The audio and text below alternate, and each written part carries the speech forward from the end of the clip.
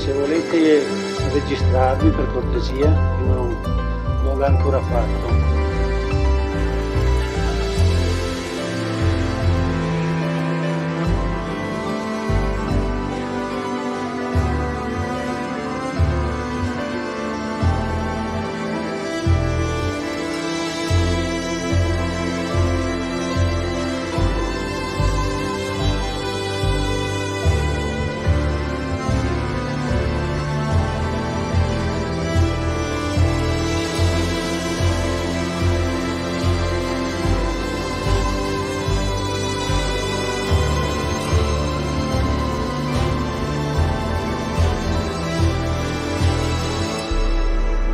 Credo di sì. Sì, sicuramente sì. Adesso aspetto ancora un minuto perché Posocco era qui in riunione di capigruppo, è uscito un attimo, altrimenti.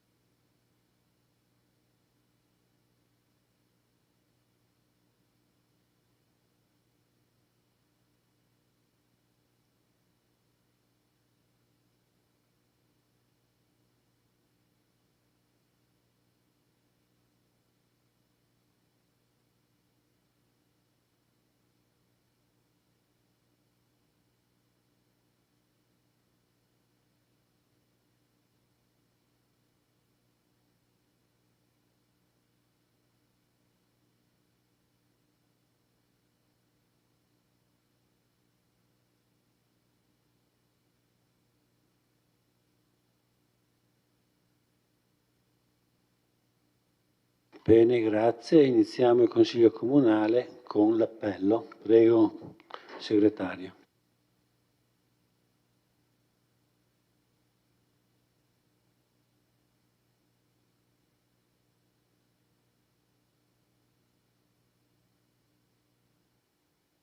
Bortolotto Giulia. Okay. Braido Fabio. Braido Giovanni. Caldarta Antonella, arriverà con ritardo. Carnelos Graziano. Presente. Cutifani Irene. Dareggiano Antonio. De Bastiani Alessandro. Presente. Lenardi Marta. Errante Lorenzo. Posocco Gianluca. Toffoli Thomas. Tonon Roberto. E Oliana Antonella. Per adesso ci sono 3 assenti, il numero legale c'è. Grazie. Scrutatori Braido Giovanni, Carnelos Graziano, Cutifani Irene. Grazie. Allora ho una comunicazione che sono quelle da leggere in piedi perché, come tutti sapete, si è spento nel corso della notte del 25 agosto Alessandro Nino Valenti, concittadino di Vittorio Veneto. Era molto conosciuto in città per aver svolto la sua attività lavorativa nell'amministrazione del nostro comune fino a ricoprire il ruolo di direttore generale. Valenti è stato collaboratore di diverse testate giornalistiche e attento cultore della storia vittoriese, alla quale ha dedicato anche pubblicazioni di saggi e di narrazioni. Lo ricordiamo come persona eclettica e poliedrica. Anche dopo la pensione ha mantenuto una forte attenzione verso la pubblica amministrazione, partecipando personalmente alla vita politica della città. È stato presidente della lista civica Forza Vittorio e per 5 anni è rimasto seduto fra questi banchi, coprendo il ruolo di consigliere comunale durante l'amministrazione del sindaco D'Arè. Di lui è già stato detto tutto nelle cronache che hanno commentato la sua scomparsa.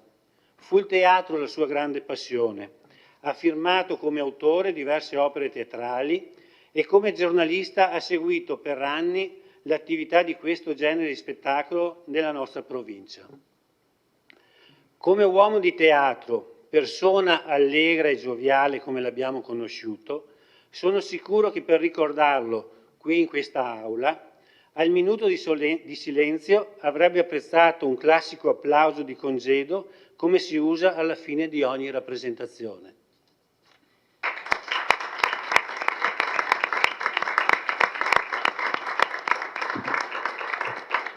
Grazie. Allora non so se ci sono altre comunicazioni. Prego.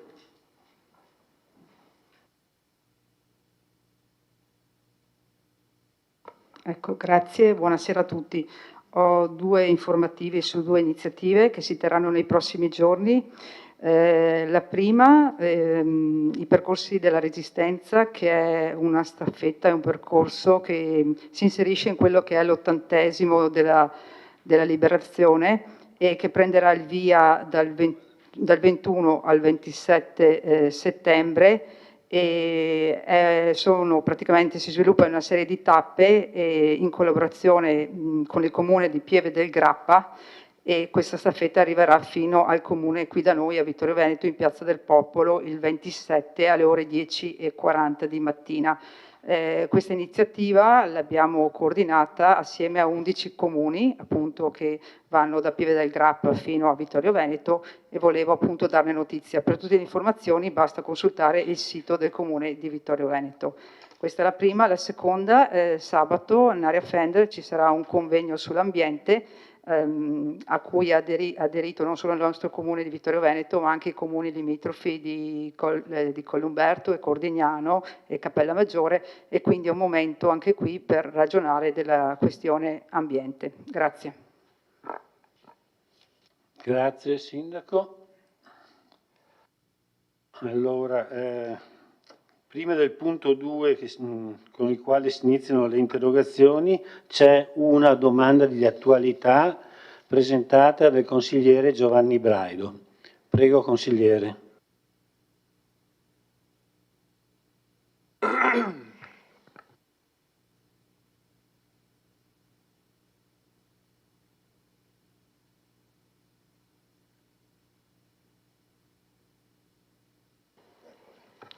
Allora, questa domanda di attualità è una domanda un po' più ampia, nel senso che accadranno ancora sicuramente, perché insomma, purtroppo si va verso questa situazione, altri incidenti, chiamiamoli così.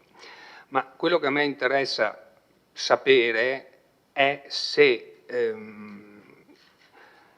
l'assessorato all'ordine pubblico e il comando di polizia municipale hanno, come dire, intenzione di procedere in un certo modo. Cioè, mi spiego.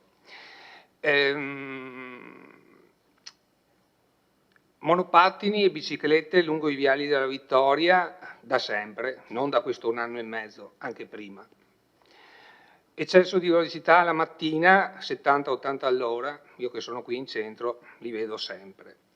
Macchine vecchie con targhe e con persone strane ce ne sono, non so se vengono fatti i controlli. Il sabato e la domenica, ecco che è accaduto anche il fatto, sembra che ci sia il deserto dei Gobi. Io la mattina vigili urbani non ne vedo, sinceramente. Cosa voglio dire? Voglio dire che se un assessorato, un comando ha autorevolezza, non è una questione di numeri, di persone, è una questione di sapere dove, cosa volete fare. Se per voi l'ordine pubblico è qualcosa di destra, è qualcosa di distante dal vostro pensiero, vabbè, prendo atto, anche se peraltro nella precedente amministrazione era uguale, identica la situazione, quindi non è che ci sia una grande differenza. Quello che io mi pongo come problematica, e dopo andrò nel dettaglio della domanda di attualità, è se vogliamo fare qualcosa. perché oggettivamente non è stato fatto niente. Cioè, secondo me, la Polizia Municipale deve avere, ribadisco, autorevolezza. Una volta, quando c'era l'agente di Polizia Municipale, si aveva paura. Invece i nostri agenti sono anche a volte derisi dai giovani. Non c'è quel senso di forza, ribadisco, di autorevolezza che, come dico, voglio dire, è come un deterrente, che possa essere un deterrente anche per le persone che vogliono, come dire, fare varie scorribande. Detto questo, vado alla domanda di attualità e sappiamo quello che è successo sabato lungo il Viale della Vittoria, sappiamo che erano dei pakistani e dei italiani di seconda generazione, peraltro credo siano sempre gli stessi, e già questo la dice tutta, ma non in riferimento a noi, in riferimento un po' allo Stato e a come funzionano le cose in Italia. E volevo sapere se sono stati identificati questi soggetti, se siano regolari, se la presunta, anche qui, è inutile che diciamo la Commissione Sicurezza che poi non si incontra mai, è inutile farla, è come la Commissione dell'area ex Carnielli, come al solito quando si vuole insabbiare le cose si fanno le commissioni per far vedere che si fa qualcosa. Poi non si può pretendere ordine pubblico se si mandano i vigili, gli agenti di polizia municipali a mani nude. La pistola gliel'ho data io 20 anni fa e insieme alla pistola gli ho dato il sfollagente, non chiamiamolo manganello perché è fascista, sfollagente. Dopo che io sono andato a casa, 2009-2010, quello dopo di me, o non so se era quello dopo di me, so che i sfollagenti sono spariti. Spariti. 15 anni che non ci sono i sfollagenti, che servono da deterrente, servono per difendere anche la gente e servono perché quando va a fermare qualcuno non si prende una coltellata, cioè non ci vuole tanto. I taser a Conegliano ci sono, non dico che dobbiamo averli domani, ma come dicevo prima ci vuole una progettualità, sapere su questo specifico tipo di assessorato cosa si vuole. Poi, ancora, vogliamo ordine pubblico a Vittorio? Ma perché devo prestare i miei agenti ai comuni vicini per questioni politiche? Non me ne frega niente, io penso alla mia città e lei lo sa che non siete stati sicuramente voi a darli gli agenti a Tarso e a Revine, li diamo anche a Fregone e dopo ci lamentiamo, assessore, che non abbiamo agenti? Chiudiamo i protocolli, quelli che sono stati fatti e ci riprendiamo i nostri agenti. Gli si dice A, B, C, D, E, F, quello che devono fare e magari qualcosa si ottiene. Detto questo, basta, perché quello che dovevo dire l'ho detto. Se vuole rispondermi, se no, quel che lei. Grazie consigliere Braido. Vediamo chi risponde. Prego la prenotazione. Allora, grazie al consigliere Braido per l'interrogazione. Allora vorrei fare un po' delle premesse prima di entrare nel merito delle domande. Innanzitutto partirei col dire che il rispetto delle normative, il rispetto della legge non è né di destra né di sinistra. Qui siamo tutti d'accordo, guardi consigliere, con me sfonda una porta aperta, perché io ho forse ho bene a cuore la questione del rispetto per il senso civico e civile del buon vivere tutti assieme, quindi su questo mi trova d'accordissimo.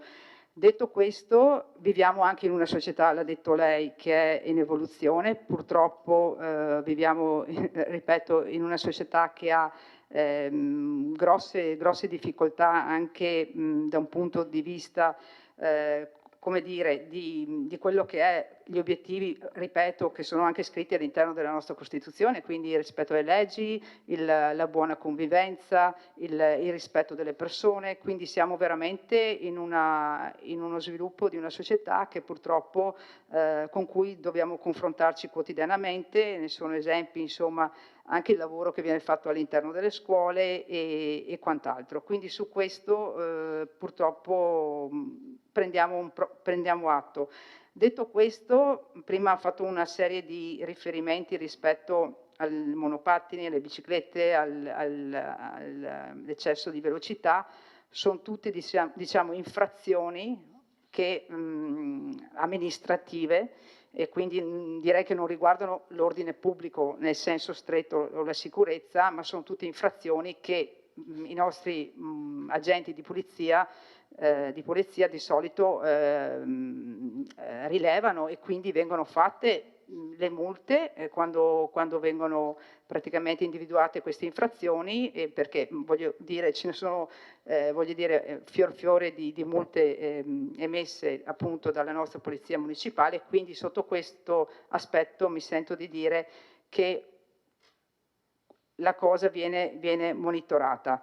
Forse non viene monitorata abbastanza per la questione del numero di agenti presenti all'interno della nostra polizia municipale, che siamo ben consapevoli che è inferiore rispetto al fabbisogno, rispetto alla necessità della presenza nel territorio di questi agenti di polizia. Adesso avvieremo un altro concorso pubblico per l'assunzione di altri 3 agenti. Detto questo, un'altra cosa che volevo precisare è che il nostro territorio è molto vasto, e su questo sono d'accordo con lei. Abbiamo 82 chilometri quadrati, la nostra città è il comune più esteso della provincia di Treviso, e quindi è vero che alle volte abbiamo la sensazione che la nostra polizia municipale non sia da una parte all'altra dei quartieri.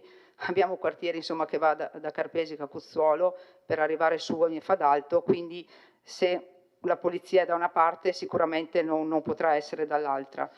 Detto questo, andando nello specifico delle domande che lei ha fatto, nel caso specifico di... devo rispondere rispetto alla dotazione che hanno i vigili, no? Quindi sulla questione, attualmente hanno l'arma quindi in dotazione, che è già abbastanza una responsabilità da parte dell'agente di polizia averla in dotazione. Per quanto riguarda il sfollagente, da quanto ne so, sono di competenza solo delle forze dell'ordine. Allora, a me è stato detto questo: da normativa solo la Polizia di Stato può avere il sfollagente.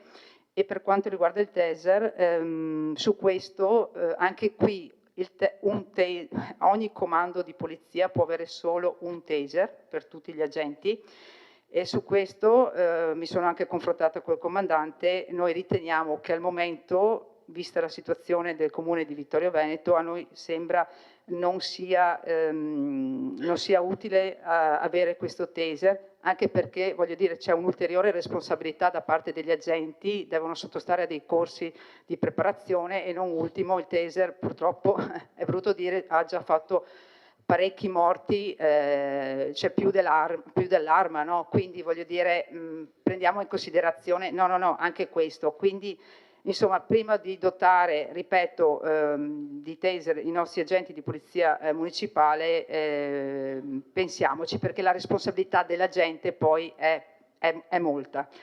Detto questo, andiamo nell'ordine dell'evento che si è verificato sabato. Quindi i soggetti sì, sono stati identificati, sono regolari perché sono stati identificati, perché avevano i documenti e quindi sono regolari, direi di sì. Per quanto riguarda tra l'altro vorrei evidenziare che è avvenuta questa lite per futili motivi. Per quanto riguarda la commissione sicurezza, non era una vera commissione, noi abbiamo riunito i capigruppo una volta, non so se lei era presente, ma abbiamo riunito il capogruppo rispetto alla mozione che era stata fatta anche, mi sembra, dai banchi della minoranza, dal consigliere Posocco, e abbiamo anche verbalizzato insomma quello che è emerso rispetto a questa commissione. Anzi, approfitto per dire che abbiamo mandato al prefetto e alla questura la mozione presentata dal consigliere Posocco, e a cui abbiamo dato seguito, insomma, rispetto a questo, e prossimamente, nei prossime settimane, avremo anche un colloquio con la prefettura rispetto a questo, che era quello di ampliare le funzioni, la territorialità rispetto al commissariato di polizia di Conegliano. Ecco, su questo stiamo vedendo, adesso vediamo un po' la risposta. E per quanto riguarda, ultima cosa, poi chiudo, gli agenti che stanno prestando servizio anche nei comuni di Tarzo e Revine, se devo dire la sincera verità, i nostri agenti di polizia municipale vanno a Tarzo e a Revine quando ci sono delle manifestazioni, quando ci sono degli eventi, e quindi diciamo che la convenzione funziona più nell'ambito amministrativo per quanto riguarda i permessi e quant'altro, perché vengono fatti qui nel nostro ufficio. Ecco, questo è quanto. Detto questo, mi sento di dire che non sono mai abbastanza, forse gli agenti che abbiamo in dotazione non saranno mai abbastanza. C'è da fare una politica di coinvolgimento, ripeto, con varie agenzie educative. Stiamo collaborando bene con le forze dell'ordine, con i carabinieri, ci sentiamo ogni settimana. Producono un report preciso sulla situazione sul territorio. Ricordiamoci che anche i carabinieri hanno aumentato la presenza grazie all'aumento di agenti dei carabinieri, appunto dei militari, che è stato fatto quest'ultimo anno. Grazie. Grazie Sindaco. Consigliere, se vuole il diritto di replica.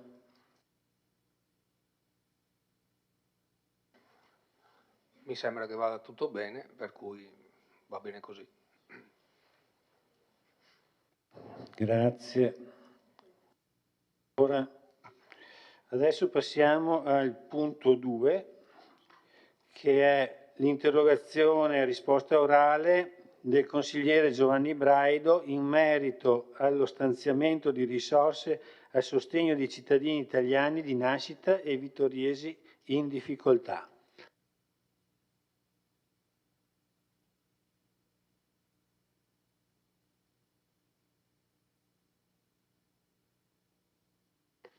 Grazie Presidente. Allora, altro punto abbastanza delicato.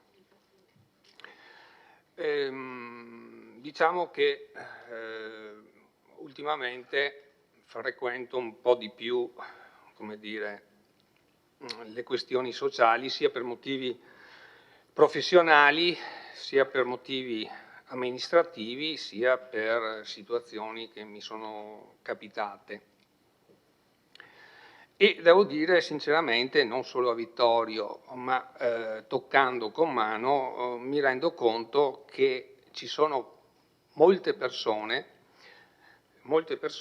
in difficoltà, persone fragili, persone giovani e specialmente anziani. No, perché manco mai. Non capisco il manco mai. Continui consigliere, continui. Non... Sembra che meno mi sia reso conto di vivere in un altro mondo, cioè, forse, vabbè.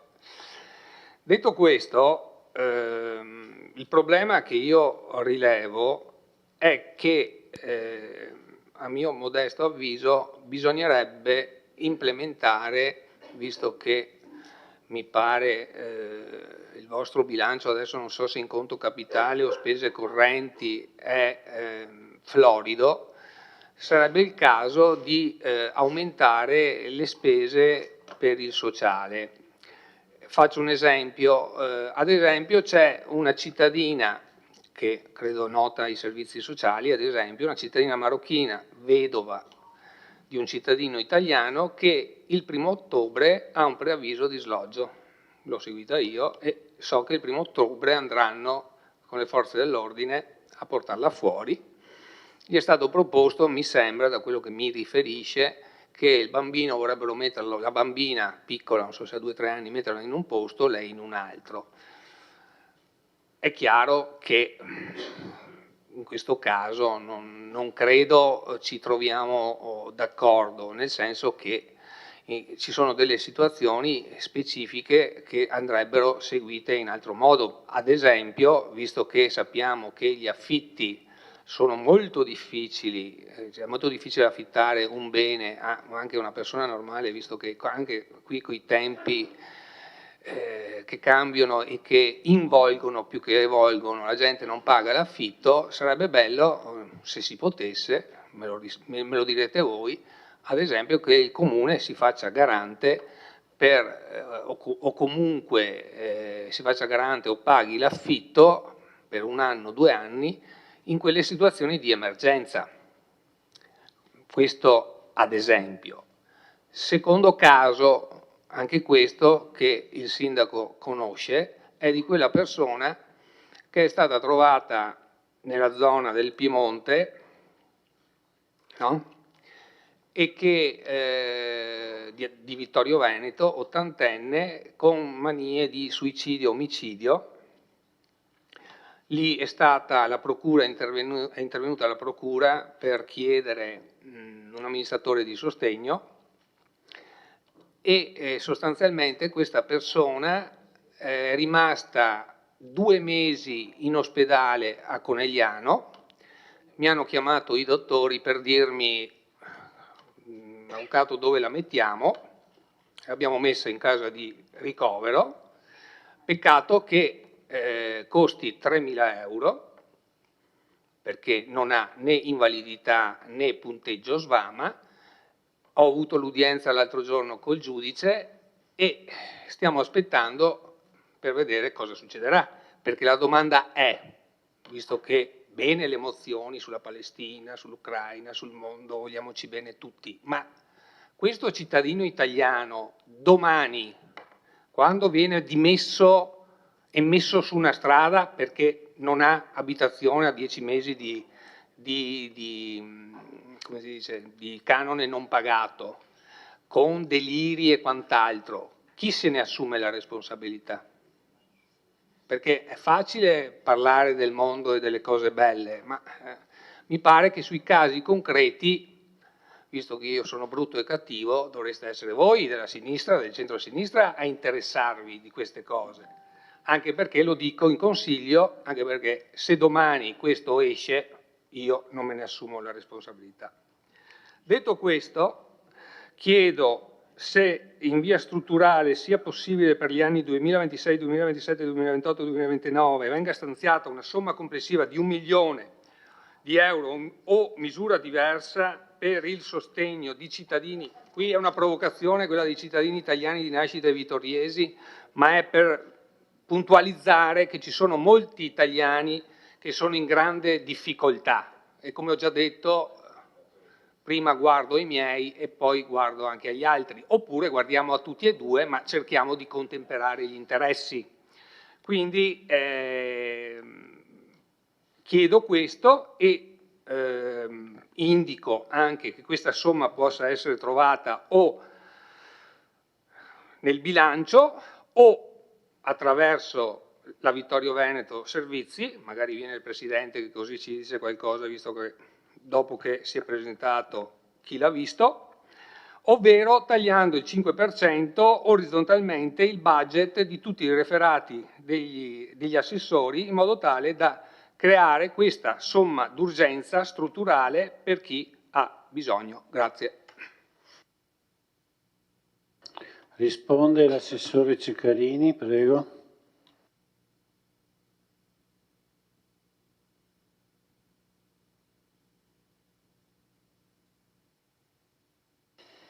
Sì, grazie Presidente, buonasera. Allora, ognuno di noi è responsabile di quello che dice, delle parole che usa, dei messaggi che lancia, così come delle conseguenze e del clima sociale che crea. Dipende dall'obiettivo che si vuole perseguire. Io penso che il nostro ruolo ci imponga un'attenzione ancora maggiore. Bene. Vado di qua. ero arrivata a dire, ora è chiaro, per me era chiaro che non era il caso di parlare di singoli casi in questa sede per ovvie ragioni. Invito piuttosto il consigliere Braido, nella sua veste professionale, a prendere nuovamente contatto con gli uffici e insieme, se vorrà, a me, possiamo verificare le situazioni degli utenti da lei segnalate, in considerazione del fatto che ogni contributo è concesso dopo un'attenta verifica. Quindi questo glielo lancio come un'apertura. Torno all'inizio.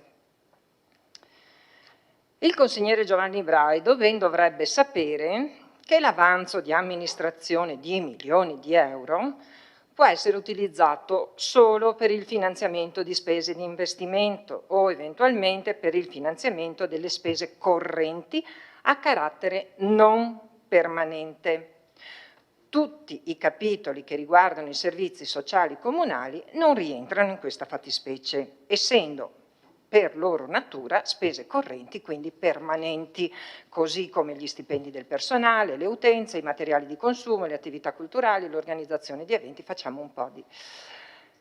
È vero che le situazioni prese in carico dai servizi sociali sono sempre più complesse e sempre più numerose, a fronte dei tagli applicati dal governo nei trasferimenti ai comuni. Inoltre, lo Stato ci ha imposto di accantonare circa 80.000 euro di spese correnti in un fondo obbligatorio previsto dalla manovra 2025, cifra che potrà essere impiegata solo in esercizi successivi per finanziare investimenti. Bene. Nonostante questo, il Comune continua a rispondere alle richieste di natura economica da parte dei cittadini, di tutti i cittadini residenti a Vittorio Veneto, con una cifra importante, che al momento abbiamo impegnato quasi 500.000 euro. Volendo entrare nello specifico, se volete, insomma, 180.000 per contributi assistenziali, inserimenti in strutture, 130.000 per il cosiddetto minimo vitale, 180.000 per il servizio e residenzialità delle persone con disabilità. A questo dobbiamo aggiungere l'assistenza domiciliare, i pasti a domicilio, che sono servizi erogati in base all'ISEE, ma che in molti casi vengono dati a titolo gratuito viste le condizioni. È una spesa che va stimata intorno ai 377.000 euro. Inoltre, qui sì, utilizzando contributi statali e regionali, si riescono ad assegnare altri aiuti per circa 60.000 euro. Sostegno all'abitare, famiglie fragili e contrasto alla povertà educativa. L'amministrazione comunale garantisce comunque il costante implemento dei capitoli di spesa in risposta alle maggiori necessità avanzate dai servizi sociali, con le variazioni di bilancio note, l'ultima di 60.000 euro, che vanno naturalmente a incidere in negativo sugli altri referati. Quindi si preferisce il sociale ad altri referati se c'è necessità. Per quanto riguarda i proventi delle società partecipate, questi sono già utilizzati proprio per sopperire ai maggiori costi dei servizi sociali.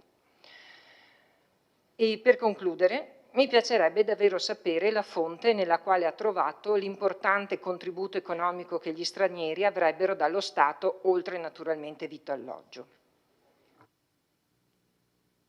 Grazie, Assessore. Se vuole, il consigliere Braido ha diritto ad una replica.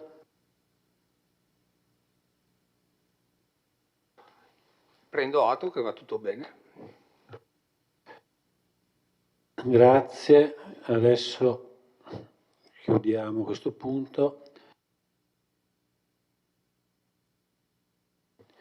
Punto 3, interrogazione a risposta orale del consigliere Giovanni Braido in merito al ripristino dei consigli di quartiere.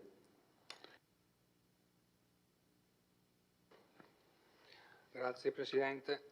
Allora, diciamo che a monte, anche quando ero amministratore, non sono mai stato contrario all'abolizione dei consigli di quartiere, per il semplice motivo che ho sempre ritenuto che se un'amministrazione lavora bene a prescindere che i consigli di quartiere a suo tempo fossero anche un po' politicizzati, non ti curar di loro, vero consigliere Tonò, ma guarda e passa, se ritengo di far bene il mio lavoro di amministratore non mi smuovono le critiche dei presidenti dei quartieri, anzi se ritengo che alcuna critica sia giusta e doverosa l'ascolto a prescindere.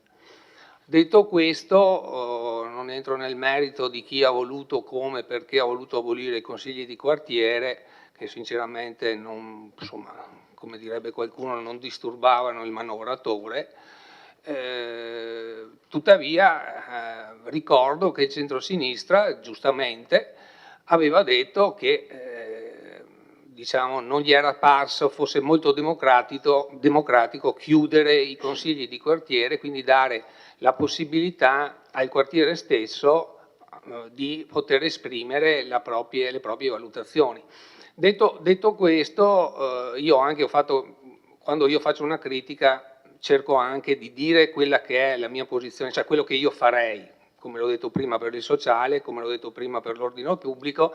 Anche qui ho detto, siccome ormai anche qui c'è, secondo me, più una involuzione che una evoluzione, e sono sicuro che ormai pochi abbiano il desiderio di fare i consiglieri di quartiere o il presidente di quartiere, ho detto, dopo deve essere seguita chiaramente dagli uffici, io lanciavo l'idea, poteva essere di dire, faccio per dire, dal 1° ottobre al 30 ottobre chi vuole presentarsi come consigliere di quartiere si presenta, dopodiché uno lo sceglie la maggioranza, uno lo sceglie l'opposizione, non io, e lì viene scelto il presidente, il quale presidente può, io l'ho già fatto, chiedere a qualsiasi consigliere, e qui ci sarebbe anche, come dire, la giustificazione del fatto che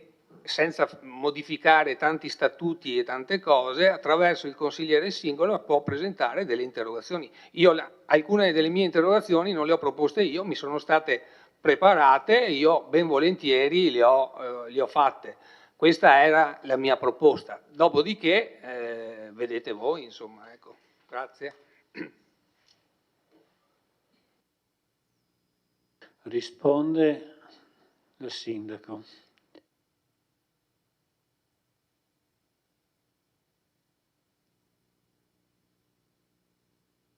Si rischiacci, per favore. La prenotazione di nuovo. Eccoci. Allora, grazie di nuovo al consigliere Braido perché ci dà l'occasione di approfondire questa questione.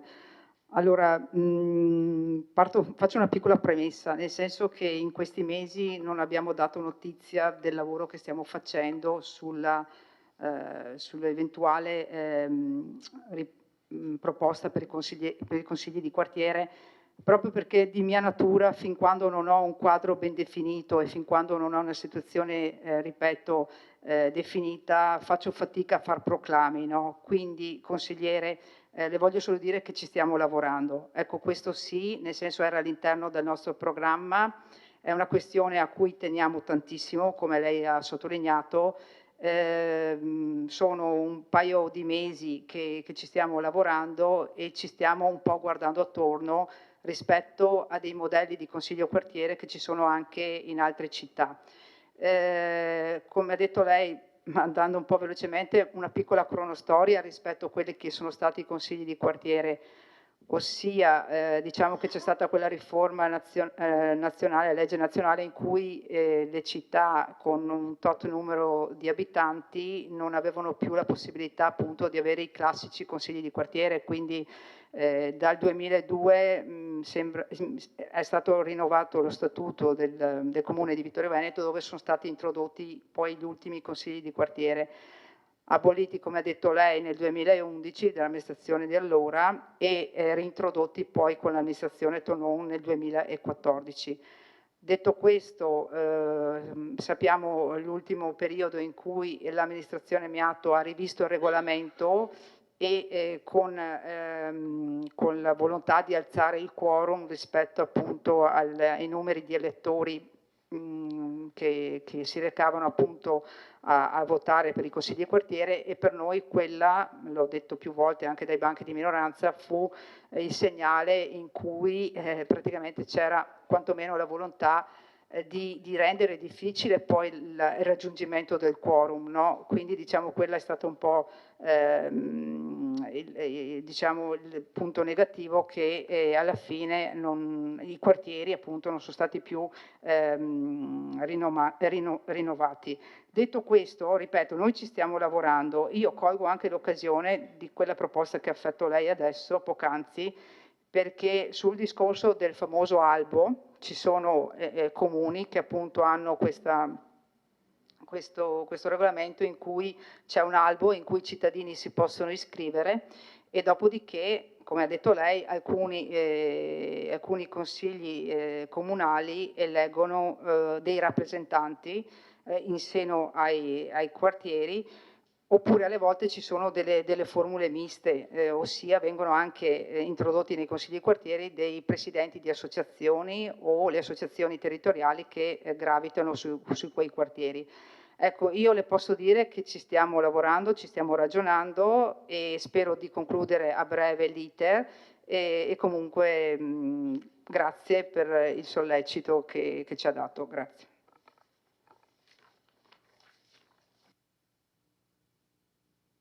Consigliere, se ha il diritto di replica. Ringrazio e prendo atto.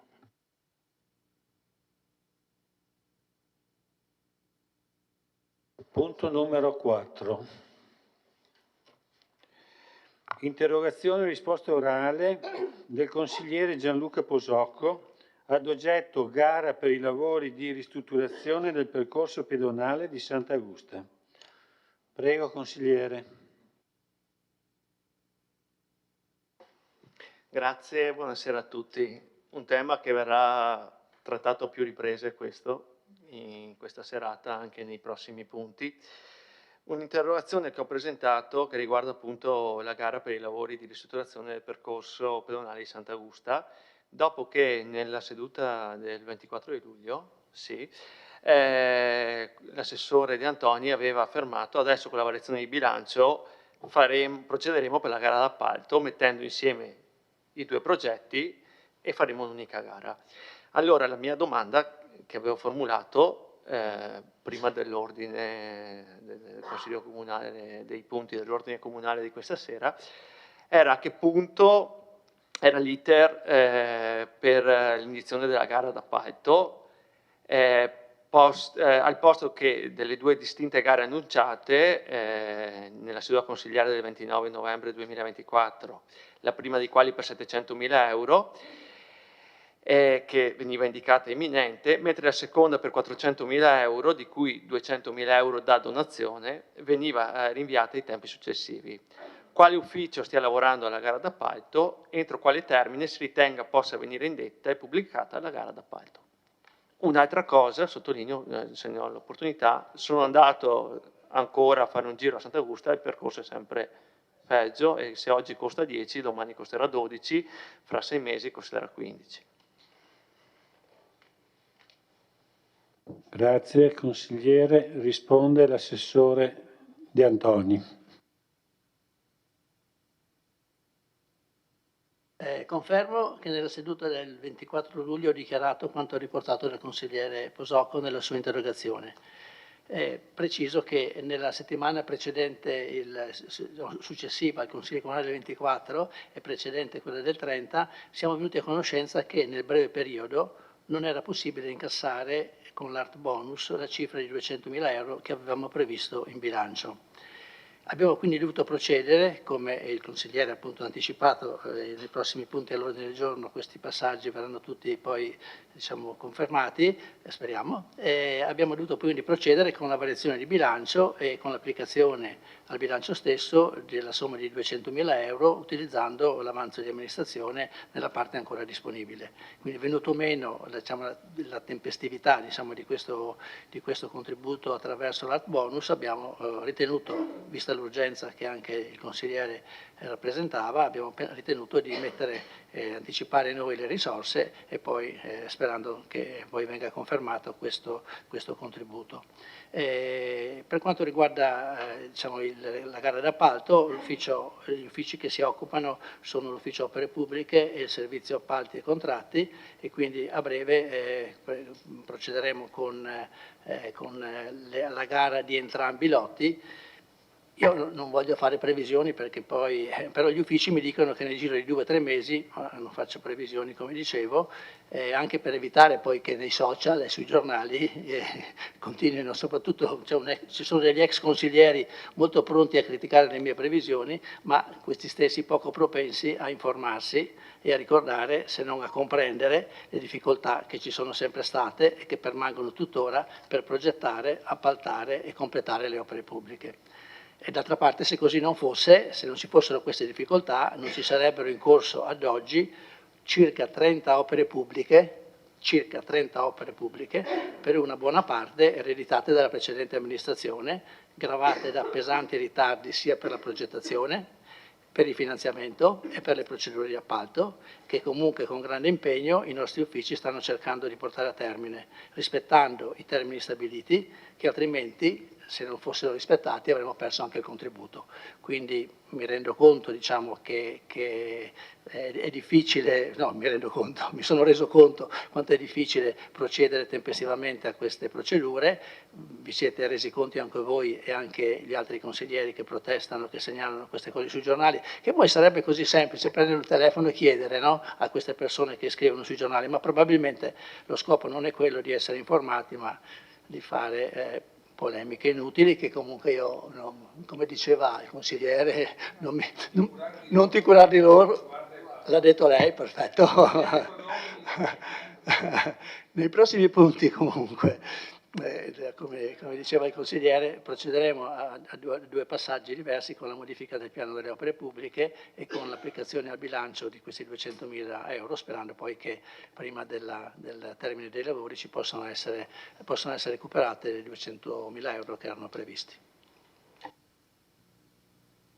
Grazie, consigliere.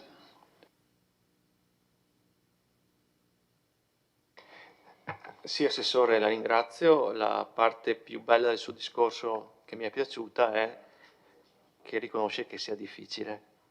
Okay? Io sono in minoranza adesso e riconosco che sia difficile, quello che poi qualcuno della minoranza, quando eravamo in maggioranza, non riconosceva, erano critiche continue su tutto.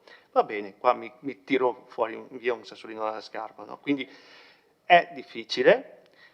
Poi mi permetta, lei ci mette delle sue, è anche sfortunato, nel senso che si sa che se ho i soldi posso fare la gara d'appalto, se non ho i soldi devo metterceli con una variazione di bilancio. Lei nel momento in cui a luglio mi ha detto facciamo la gara, convinto che ci fossero i soldi già in bilancio, quindi voglio dire, o è sfortunato o ci fa proprio trascinare dalla voglia di dire facciamo, quando invece se mancano 200.000 euro dobbiamo, come questa sera, poi ci spiegherà i motivi per cui non ci sono, quando arriveranno, eccetera, eccetera, come stasera dovremo votare una variazione di bilancio e da qui partire con la gara d'appalto.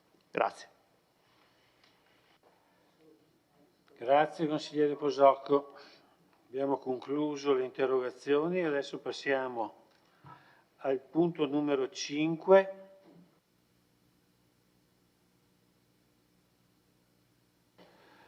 Aggiornamento DUP 2025-2027, seconda variazione al programma triennale di lavori pubblici 25-27.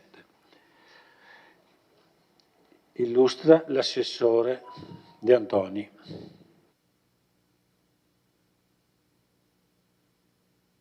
Sì, ho chiesto alla dottoressa Dalla Torre di venire al tavolo qui, se si piazza, si mette qui o anche di vicino come vuole. La voglio presentare ai consiglieri. La dottoressa Dalla Torre è la nuova responsabile dell'ufficio economico-finanziario del nostro comune.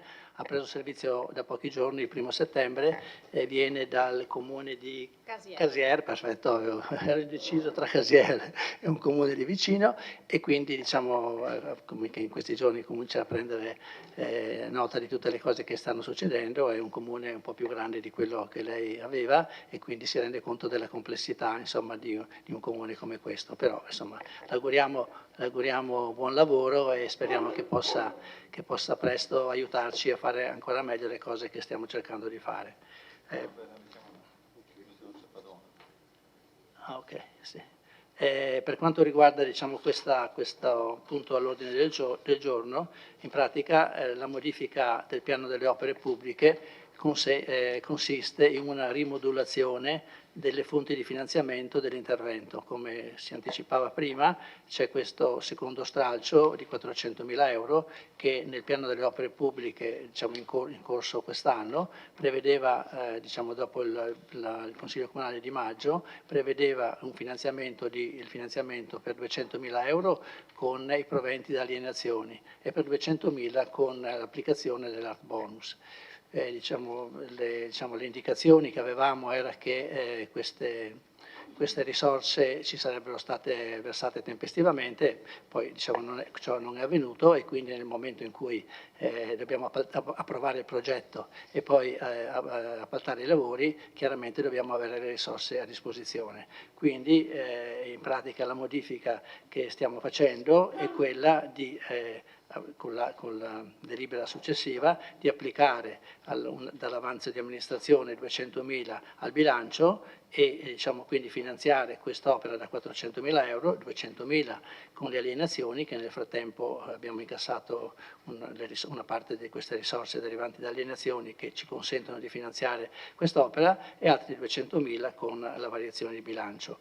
E i tempi, ecco, l'aggiunta che volevo fare prima era che domani c'è la giunta comunale, e quindi abbiamo già previsto all'ordine del giorno l'approvazione del progetto esecutivo del secondo stralcio della sistemazione della strada di Sant'Augusto, per cui, come dicevo, i 2 mesi, insomma 2 o 3 mesi che sono previsti per l'appalto sono anche, diciamo, si può pensare che siano anche rispettabili, in quanto quasi tutto è pronto.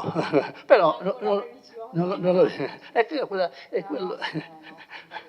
questo è quello che mi dicono gli uffici e io riporto quello che mi dicono gli uffici. Ecco, quindi in questo consiste questa modifica del piano delle opere pubbliche.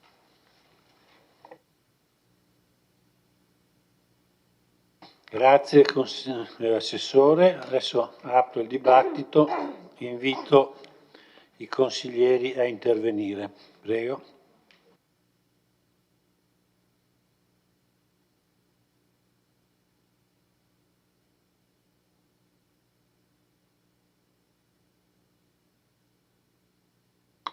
Prego, consigliere Posocco.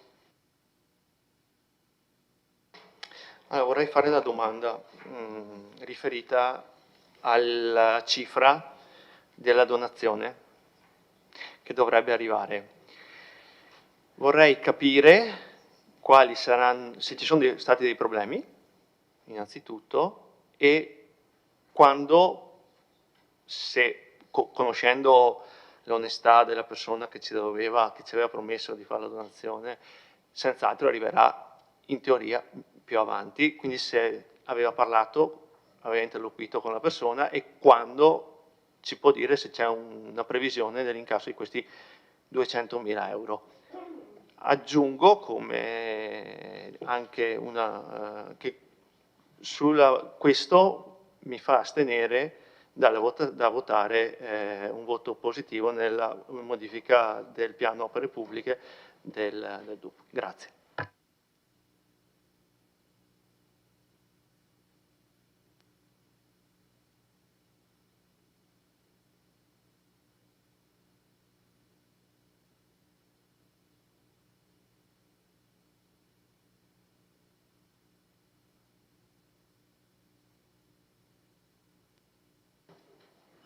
Non vedo altre prenotazioni. L'assessore, lei vuole rispondere?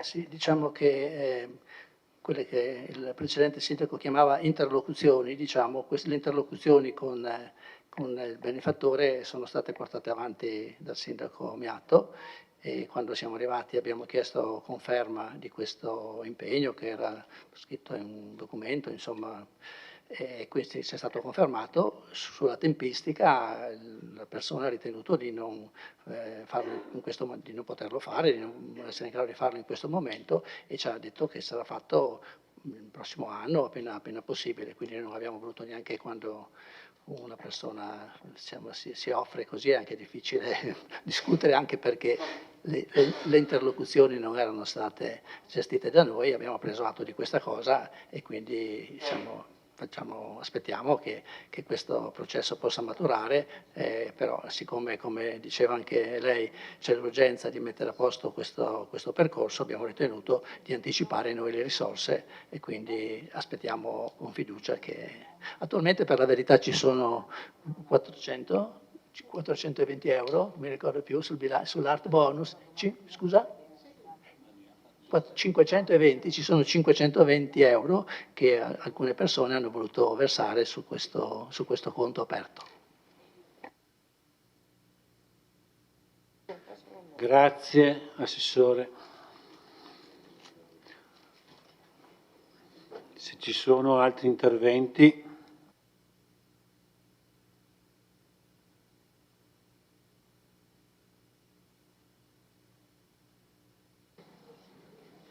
Prego, consigliere Braido. Fabio.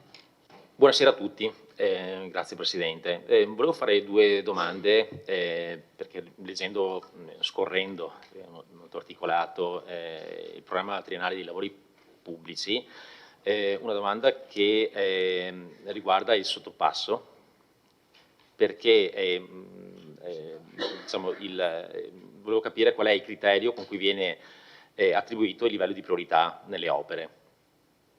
Nel senso che nel programma si evince che la priorità sul sottopasso è 1 rispetto ad altri interventi, come ad esempio, non so, piscina piuttosto che la biblioteca, che invece hanno priorità 3. Evidentemente non credo che sia un'attribuzione di importanza, di volontà da parte dell'amministrazione, ma evidentemente c'è qualche altro criterio, quindi se l'assessore ci aiuta un po' a capire meglio qual è il criterio di attribuzione. E poi la seconda domanda è relativamente agli impianti sportivi, relativamente al campo da rugby e il campo da calcio, se esiste già un progetto o una decisione chiara in merito a questi due progetti. Grazie.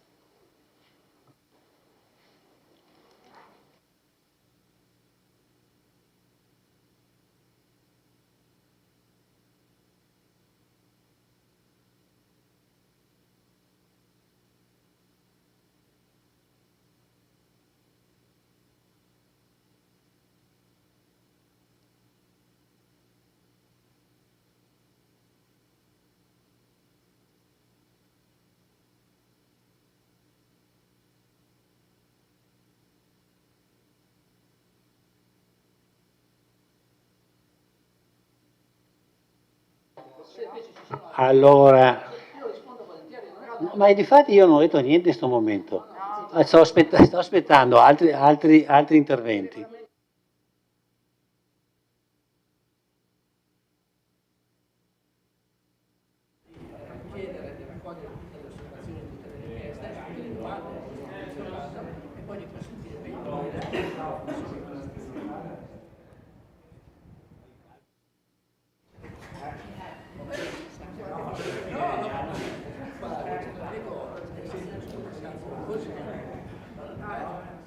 Parlatevi, comunicate, inviatevi bene. Grazie per il fatto dell'amore. Appunto, va bene dai punti di vista. Allora, io non vedo altre prenotazioni. Se l'assessore ritiene di rispondere, altrimenti passiamo alle dichiarazioni di voto. Ma come secondo giro? Is- Non funziona proprio così. No, non esiste il primo e il secondo giro. Esiste la replica. Comunque, molto volentieri le do la parola.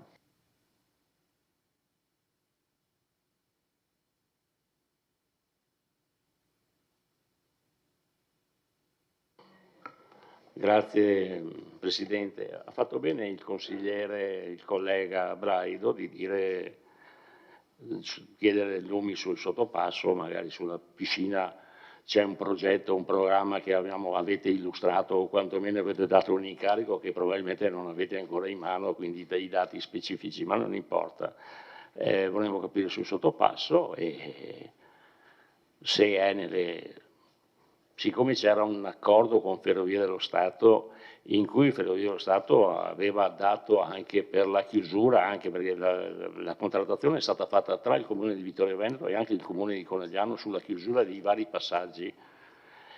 E fortunatamente noi abbiamo portato a casa qualcosa anche con dei contributi delle ferrovie. Volevo capire se quel contributo delle ferrovie è ancora in essere, se è stato cambiato qualcosa, se avete qualche progetto diverso, perché effettivamente qualche passaggio a livello è stato chiuso a Conegliano, creando dei disagi dall'altra parte. È un comune con termine, ma non è che per questo dobbiamo gioire se qualcuno ha delle difficoltà poi di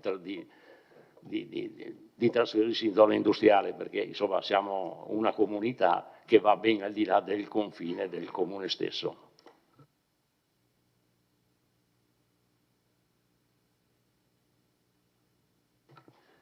Grazie consigliere Darè. Continuiamo con gli interventi, prego.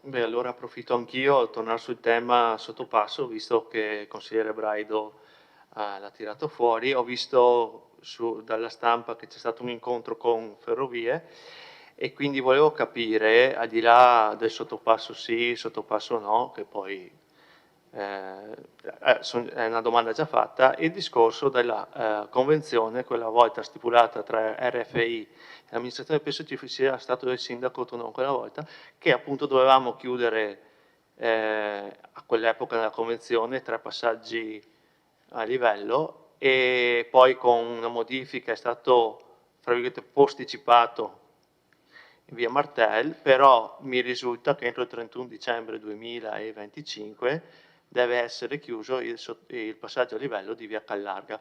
Questo da convenzione con RFI, c'era scritto così, e quindi se mi può tranquillizzare in questo senso che il passaggio a livello non verrà chiuso. E poi, come diceva il mio collega Darè, è da capire se Vittorio Veneto, Conegliano ha chiuso 3 passaggi a livello, creando un bel po' di disagi, specialmente nella zona di Ogliano, Scomigo. Vittorio Veneto se la cava chiudendo solo quello in via Donagutti. Siamo bravi, se è così siamo bravi. Grazie.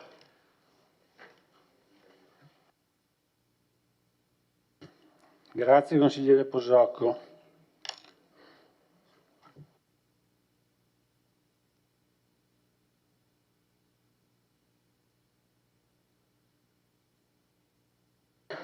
Allora, se non ci sono Sì, allora. consigliere Errante, prego.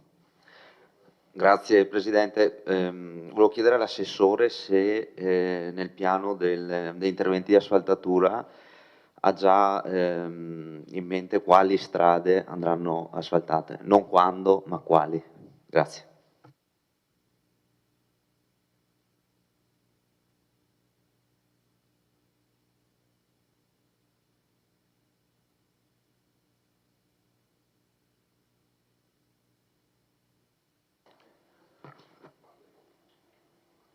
Non vedo altre prenotazioni, non so se l'assessore vuole rispondere.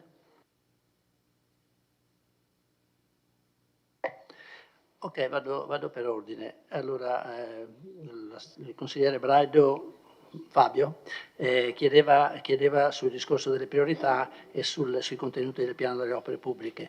Noi oggi modifichiamo esclusivamente il tema del finanziamento con quello che ho chiarito nel punto precedente, no? Quindi quei 400.000 euro che sono riportati nel piano delle opere pubbliche vengono finanziati con le poste di bilancio che vi ho detto prima, non mi ripeto. Quindi non abbiamo toccato quello che è il piano delle opere pubbliche.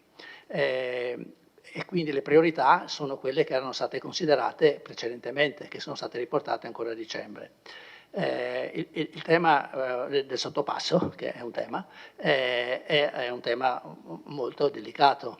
È molto delicato perché, come ho già avuto modo di dire in un altro consiglio comunale, quando siamo arrivati in amministrazione noi, 5 giorni dopo che siamo arrivati, ci è arrivato il progetto, diciamo che era stato da uno studio tecnico incaricato dalla precedente amministrazione, che portava il costo del progetto da 2 milioni a 5 milioni e 100.000 euro, più 400.000 euro di opere già eseguite con uno stralcio, secondo me, non funzionale, per realizzare una soletta sotto i binari dell'attuale linea ferroviaria.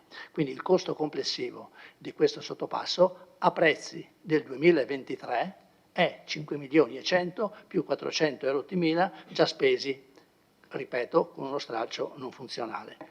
Quindi bisogna andare bene con i piedi di piombo su questa cosa, perché prima di partire e di fare proclami di finanziamento, di realizzazione delle opere, bisogna anche capire com'è la situazione finanziaria, i rapporti con Rete Ferroviaria, di cui parlerò adesso, e quindi gli impegni che andiamo ad assumere rispetto a tutta una serie di altri impegni che sono stati presi. Tenendo conto che nella convenzione che ha citato il consigliere Posocco è previsto anche che quando ci saranno le risorse verrà anche fatto il sovrappasso o sottopasso di via Martel. Quindi la convenzione che ha firmato la precedente amministrazione con Rete Ferroviaria Italiana prevede questi 5 milioni e 600 mila alla fine del costo del sottopasso di via Callarga e una cifra analoga per fare il sottopasso o il sovrappasso di via Martel, quando ci saranno le risorse. Analogamente, quando ci saranno le risorse faremo anche il sottopasso di via Callastra. Per quanto riguarda i rapporti con Rete Ferroviaria Italiana, abbiamo parlato sia ancora forse questa primavera, sia anche recentemente con un altro tecnico di Rete Ferroviaria Italiana, e abbiamo spiegato qual è la situazione, le difficoltà per fare poi un intervento che la legge non obbliga a fare i comuni. È lo Stato che deve finanziare quelle opere e adesso queste opere ci sono state scaricate addosso per una cifra ingente e molto difficile da sopportare, o meglio, la possiamo sopportare adesso, però non facciamo nient'altro, perché mancano esattamente 3 milioni e 100.000 euro più i maggiori costi dovuti al cambio di parziario dal 2023 al 2025. 6 milioni in totale? E non sapendo che cosa verrà fatto di là, perché dall'altra parte oggi c'è solo l'ecocentro della Savno, ci sono alcune abitazioni certamente e qui c'è la previsione nel PAT di realizzare una zona di espansione produttiva su cui ancora il piano regolatore non si è ancora pronunciato, quindi non c'è ancora sulla carta la possibilità di realizzare questi interventi. Quindi un insieme di cose. Dicevo che abbiamo parlato con Rete Ferroviaria e abbiamo spiegato le difficoltà, c'è stata la massima disponibilità, come era stata anche precedentemente con l'altra amministrazione, quando la scadenza, perché anche questo è da dire, la scadenza dei lavori in base alla convenzione sottoscritta nel 2019 dalla precedente amministrazione prevedeva la ultimazione dei lavori del sottopasso entro il 31 dicembre 2023. Nell'impossibilità di fare, tanto non mi fanno le domande ma poi non mi ascoltano, ma non ha importanza, quando è stata fatta questo accordo nel 2023 c'erano i soldi per fare l'opera, perché quella volta l'importo del progetto che era stato affidato a un altro studio tecnico, sempre da parte della precedente amministrazione, valeva 2 milioni di euro. e i soldi c'erano e ci sono ancora adesso. Noi in bilancio abbiamo 2 milioni di euro, di cui 1.300.000 circa sono risorse del Comune, circa 670.000, anzi 670.000 sono a carico di Rete Ferroviaria Italiana, che per ogni passaggio a livello che chiude ti dà un contributo di 670.000. Ce l'ha già dato per la chiusura del passaggio a livello di Via dei Ganuti e si è impegnata a darcelo anche su questo intervento. Parlando con questi funzionari che parlavano da Verona, c'è stato detto, beh, insomma, ci rendiamo conto della situazione, possiamo congelare la situazione per il momento, quindi rinviare quei termini di scadenza quando anche voi avrete capito meglio quello che potete fare con le risorse. E loro, diciamo, non ritengono che la convenzione sia per noi, come dire, passatemi il termine legale, sia vincolante, ecco, nel senso che diciamo, anche loro, e qui passo alla convenzione del 2018 firmata dal sindaco Tonon, anche loro avevano previsto di fare, senza nessun termine, avevano previsto di fare un sottopasso sulla stazione ferroviaria che passava dalla stazione fino al di là di tutta la stazione ferroviaria, così è scritto nella convenzione.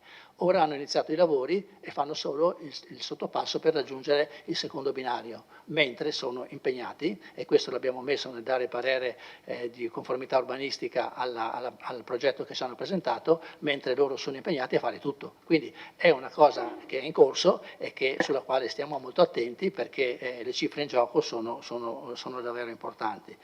Dopo risponderò ad alcune altre cose sempre sul sottopasso.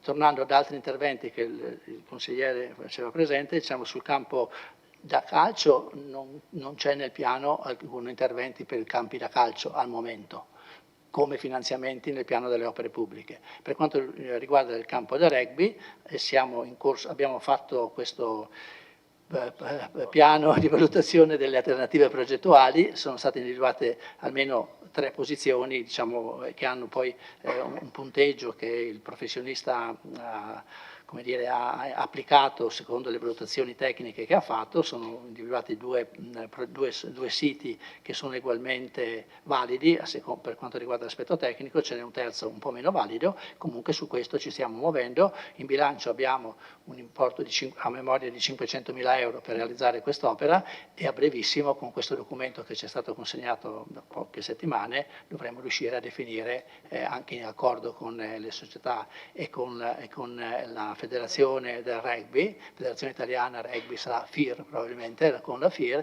ci metteremo d'accordo per capire perché c'è anche un problema di misure, di campi legati al tipo di categoria in cui i giocatori giocano, e quindi c'è tutto quell'aspetto lì, anche perché un campo da rugby, chiamiamolo per la Serie A o per gli incontri internazionali, avrebbe dimensioni impraticabili per noi, ma anche a giudizio delle stesse persone che usano, le stesse società che usano i campi da rugby, inutili, perché è molto difficile arrivare a una società di rugby a Vittorio Veneto, insomma, che possa giocare in Serie A. Spero di aver risposto a tutte le sue domande. Ecco, per quanto riguarda poi, tornando al discorso del Comune di Vittorio Veneto e del Comune di Conegliano, io non so cosa abbia speso il Comune di Conegliano per chiudere quei passaggi a livello. Io so quello che dovremmo spendere noi, che sono cifre che non credo possano essere sullo stesso livello. Scusa, ecco, non ci siamo comunque limitati all'aspetto del sottopasso, alla chiusura quindi del passaggio a livello. Abbiamo recentemente appunto parlato, e qui c'è anche l'assessore Lus che mi può dare conferma, abbiamo recentemente parlato anche con un altro tecnico che segue direttamente le linee della nostra zona per richiedere che al più presto il passaggio a livello che ora insiste appunto su via Callarga venga automatizzato e quindi non vengano superati quei tempi d'attesa inaccettabili di quasi 10 minuti per quando scendono le sbarre, aspettare 10 minuti perché vengono riaperte. La cosa è possibile, costa, ma comunque è una cosa che può essere anche utile in relazione poi alla necessità di assicurare un servizio anche soprattutto per gli abitanti che sono pochi, ma ce ne sono, che abitano dall'altra parte. Spero di aver risposto a tutti.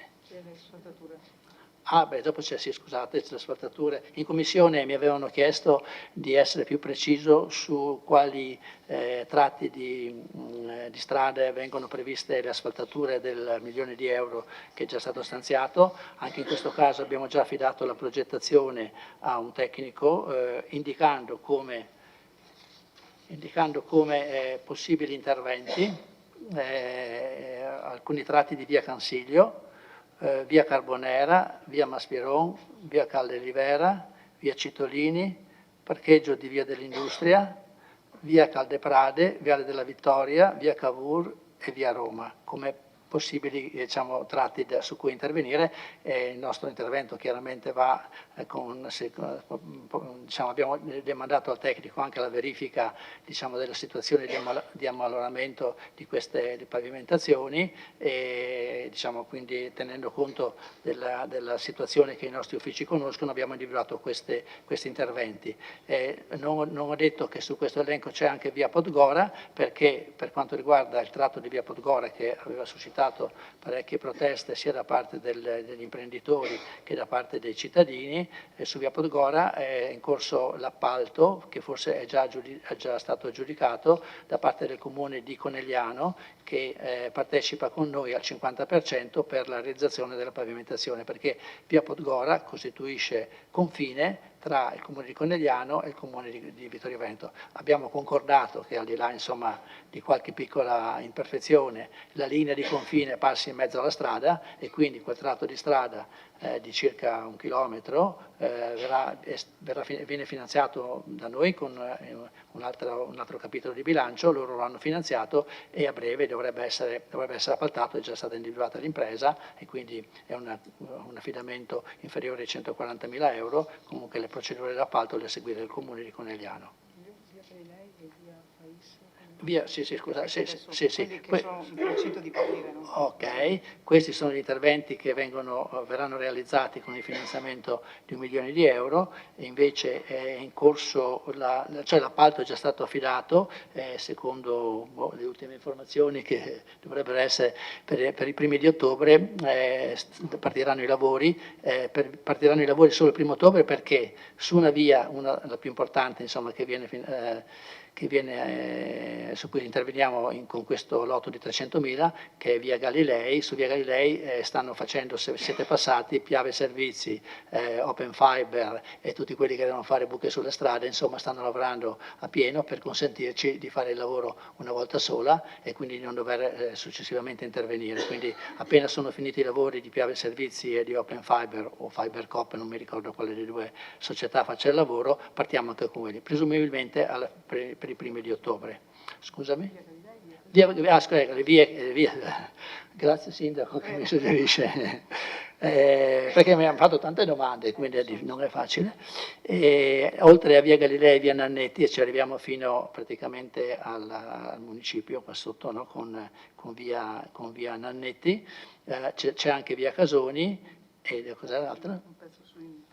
E c'è un pezzo, diciamo, è un tratto di strada in Fais, sono circa 800 metri, che sono davvero, c'era un asfalto che proprio è ridotto malissimo e su cui questo è il primo impegno che facciamo di asfaltatura in periferia, in sostanza. Ecco. Grazie Assessore.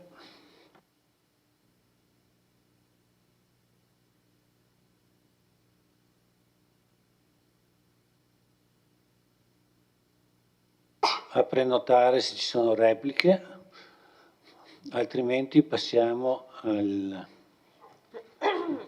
dichiarazione di voto.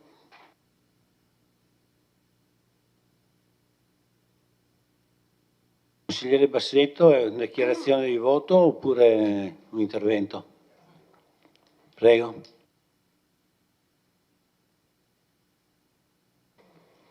Ecco, grazie.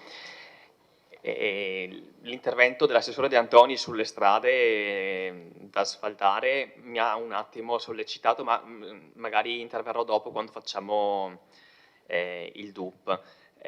Dichiarazione di voto: il gruppo Lista Civica Mirale Balliana Sindaco voterà a favore della proposta di delibera Approfitto soltanto per salutare la nuova dirigente, la dottoressa Dalla Torre, ben arrivata, e da parte del nostro gruppo buon lavoro.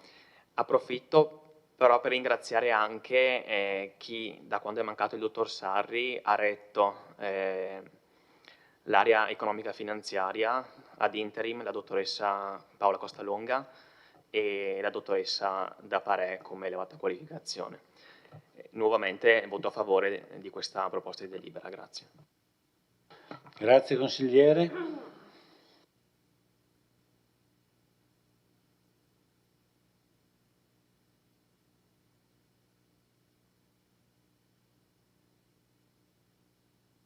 Non ci sono altre dichiarazioni di voto. Chiudo la discussione.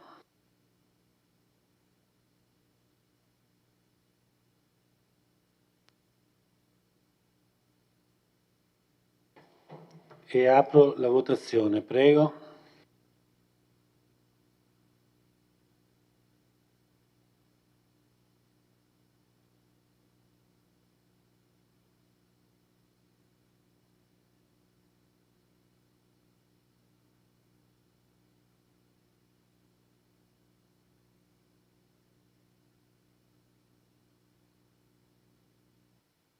Chiudo la votazione. La delibera è approvata, favorevoli 9, contrari 1, astenuti 5.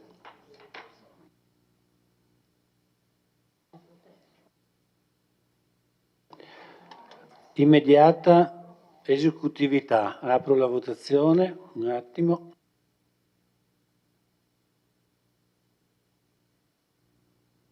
Prego, votate.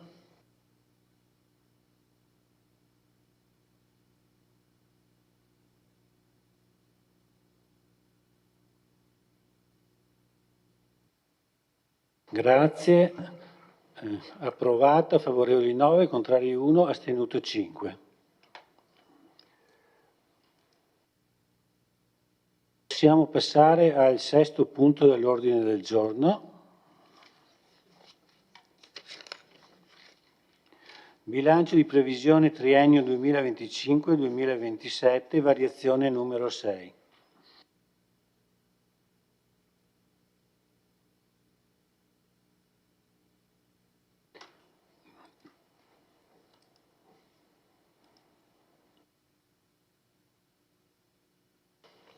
Prego Assessore De Antoni. Diciamo che tutte le informazioni hanno preceduto, sono state riportate nei precedenti punti. Comunque appunto prendiamo in esame il bilancio di previsione 2025-2027. Qui appunto con la precedente delibera di Consiglio abbiamo approvato la variazione del programma triennale e annuale dei lavori pubblici, e quindi c'era questa necessità di integrare modificare il finanziamento dei 200.000 euro che, diciamo, che in base al precedente piano era prevista il finanziamento con l'applicazione dell'art bonus, e invece noi lo trasformiamo, quindi questo finanziamento lo riportiamo come finanziamento che utilizzando l'avanzo di amministrazione, per cui in sostanza insomma, questi 400.000 euro verranno finanziati per 200.000 euro con l'alienazione con le alienazioni e per 200.000 euro con l'avanzo di amministrazione. C'è il capitolo di bilancio che trovate negli allegati in cui viene riportato questo importo e viene, diciamo, data contezza di quello che è stato fatto dal punto di vista contabile.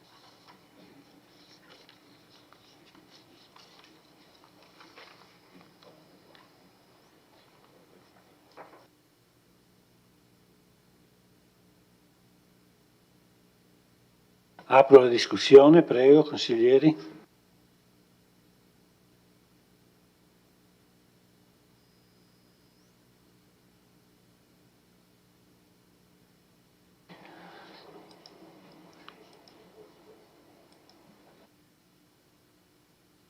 Consigliere Carneros.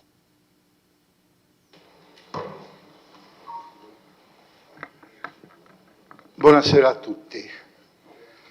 È il mio primo intervento questa sera e siccome le parole sono pietre, e lo sono ancor di più quando vengono pronunciate in una sede istituzionale, sento il dovere civico istituzionale di ringraziare la Polizia Municipale.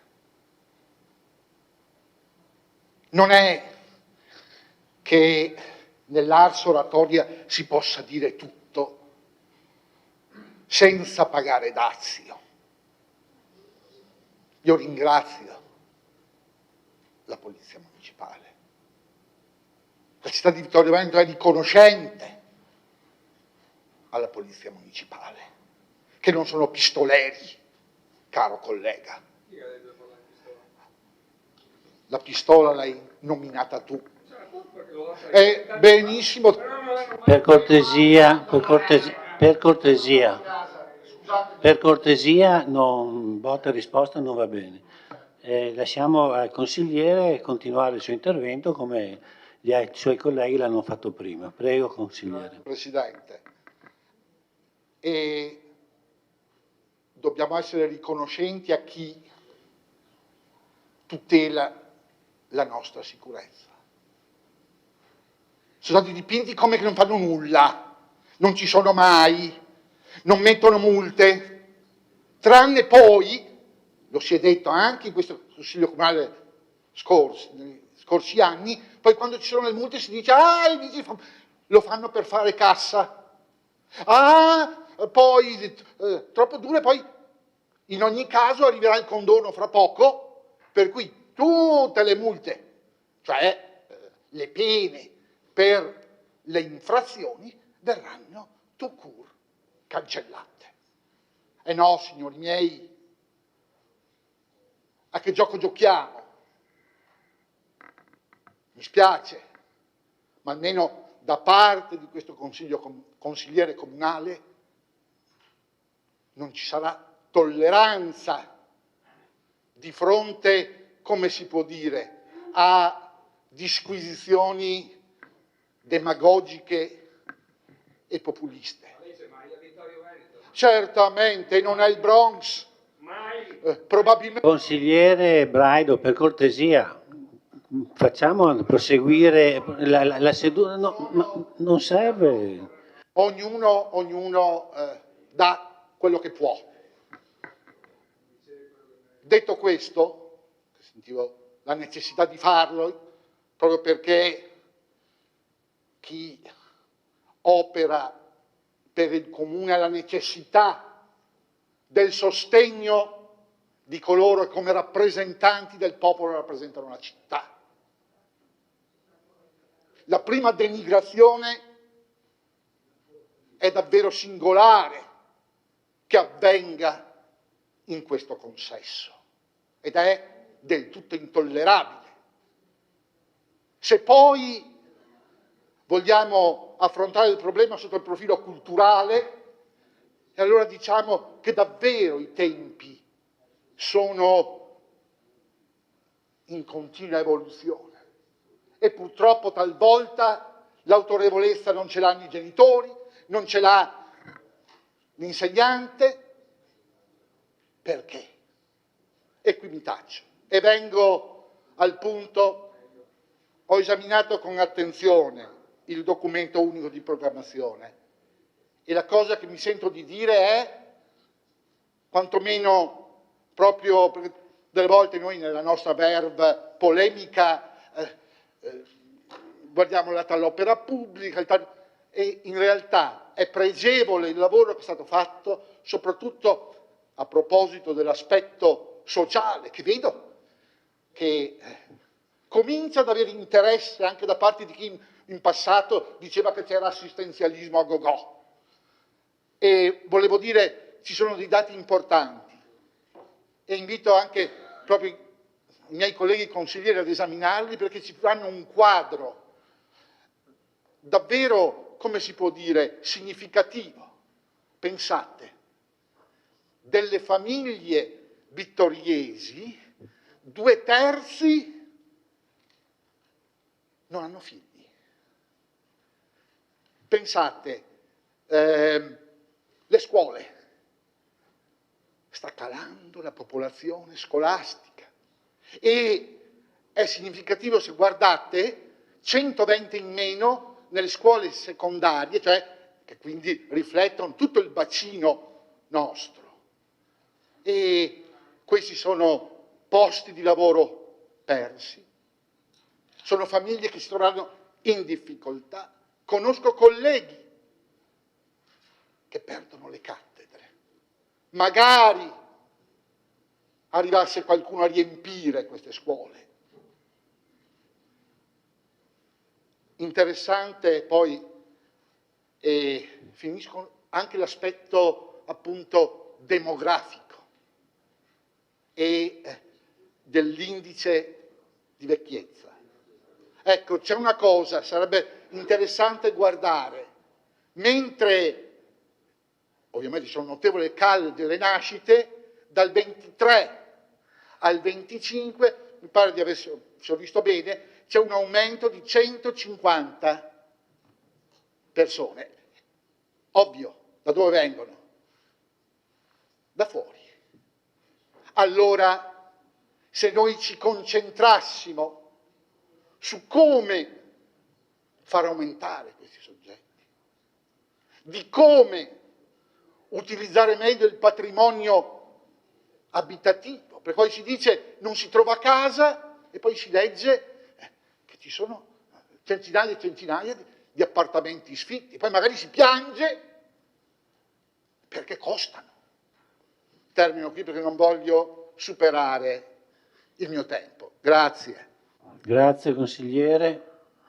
Ha chiesto la parola il consigliere Gianluca Posocco, prego. Grazie Presidente. Mi sono perso. Stiamo parlando della variazione di bilancio o di altro?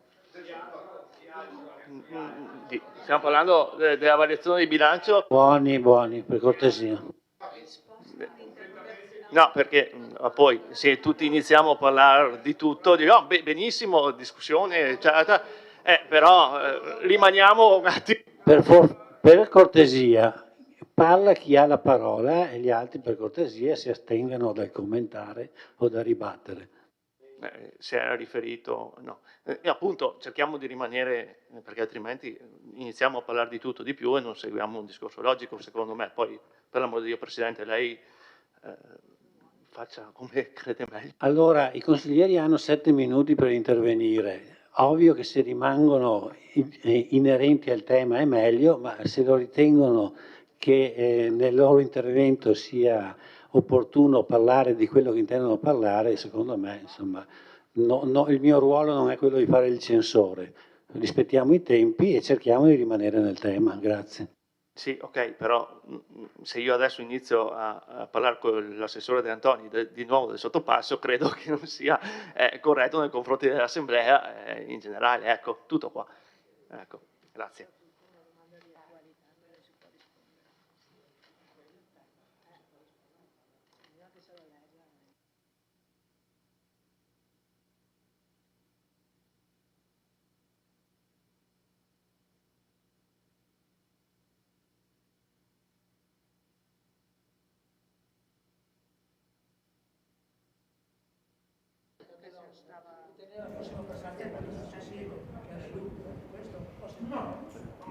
Non lo fanno più, ovviamente. Sì, ma ecco, scusate, ecco, penso di interpretare quello che è successo, no? Nella confusione tra DUP, bilancio, eccetera, il consigliere Carnelos, che era presente anche in commissione, pensava fossimo già passati al punto successivo che era il DUP, no? Perché l'argomento, diciamo, l'argomento che lui ha trattato non si può riferire al bilancio, no?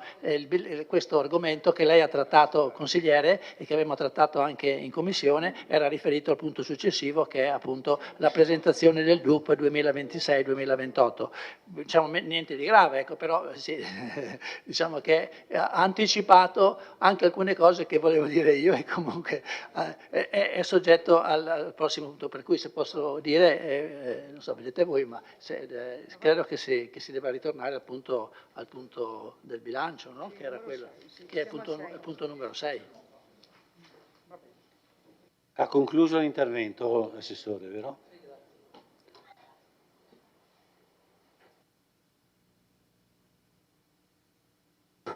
Prego, consigliere D'Arè. Grazie. Visto che si parla sul generale generico, aggiungo anch'io qualcosa perché sui primi punti ci sono tante cose da dire, non si poteva parlare perché effettivamente non si poteva parlare, però voglio ricordare al consigliere Braido che gli sfollagenti sono stati tolti dall'allora sindaco D'Arè anche perché c'era un assessore che lei ben conosce, Mario Rossetti, e quindi noi abbiamo tenuto questo. Poi sul lavoro dei vigili urbani credo che nelle difficoltà che ha le divise in questo momento in cui non c'è il rispetto della divisa, a maggior ragione i vigili urbani che sono ancora più in difficoltà magari dei carabinieri o della polizia di Stato. E voglio anche ricordare, visto che ha tirato fuori i quartieri, che i quartieri sono stati chiusi per legge, per una legge nazionale, che io ho applicato, anche perché a suo tempo i presidenti di quartiere utilizzavano la carta intestata del comune e scrivevano agli enti nazionali, vedi ANAS, anche nel merito dell'allora traforo che si stava cercando di costruire. Quindi la mia diciamo, contrarietà ai consigli di quartiere nasce anche da quello, è ben motivata, non è per una questione soggettiva per questo o quello, anche perché si erano fatti un ruolo che non era il loro.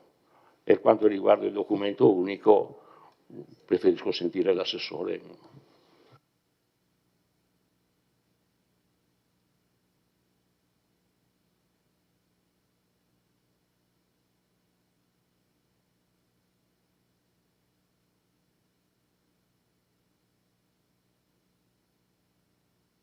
Invito i consiglieri a prenotare se ci sono altri interventi.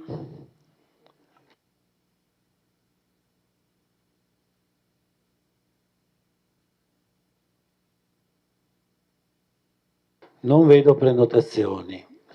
L'assessore ha dei temi su cui rispondere, delle domande su cui rispondere?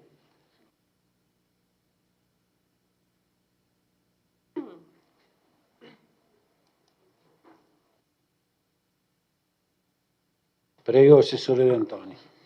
Credo che appunto il punto all'ordine del giorno sia bilancio di previsione triennio 2025-2027, variazione numero 6. Su questo tema mi sembra che non ci siano stati interventi, per cui Presidente, sì, quindi credo che si possa passare alla fase successiva.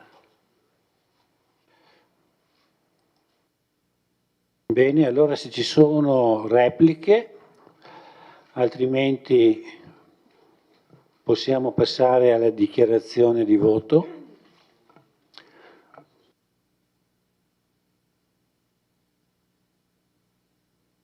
Dichiarazione di voto.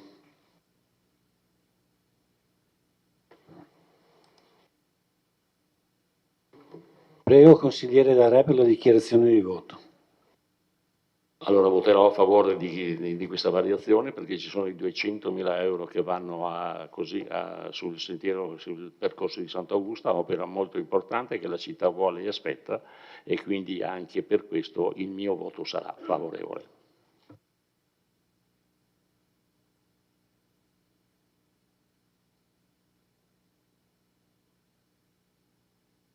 Grazie consigliere. Non vedo altre prenotazioni, altre richieste di dichiarazione di voto, quindi dichiaro chiuso la discussione su questo punto.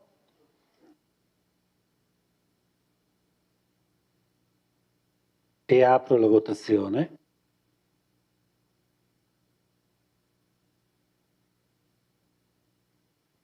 Prego consiglieri, votate.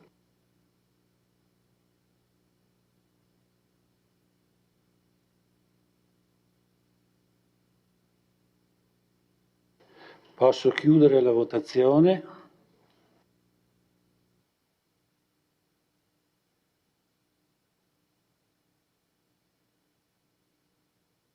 La proposta di delibera è approvata con favorevoli 14, contrari 1, astenuti 0.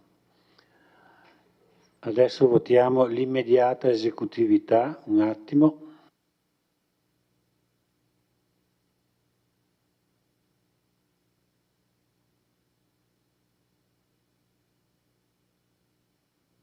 Prego consiglieri, votiamo la immediata esecutività.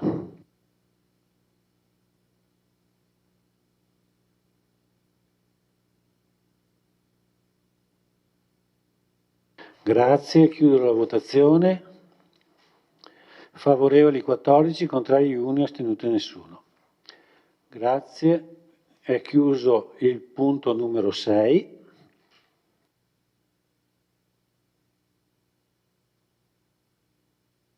E passiamo al punto numero 7 dell'ordine del giorno di questa sera, documento unico di programmazione 2026-2028, stato di attuazione dei programmi e la data del 30/6/25. Presentazione ed approvazione.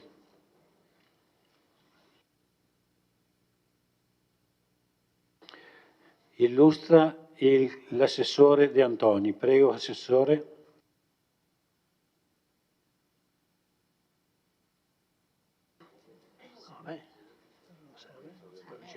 No. Okay. Sì, scusate.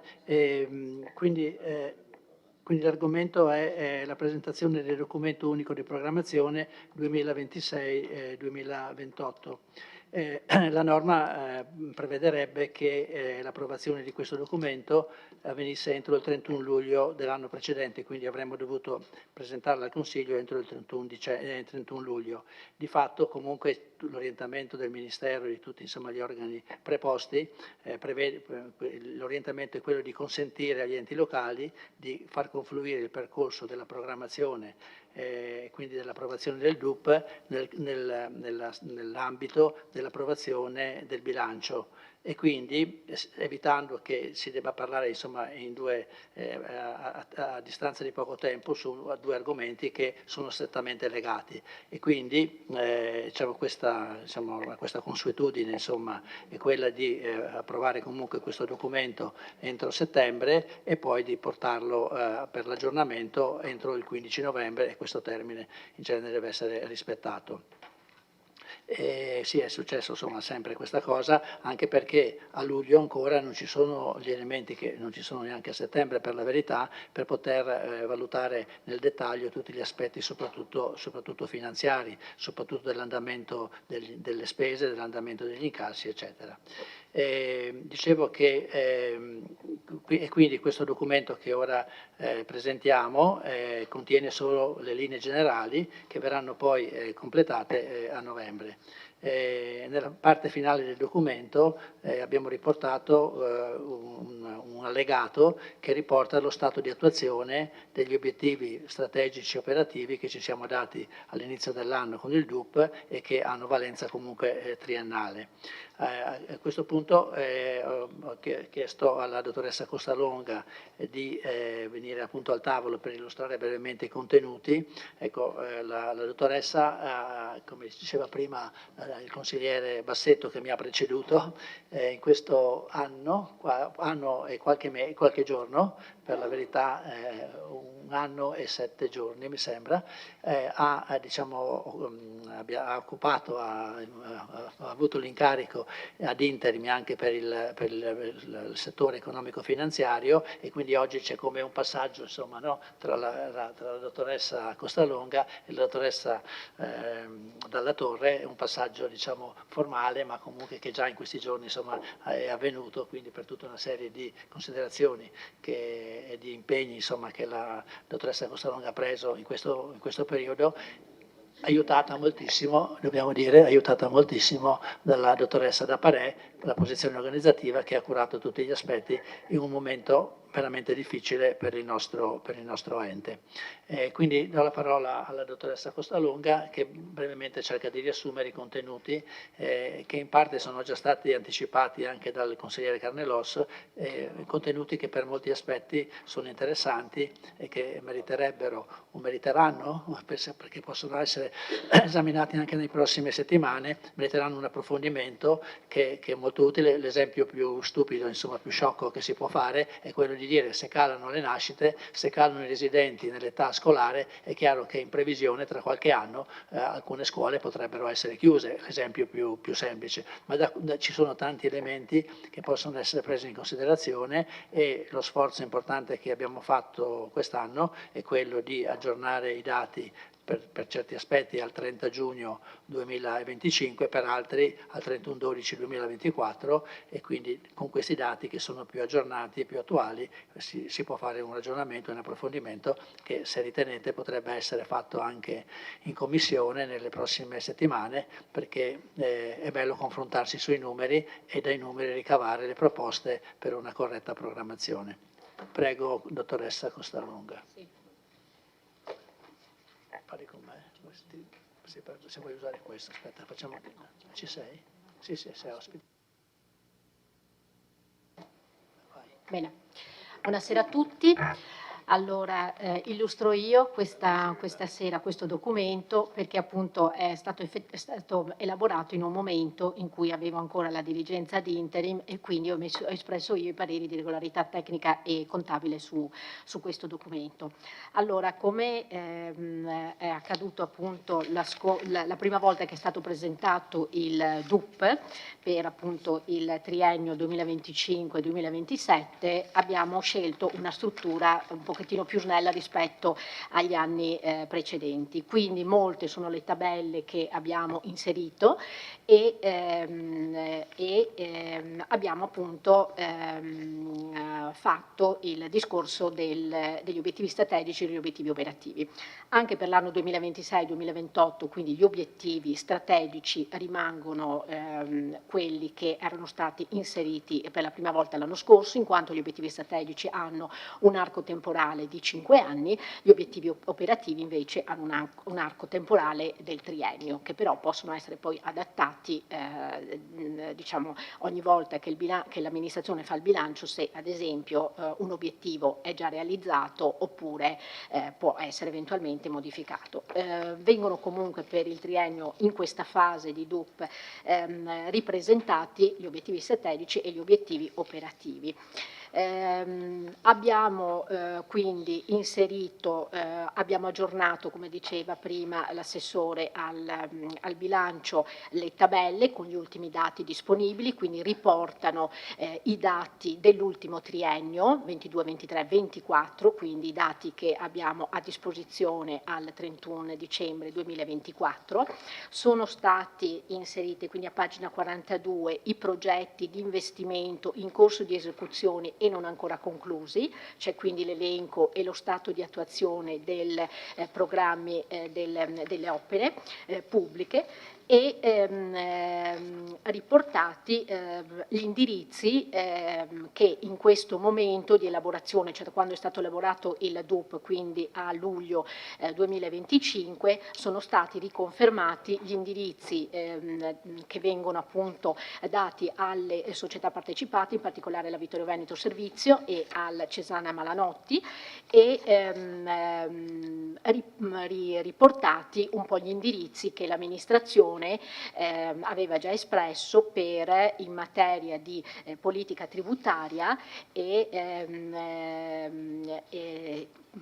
tariffaria, e anche per quanto riguarda la gestione del personale. Per quanto riguarda appunto la gestione del personale, come poi c'è nell'allegato lo stato di attuazione degli obiettivi, abbiamo quasi completato la programmazione delle assunzioni che per l'anno 2025 l'amministrazione aveva programmato. Abbiamo poi riportato appunto gli indirizzi in materia di risorse umane, che sono appunto il potenziamento della struttura nei limiti in cui è possibile procedere alle assunzioni, l'obiettivo di cercare di valorizzare il più possibile il personale che è in servizio all'interno del comune. Adesso stiamo valutando anche di applicare l'istituto delle progressioni verticali, e e cercare il più possibile di conciliare anche il famiglia-lavoro delle persone e ovviamente la sicurezza e il benessere. Abbiamo poi riportato a livello contabile i dati che abbiamo praticamente a livello di bilancio. Ovviamente in questo momento non abbiamo ancora il bilancio nuovo, per cui abbiamo riportato i dati del 2025. Gli obiettivi, come dicevo prima, sono appunto riconfermati e per quanto riguarda abbiamo un attimo aggiornato il discorso degli assessorati, quindi riportato l'individuazione esatta dell'assessore con il tipo proprio, cioè con l'indicazione corretta dell'assessorato, per cui ad esempio, non so, l'assessore DUS, laddove è coinvolto negli obiettivi della digitalizzazione, abbiamo messo solo digitalizzazione, mentre laddove riguarda non so, l'edilizia privata o l'urbanistica come urbanistica, quindi abbiamo apportato, diciamo, questa semplice correzione in modo da rendere sempre più leggibile questo DUP, questo documento. Ovviamente non sono inseriti, perché verranno inseriti in sede di aggiornamento del DUP, il nuovo programma, cioè i documenti di programmazione, che sono appunto il nuovo programma delle opere pubbliche, il nuovo piano delle alienazioni e il programma triennale degli acquisti e dei beni e di servizi, nonché anche poi il prospetto delle collaborazioni, delle eventuali collaborazioni che il Comune intende attuare. Per quanto riguarda il DUP, questa, diciamo, è la prima fase, poi ovviamente sarà completato in fase di nota di aggiornamento con i dati contabili.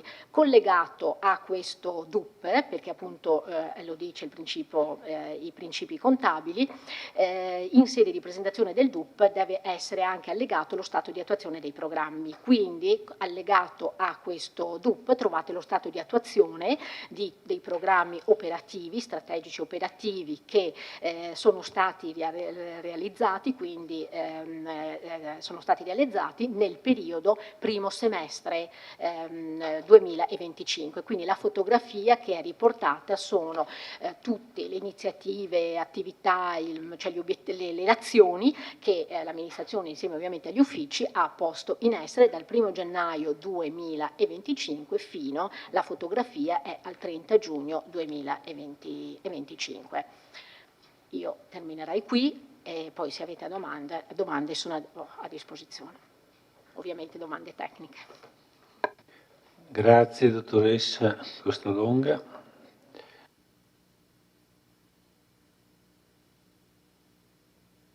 Allora, l'illustrazione del punto è completa. Adesso se ci sono domande tecniche, o altrimenti passiamo agli interventi.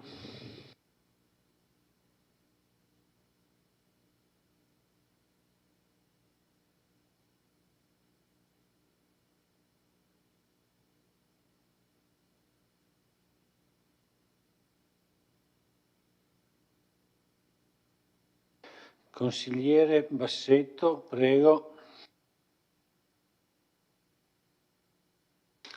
Sì, non è una domanda tecnica, Presidente, l'intervento, è possibile? Non è una domanda tecnica, è un intervento. Certo, certo, prego.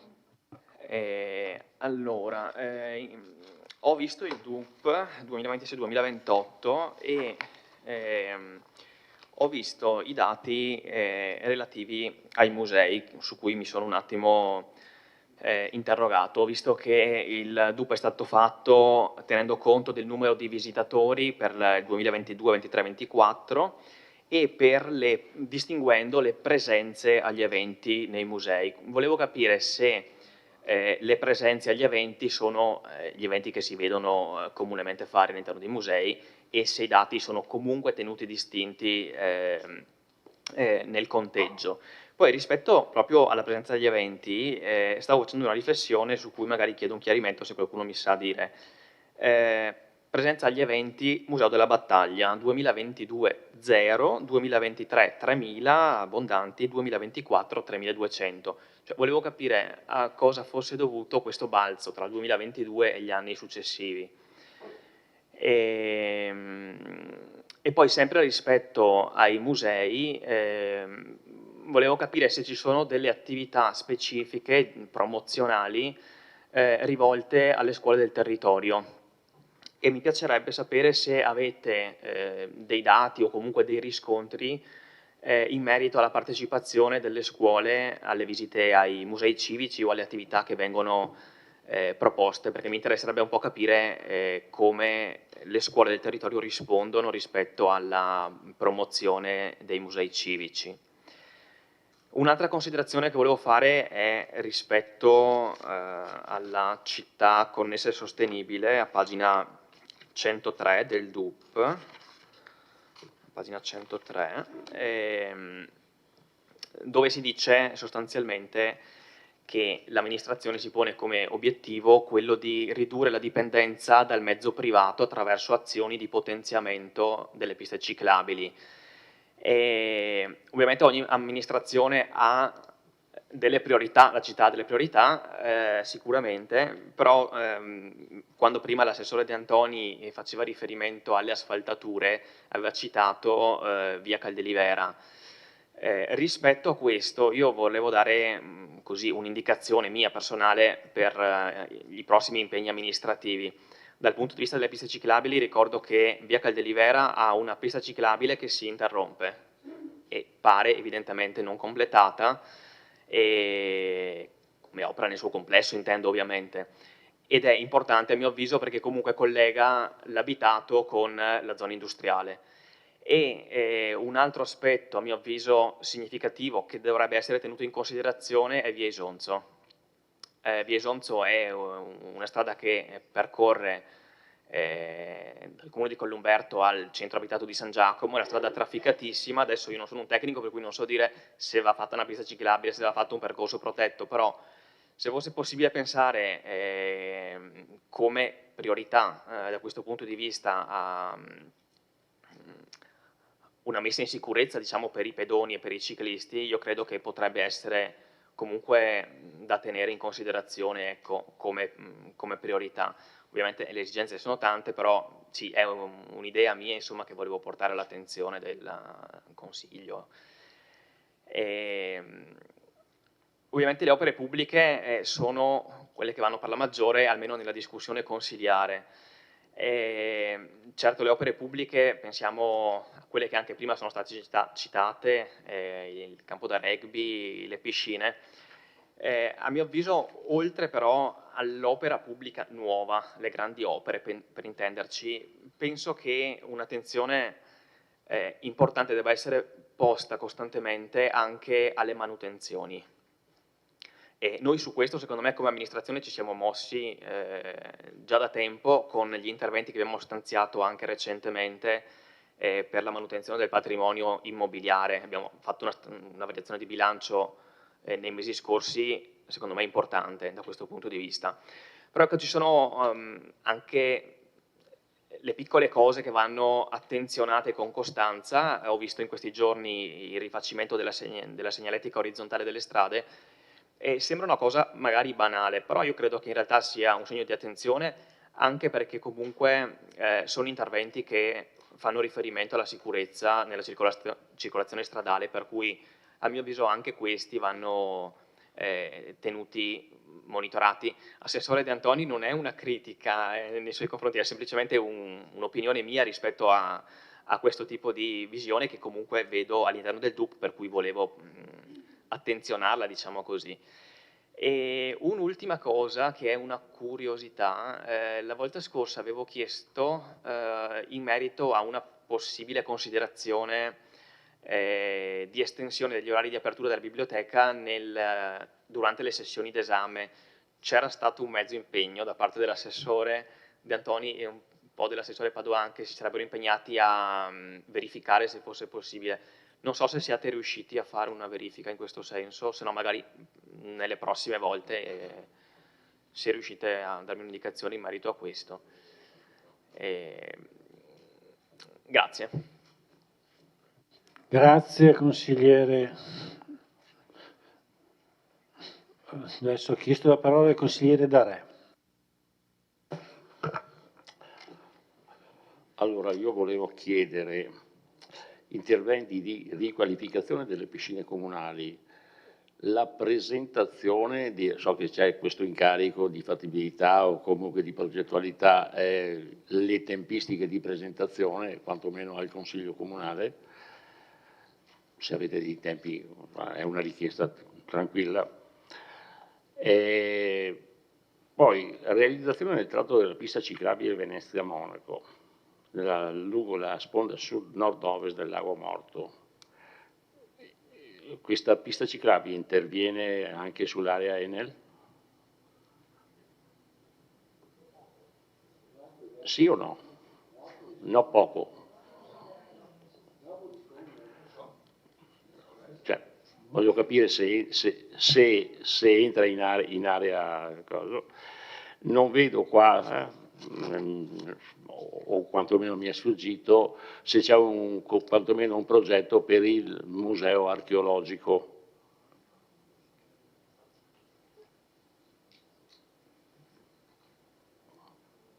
Grazie. Grazie consigliere. Interviene la consigliera Caldardo. Grazie. Voi sapete che noi apparteniamo a una lista che che aveva come slogan e comunque nel suo nome la persona al centro, quindi è chiaro che la nostra attenzione, la mia in questo momento in particolare, cade sul punto 6, quello che avete chiamato una città attenta alle persone.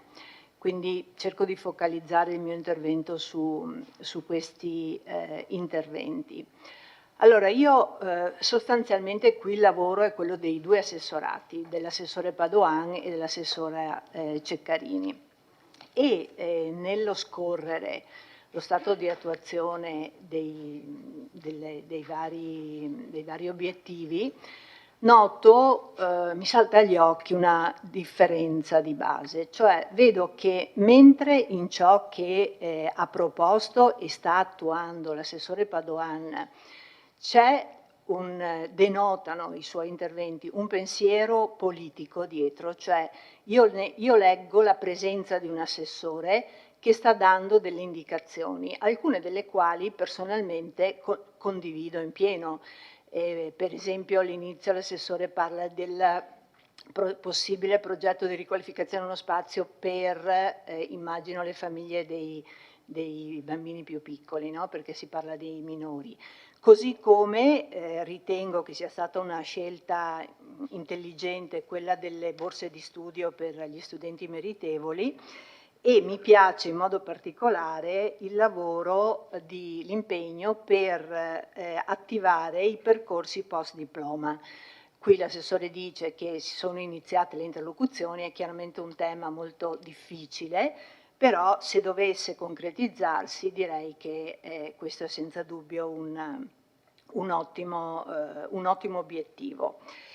Ecco, non altrettanto, cioè non vedo invece un pensiero politico in ciò che è elencato dall'assessora Ceccarini, nel senso che tutte le attività che sono qui elencate sono sostanzialmente attività o in mano diciamo agli uffici, no? alle assistenti sociali, piuttosto che alle operatrici del CAV, piuttosto che alle operatrici dei Criciuma e del Centro Giovani, oppure sono progetti che derivano da progetti regionali, dall'ambito partecipazione all'UVMD in revisione piano socioassistenziale, è chiaro che lo si fa. Alcuni progetti, diciamo, che vanno fuori dalla mera progettualità tecnica, quindi in mano agli uffici, e veramente il lavoro degli uffici è evidente qua, si sente quanto impegno ci sia e che e quanto all'accremente stiano continuando a lavorare gli uffici, tutte le persone degli uffici, perché poi la tendenza è quella di pensare solo agli assistenti sociali, ma è chiaro che c'è tutto il contorno. Gli altri, quelli che non sono, diciamo, per così dire, inerenti al lavoro specifico appunto, del personale, sono progetti o che in qualche modo l'assessore ha ereditato e che devono essere portati a casa, portati a termine, tipo share. Il caffè Alzheimer, certo, era in procinto di partire, l'ha fatto partire lei, però è un progetto che non nasce dall'amministrazione, è un progetto presentato, proposto da fuori e così via. Cioè, quello che io vedo qui è, anzi che non vedo, è la presenza del pensiero di chi dovrebbe gestire i servizi sociali e non solo gestirli, ripeto, dal punto di vista operativo. E indubbiamente da questo punto di vista si sta lavorando alacremente, i bisogni, lo sappiamo, aumentano, le risorse, ce l'ha detto anche prima lei, sono importanti perché l'investimento del nostro bilancio per il settore è un investimento percentualmente importante, però non vedo la sua presenza. Cioè, non so, le faccio un caso, un anno fa io le ho chiesto cosa farà per il CAV? E lei mi ha detto, abbiamo appena iniziato, giusto, però è passato più di un anno e l'unica attività che vedo qui elencata è la famosa, quella era la CPO, era, niente, c'è scritto continuare il proprio lavoro come da statuto a supporto alle donne, ovvio, ci mancherebbe, ma dov'è il lavoro sulla formazione degli operatori e sulla informazione della popolazione? Qui si parla di, siccome ci sono non so quanti anni del CAV, adesso calendario di attività previste per l'autunno. Vabbè, ha perso più di un anno, assessore, perché in un anno è abbondante, ne poteva mettere in piedi di serate, di attività, anche per continuare, ma non perché le avessimo fatto noi, ma proprio perché le persone erano, per così dire, un po' abituate ad avere ogni mese e mezzo, 2, l'offerta di approfondimento di una tematica. Non è stato, almeno io non ho visto nulla, non è stato fatto nulla. E questo è un peccato. Ora vedremo cosa metterete in campo con l'autunno, però la vedo un po' misera. Anche la CPO alla fine cosa ha fatto? La camminata di pari passo, bene, cosa ha portato al di là della giornata, della passeggiata, degli striscioni, eccetera, ma qual è la vera conseguenza? Cioè, dico, per fortuna che sul tema dell'abitare, come ci ha detto la volta scorsa l'assessore Denardi e come anche qui scritto, grazie al suo intervento l'assessora Denardi ha proposto la ristrutturazione, se ho capito bene dal tavolo, di un immobile da destinare al tavolo del welfare. Però dov'è la sua presenza? Dov'è che lei sta incidendo veramente sulle politiche sociali? Lo so che non è facile, lo so, però dovrebbe dimostrarcelo, perché questa cosa qui, lo stato di attuazione, lo può aver scritto la dirigente, la responsabile della... come si chiama, la responsabile del settore, ma io non vedo l'anima qui, mi manca vedere l'anima. E giusto, vabbè, concludo dopo.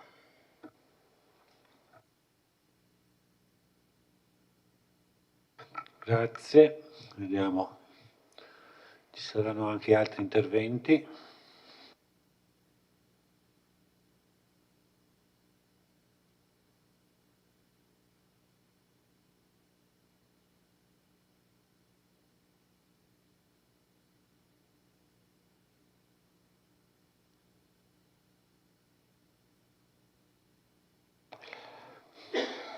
Consiglieri, vi invito a prenotare l'intervento prima di dare la replica agli assessori. Se mettiamo insieme le domande è meglio.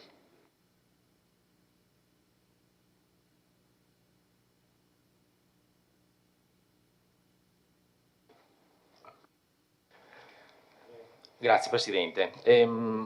Relativamente al DUP, in particolare in due punti. Uno, quello che riguarda la partecipazione ai patti di collaborazione che secondo lo stato, diciamo, di applicazione non risulta ancora attivo, e volevo poi chiedere alla Sindaca se ci può così aggiornare. Poi volevo intervenire su un altro punto che riguarda i consigli di quartiere. Innanzitutto non mi risulta che allora i consigli di quartiere siano stati tolti perché la normativa diceva che non si potevano tenere. La possibilità di tenerli c'era, è stato deciso di toglierli, quindi non è esattamente come è stato raccontato prima. E sempre a questo proposito, appunto, dei consigli di quartieri, volevo fare un po' una riflessione dicendo che il Partito Democratico allora, credo che risalga a 2 anni fa, si è battuto insieme ad altri gruppi politici e civici per il mantenimento dei consigli di quartiere, raccogliendo firme che però sappiamo che poi non hanno raggiunto il quorum, e quindi sappiamo come sono andate poi a finire le cose. C'è qualcuno che dice che i consigli di quartiere sono entrati in difficoltà perché c'è poca partecipazione. Questo può essere anche vero, però se la scarsa partecipazione fosse un motivo sufficiente per abolire strumenti di rappresentanza, anche la politica e quindi tutti noi verremmo immediatamente delegittimati, perché spesso vediamo che alle votazioni ci vanno il 30% delle persone a votare, quindi non sono motivi sufficienti, altrimenti andiamo a contraddire sostanzialmente il nostro ruolo. E quindi volevo chiedere all'amministrazione, forse alla Sindaca o qualche altro assessore, qual è l'orientamento riguardo appunto i consigli di quartiere. Grazie.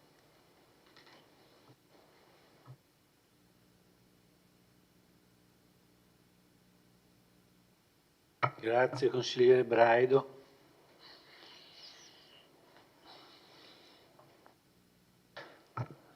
Allora, io non registro.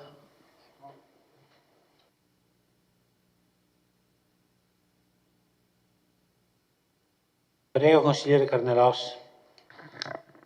Ovviamente non aggiungo nulla per quanto riguarda il discorso generale sul DUP.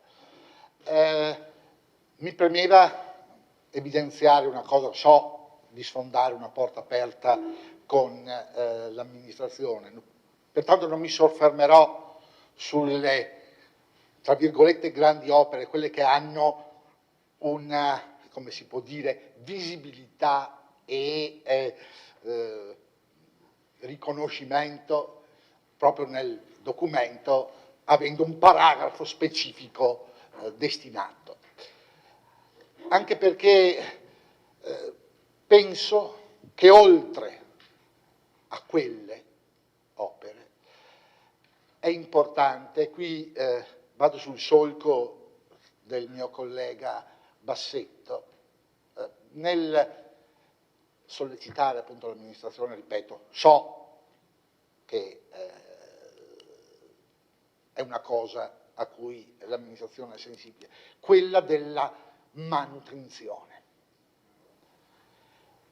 È vero che le grandi opere cosiddette danno visibilità, riempiono le pagine di giornali, riescono, come si può dire, a creare dibattito, sono gentile, nei social, ma è altrettanto vero che è nei piccoli lavori che, come si può dire,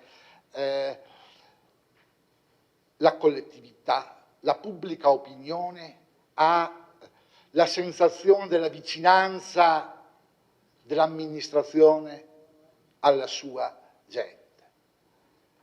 L'amministrazione dovrebbe fare come il buon padre di famiglia, se ci pensate, ciascuno di noi a casa nostra ogni tanto fa la grande opera, la grande ristrutturazione, ma invece giornalmente si occupa delle piccole cose, di sistemare cose già fatte, ma che hanno qualche ammaloramento, qualcosa che non funziona. E sotto questo profilo, visto che parlo di manutenzione, ecco, e c'è il capitolo apposito, non ha bisogno, diciamo, della scheda specifica, ma visto che ci sono, credo che nel breve o nell'annualità futura si debba pensare a un intervento di manutenzione al parcheggio di Piazza Meschio. Lo dico qui, so, ripeto, che l'amministrazione ci sta lavorando, ma credo che sia opportuno ricordarlo anche in questa sede, proprio perché la collettività abbia la consapevolezza che chi sta dietro a questo tavolo, che sia di maggioranza o che sia di minoranza, in ogni caso ha sempre come suo, come si può dire, la sua stella polare, quella di cercare di risolvere i problemi della gente.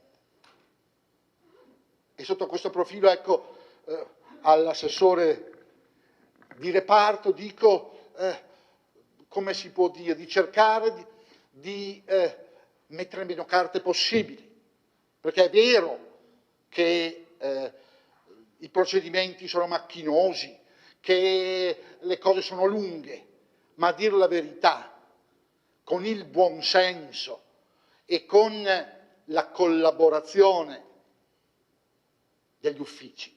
E anche qui è chiaro che si deve dare l'input e anche gli uffici devono capire che più delle carte è importante l'opera e sicuramente in una visione, in una collaborazione in cui gli uffici hanno il compito di rendere attuale, rendere concreto quello che l'organo politico ha espresso.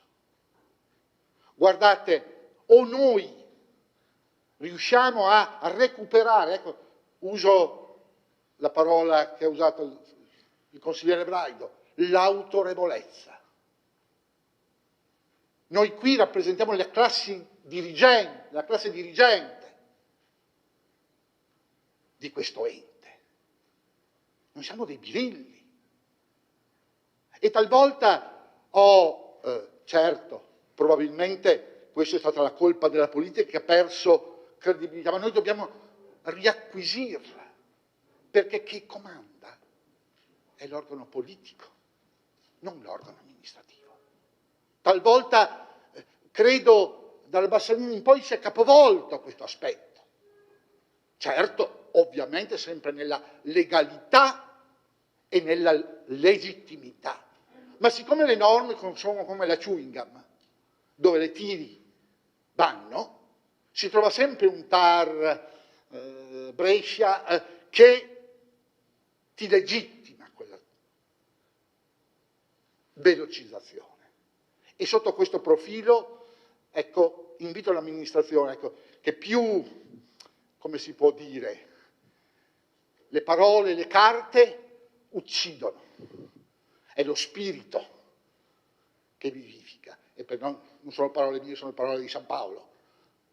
Noi dobbiamo metterci quello spirito vitale nelle carte banali per fare in modo che quelli che sono i nostri sogni e quelli che sono i nostri obiettivi diventino realtà e che non sia, come si può dire, una mera chimera che passa da un'amministrazione all'altra. Perché è vero, le strutture rimangono e noi giustamente cambiamo di 5 anni in 5 anni. Però in ogni caso la prevalenza è di questo consesso, non di chi resta. nonostante le amministrazioni cambino, celeste o rosa pallido. Grazie. Grazie consigliere Carnelos. Adesso do la parola alla consigliere Uliana. Grazie. Allora, io ho letto lo stato di attuazione del DUP e mi facevo alcune domande, perché comprendo che nel momento in cui un assessore deve riempire tutte le caselle per dire quello che è stato fatto nel primo semestre, insomma abbia la tentazione di infilare dentro tutto quello che è stato fatto.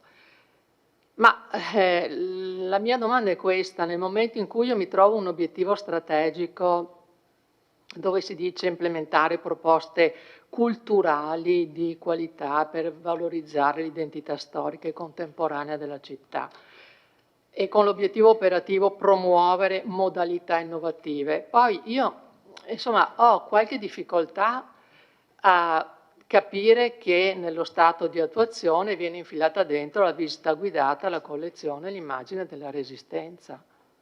Non ci vedo nulla di nuovo e neanche di particolarmente eclatante, perché le visite guidate si fanno sempre. Poi le cerimonie, 25 aprile, 2 giugno, un'altra cerimonia ancora, cose che si fanno nella normalità ogni anno. Bando contributi, ma il bando dei contributi è comunque un'attività di normale amministrazione, secondo me. Non ci vedo proprio nulla di particolarmente importante, ma tra l'altro significativo da dover essere inserito in uno stato di attuazione. Poi, vabbè, un incontro ripetuto 2 volte, penso sia questo un errore, magari vale la pena di correggerlo. Poi avviati i contatti, avviato progetto, approvato bando, concesso contributo, ma queste, ripeto, sono le cose che fanno parte di un lavoro che vede un amministratore insieme alla giunta decidere un progetto politico da portare avanti riguardo ai suoi referati, e quindi la collaborazione con gli uffici, ma sono tutte cose che appartengono alla normalità, alla quotidianità di quello che è un lavoro amministrativo. E poi invece vedo sparite delle cose che secondo me si segnano il passo, perché sono effettivamente importanti, sarebbero importanti se portate avanti. Anch'io ho notato che dell'apertura della sezione del Museo del Cenedese, dell'archeologico, non se ne parla più. Dov'è?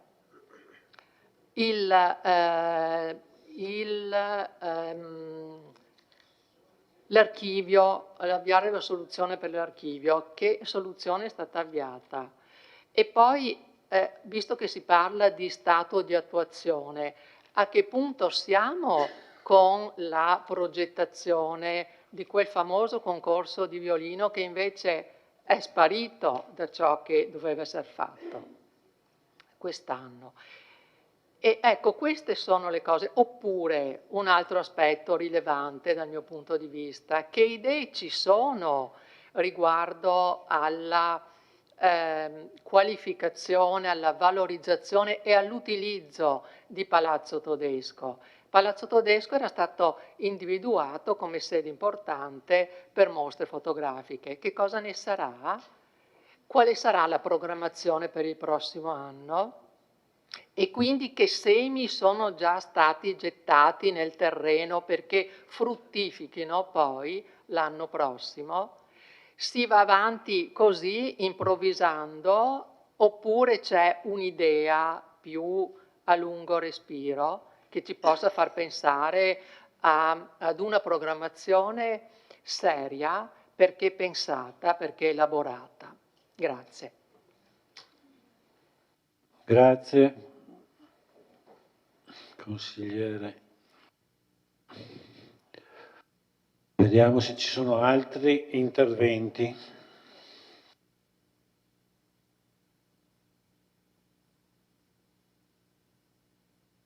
Prego, consigliere Tonon. Grazie Presidente.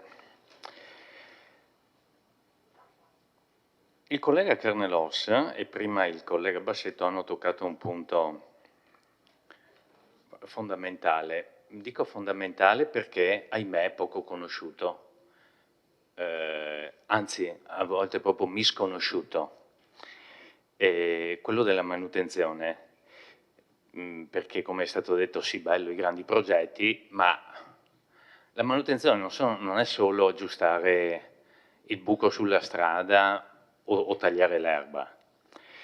Forse non tutti qua dentro sanno quanti sono i cimiteri a Vittorio, che i nostri operai devono manutentare. Forse non tutti sanno quanti sono i punte luce, sono oltre 8.000. Le cadditoie pubbliche, oltre 11.000. Chi è amministrato ovviamente lo sa.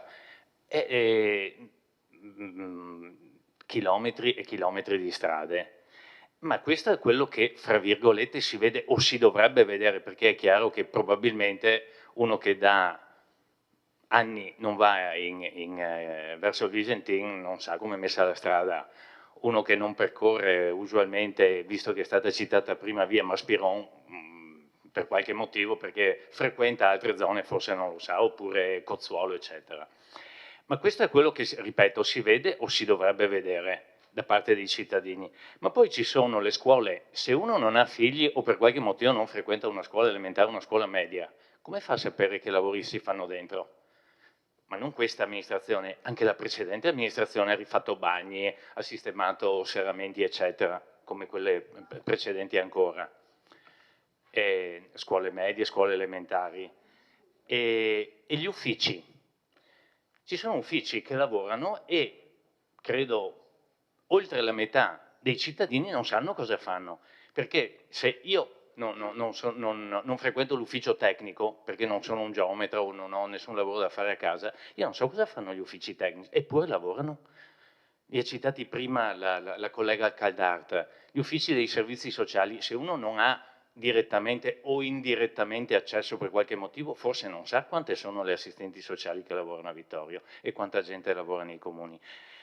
Perché dico questo? Perché questa è la manutenzione, fra virgolette, ordinaria della città. Gravosa, costosa e poco visibile. Vediamo le strisce sulle strade perché hanno cominciato da 2 giorni a farle, chi ci passa si vedono, ma tanto altro che viene fatto non si vede. E qua non si tratta, ripeto, di un'amministrazione o di un'altra amministrazione, è il compito primario quotidiano che ogni amministrazione ha. E dico questo anche in merito, e ho tralasciato tanti altri ambiti ovviamente, tipo quello della cultura, per fare un esempio.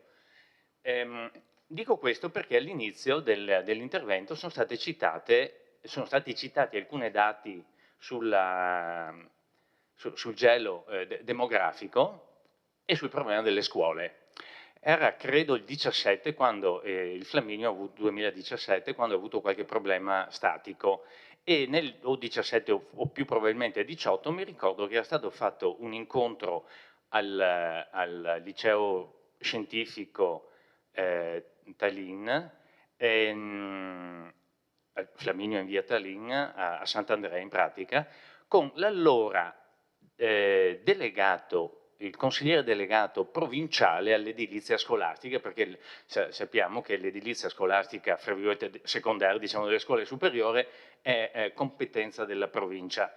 C'era qualcuno che già chiedeva, ma già che se si fanno lavori da una parte e dall'altra, perché poi ovviamente il discorso si è ampliato e è andato anche a toccare altre scuole superiori, avremmo bisogno di altre aule, eccetera. E io mi ricordo che già allora, intelligentemente, l'allora assessore, che fra l'altro non era della mia parte politica, disse, no, non è che possiamo, col calo che già si sta preannunciando, continuare a costruire aule e scuole nuove. Dobbiamo, uno, mettere a posto quelle che ci sono, e se una scuola ha necessità di un'aula e nella scuola vicina c'è un'aula in più, non facciamo l'aula nuova nella scuola che lo chiede, utilizzeranno l'aula dell'altra scuola. Adesso siamo in una situazione, o stiamo andando in una situazione ormai abbastanza chiaro, in cui presumibilmente, come è stato detto, dovremmo chiuderla qualche scuola. Dovremmo chiuderla, qualcuna è già stata chiusa, perché per mancanza di, lo dico ovviamente fra virgolette, materia prima, se non ci sono bambini e poi ragazzi che vanno a scuola. Abbiamo visto sui giornali quant'è il calo in provincia di Treviso e nel Veneto quest'anno di studenti e alunni. Abbiamo visto. Quindi l'intelligente amministratore pensa, vabbè, io non dico, come diceva qualcuno, alla generazione successiva, ma almeno a qualche anno dopo, no? Alla successiva votazione, come troppo spesso in Italia si fa, troppo spesso, anche adesso, da tutte le parti.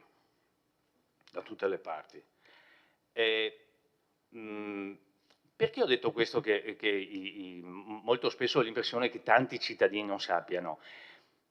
Mi era venuto in mente questo vedendo l'elenco degli incontri che l'amministrazione molto correttamente, intelligentemente ha proposto a proposito del documento del sindaco del piano degli interventi. Perché non utilizzare quello o altro ovviamente per cominciare anche a fare un po' di cultura amministrativa? Perché penso capiti a più di qualcuno andare al bar e sentire o sui social di quelle stupidaggini enormi. Ahimè devo dare ragione a quello che diceva Umberto Eco, che i social hanno sdoganato una serie di imbecilli che possono pontificare come fossero dei premi Nobel, ahimè.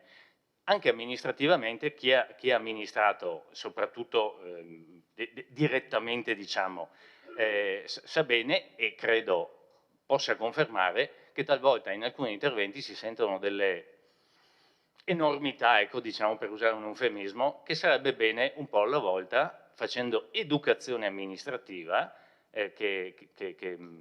come dicevo, se ne sentissimo meno, sarebbe, credo, un buon servizio alla città, ai cittadini, perché probabilmente capirebbero anche le difficoltà e forse le darebbero più una mano, e probabilmente anche più soddisfazione da una parte e dall'altra a chi amministra, perché sarebbe probabilmente più compreso nel suo lavoro. Ho finito il tempo, grazie. Grazie.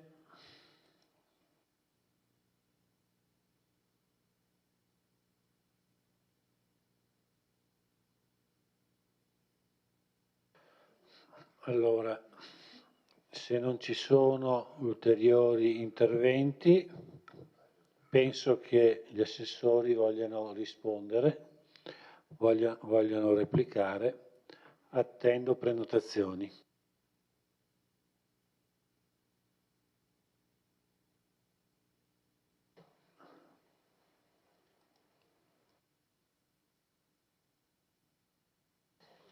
Sì, Assessore. Comincio io come Assessore al bilancio, che quindi ha la responsabilità anche della gestione del documento unico di programmazione, che ricordo anche al consigliere Uliana, è strutturato il documento unico di programmazione su 5 anni per quanto riguarda gli obiettivi strategici e su 3 anni per quanto riguarda gli obiettivi operativi. Quindi, siccome il bilancio, diciamo, lo stato di attuazione è stato portato al 30 giugno del 2025, abbiamo del tempo davanti per realizzare tutta una serie di contenuti che sono riportati nel documento. Tanti hanno parlato di opere pubbliche, che sì, il documento è più importante, ma non sono qui tutti i lavori, perché come ha accennato prima il consigliere Carnellos, come ha ribadito il consigliere Tonò, oltre ai 8.000 punti luce, gli 11.000 caditoi, 400 attraversamenti stradali, abbiamo anche 18 scuole, per fare un esempio. Le cito perché forse anche a casa non sanno quante ce ne sono, ma c'è l'asilo nido, la scuola d'infanzia di Santa Giustina, la scuola d'infanzia Marco Polo, la scuola d'infanzia Rodari, Pazienza, Zavrel, Collodi, Lioni di San Giacomo, poi scuole primarie, Manzoni, Parravicini, Pascoli, Marco Polo, Crispi, ho già detto, Foscolo, Costella, Nazario Sauro, Umberto Cosmo e Lorenzo da Ponte.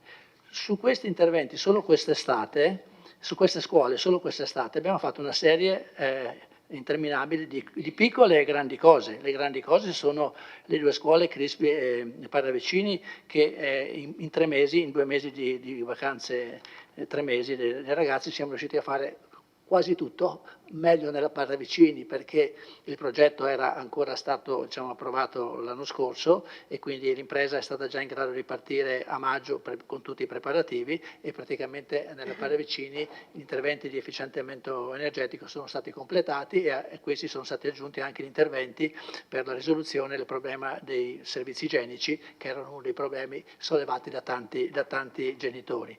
Alla Crispi siamo un po' arrivati un po' lunghi, comunque siamo riusciti il primo giorno di scuola a far partire comunque il piano dove ci sono tutte le aule operative e c'è un leggero ritardo sul piano superiore che stiamo cercando di colmare e purtroppo non so se riescono a organizzarsi per il dopo scuola comunque, ma comunque dobbiamo aspettare qualche giorno. Però tutto il resto, cioè dalla sistemazione alla scuola primaria Sauro di San Giacomo, no?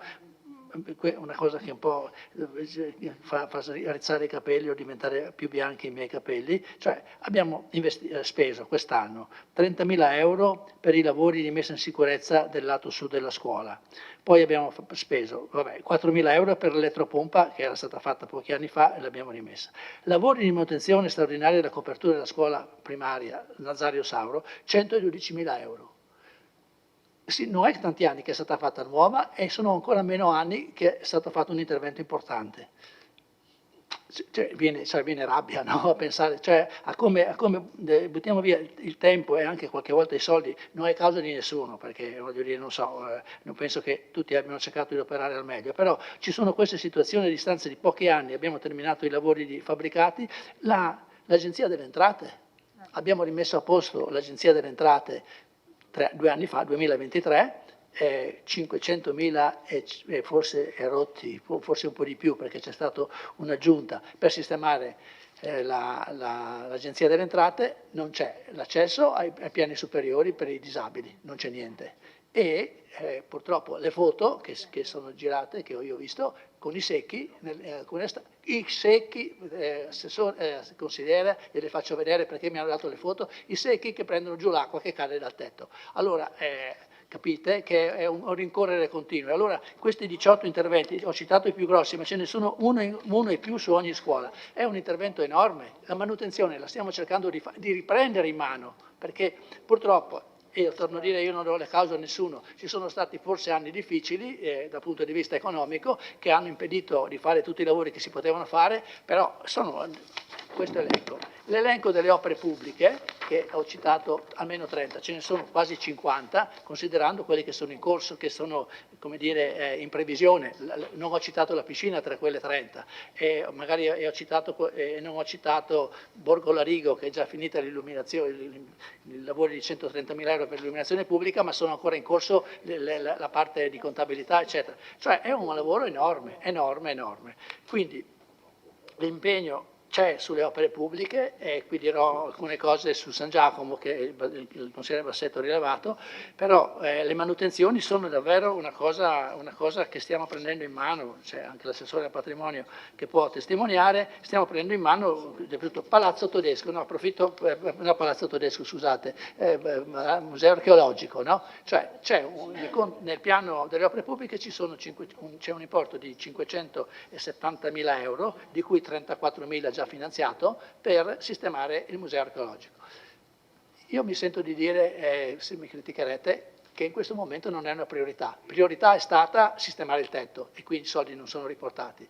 Però adesso se dobbiamo partire anche con quell'opera lì, con tutto quello che abbiamo attorno, di cose che sono utilizzate, che devono essere messe a posto, riparate, cioè è un problema grossissimo, è un problema. Io mi sento di dire, consigliere, che consigliera, mi sento di dire che non è in questo momento non è una priorità, nel senso che ce ne sono.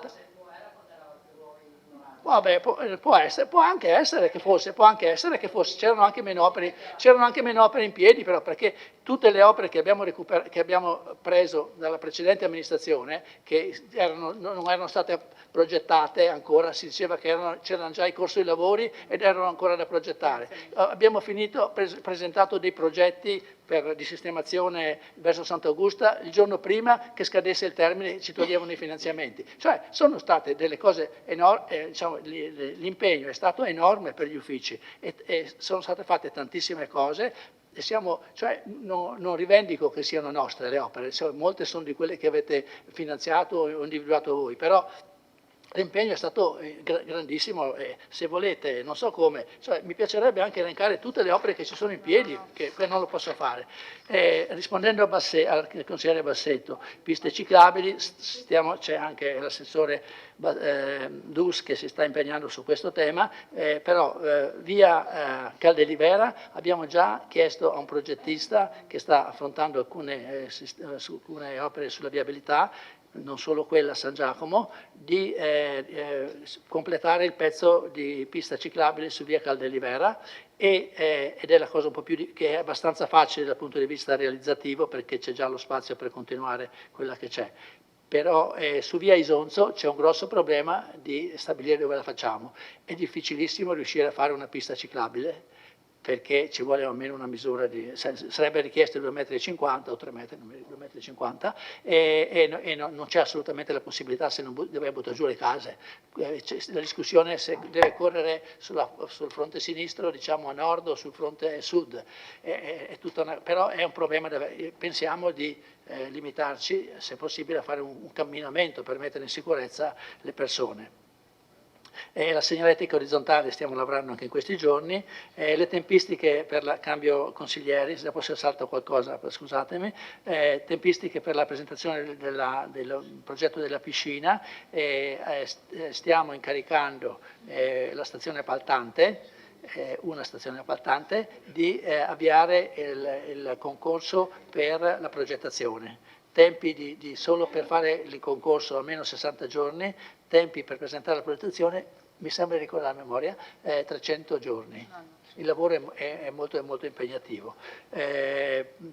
Cosa mi aveva chiesto ancora? Museo archeologico ho già risposto, pista ciclabile Lago Morto, è stato approvato in conferenza di servizi il progetto di fattibilità tecnico-economica, abbiamo affidato la progettazione, il percorso segue tutto il lato ovest del Lago Morto, è stato realizzato un pezzo di pista ciclabile all'inizio dove c'è l'area camper che però muore e per continuare dovrebbe passare attraverso privati che hanno anche realizzato case nuove.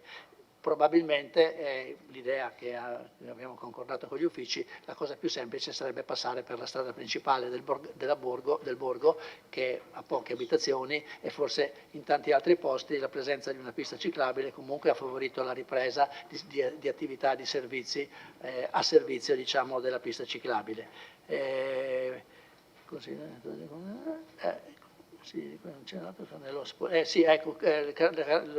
consigliere Carnelos, manutenzioni, le dico solo, a seguito anche degli eventi atmosferici che ci sono stati nel mese di luglio, abbiamo affidato incarichi per pulizie e caditoie e ne stiamo facendo anche noi direttamente con i nostri operai che hanno ripreso l'uso della macchina abbiamo affidato lavori per sistemare le grondaie, per sistemare tetti e qui oltre a quelli che ho detto prima ci sono tutti Palazzo Torres, Palazzo Tedesco e tutti gli altri.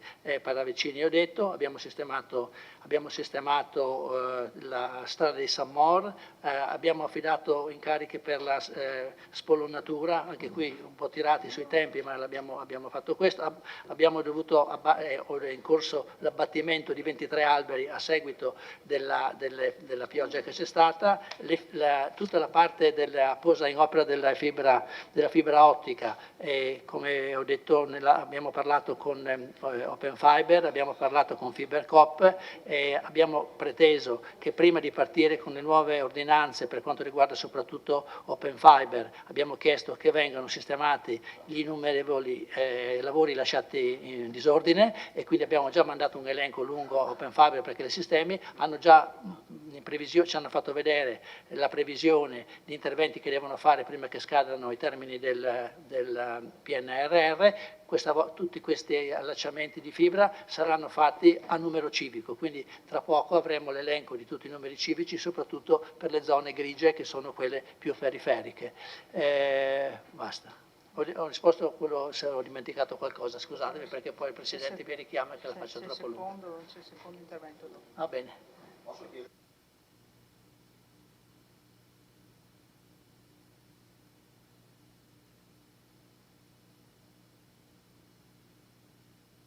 Ha chiesto molti cittadini, diciamo, e capisco che tutte le aziende sono rientrate da poco dalle ferie e penso che...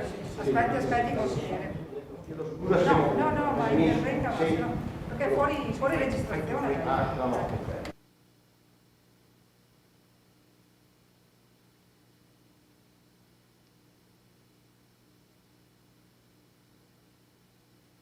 Allora adesso andiamo per ordine, dopo consigliere Toffoli, dopo le do la parola, adesso ho degli altri interventi prenotati.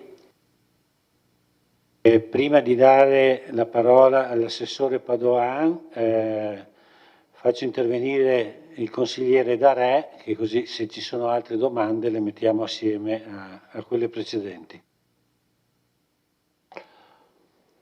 Io ho capito, cioè il museo ho capito che in questo momento non lo prendete per mano, è una scelta, io non l'ho visto, ho chiesto una domanda che ho fatto, la stessa cosa per quanto riguarda il discorso piscine, quando capisco che è un progetto estremamente complesso e quindi solo chiedevo se c'erano dei tempi tecnici. La cosa invece che le ho chiesto, se la pista ciclabile passa all'interno della proprietà dell'Enel. Le spiego perché. Perché nella fase di progettazione o comunque di idea bisogna risolvere quel problema, perché transitiamo con una strada su una proprietà che non è nostra praticamente, e quindi potrebbero esserci delle problematiche, cosa che all'allora assessore Fasan era già stato detto che lì c'era quel problema. Non so se poi nel progetto avete aggirato la proprietà Enel, e quindi avete risolto il problema, o comunque in ogni caso lo dovete risolvere con un accordo bonario all'interno della società. Quindi è questo che io le ho chiesto in maniera specifica.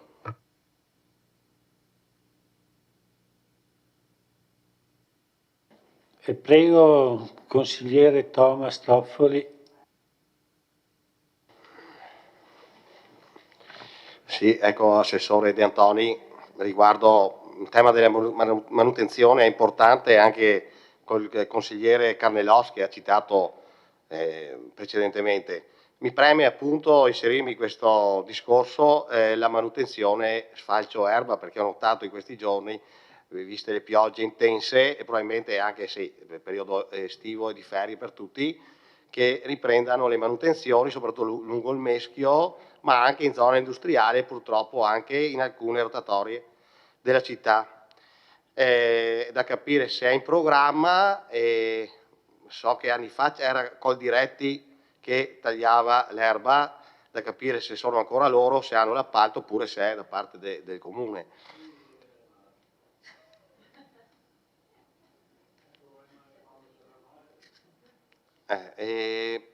Appunto partiamo dalle piccole manutenzioni che secondo me l'amministrazione si deve concentrare.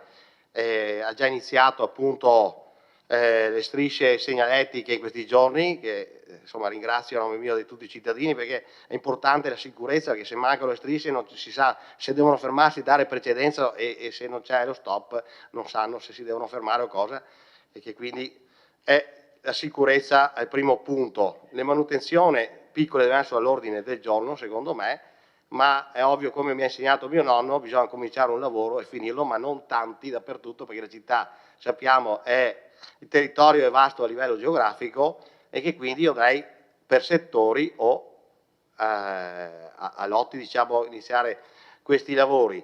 Vedo ancora appunto delle piste ciclabili che a un certo punto vengono interrotte e accedono purtroppo tipo alla bretella, dove si esce al casello di Autostrada Sud, e se si potrebbe proseguire anche questo percorso ciclabile, e in altre parti, ecco, questo è bene che venga fatta la ciclabile Venezia-Monaco, però appunto partiamo dai piccoli lavori, perché è importante e c'è bisogno di completare queste piste ciclabili, come ha segnalato anche il collega di San Giacomo, tipo anche risolvere il problema di via Isonzo, trafficata da molti tir, e che purtroppo bisognerebbe mettere in sicurezza il pedone o quantomeno anche il ciclista. Quindi questo è il punto mio. Grazie. Grazie consigliere. Do la parola all'assessore Padoan.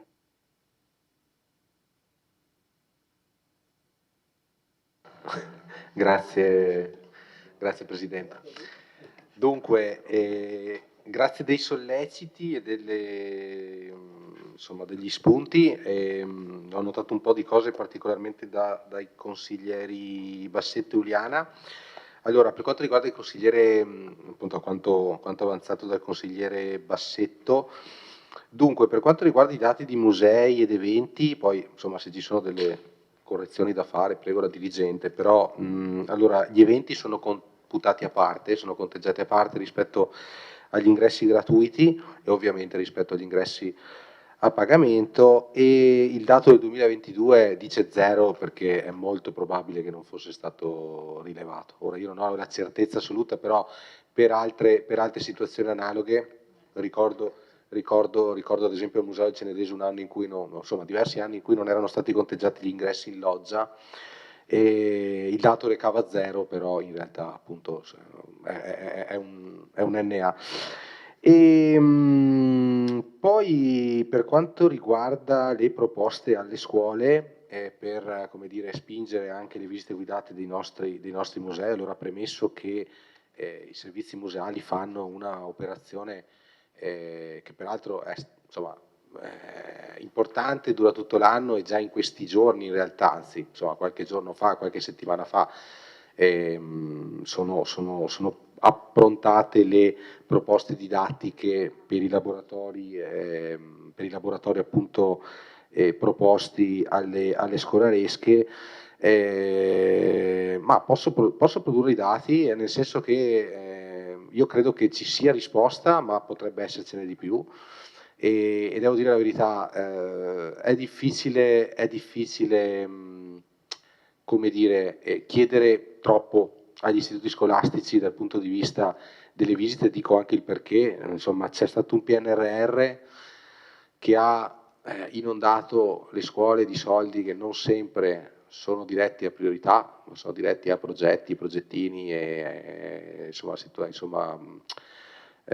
proposte extracurricolari che vanno investiti, che insomma, a detta perlomeno degli stessi dirigenti con cui mi confronto, non sempre rispondono a progetti strutturali o urgenze particolari. Sappiamo che sta andando in questo modo. In soldoni abbiamo delle scuole che partecipano molto, devo dire, è una delle cose più belle quando si ha una risposta da parte degli istituti scolastici agli eventi in generale che propone la città, sia attraverso i musei, sia attraverso le altre iniziative che organizziamo direttamente o cui contribuiamo, e quindi siamo molto contenti. Certamente le azioni di promozione le facciamo e si può fare di più sicuramente, però ecco, direi che il rapporto è positivo. Per quanto riguarda il tema delle aperture della biblioteca, sì, avevo detto insomma, che ci saremmo impegnati in tal senso e in realtà confermo. Speriamo insomma, di fare delle valutazioni più come dire, più generali e più a lungo termine tra dicembre e l'anno prossimo, nel senso che noi abbiamo bisogno anche di sapere esattamente gli impatti che le aperture hanno in termini sì, di contratti che sono in essere con le realtà che gestiscono le aperture, per cui c'è un tema di investimento, non è tanto quello, spesso c'è anche un tema proprio di come dire, vincoli contrattuali che si deve un po' valutare, però insomma quest'estate siamo riusciti grazie al lavoro insomma, degli uffici a trovare lo spazio per poter fare questo primo tentativo che è promettente sicuramente, così come promettente sono state anche le aperture museali estive che hanno portato insomma, un deciso incremento delle visite ai musei civici serravallesi durante i mesi di luglio e agosto, stiamo parlando insomma, di variazioni di ingressi importanti e quindi c'è da fare, però dobbiamo fare i conti soprattutto con vincoli contrattuali e quindi da considerare. Poi per quanto riguarda invece, credo di aver risposto più o meno insomma, agli spunti proposti, per quanto riguarda invece le sollecitazioni della consigliera, una premessa direi metodologica, vabbè lei come ben sa, insomma questi sono documenti che sono in gran parte redatti dagli uffici e credo che insomma, la metodologia sia stata la medesima, quindi anche negli anni passati venivano inserite, io almeno ho visto quello, ho avuto la possibilità di vedere quello dell'anno scorso, venivano inseriti come dire, gli eventi rilevanti, quindi insomma a parità di metodologia se ci sono insomma, tante iniziative è perché c'è lavoro e c'è lavoro soprattutto da parte degli uffici comunali, mi permetto di dire, che fanno davvero un lavoro encomiabile per portare avanti tante iniziative in una città che non è semplice dal punto di vista culturale, perché appunto è una città ricca di musei, ricca di spazi e con tante iniziative curate anche direttamente dall'amministrazione. Questo è un vanto, ma sicuramente diventa impegnativo da tanti punti di vista. Lei cita tra gli eventi di routine le cerimonie, insomma per noi, a parte il 25 aprile non è proprio una routine, ecco, questo mi permetto di dire, però ci mancherebbe altro, però l'ha inserito tra gli eventi così, insomma, non caratterizzanti. Vittorio Veneto, insomma, il 25 aprile caratterizzante lo è. E per quanto riguarda il tema dei contributi, ma io credo che insomma, è giusto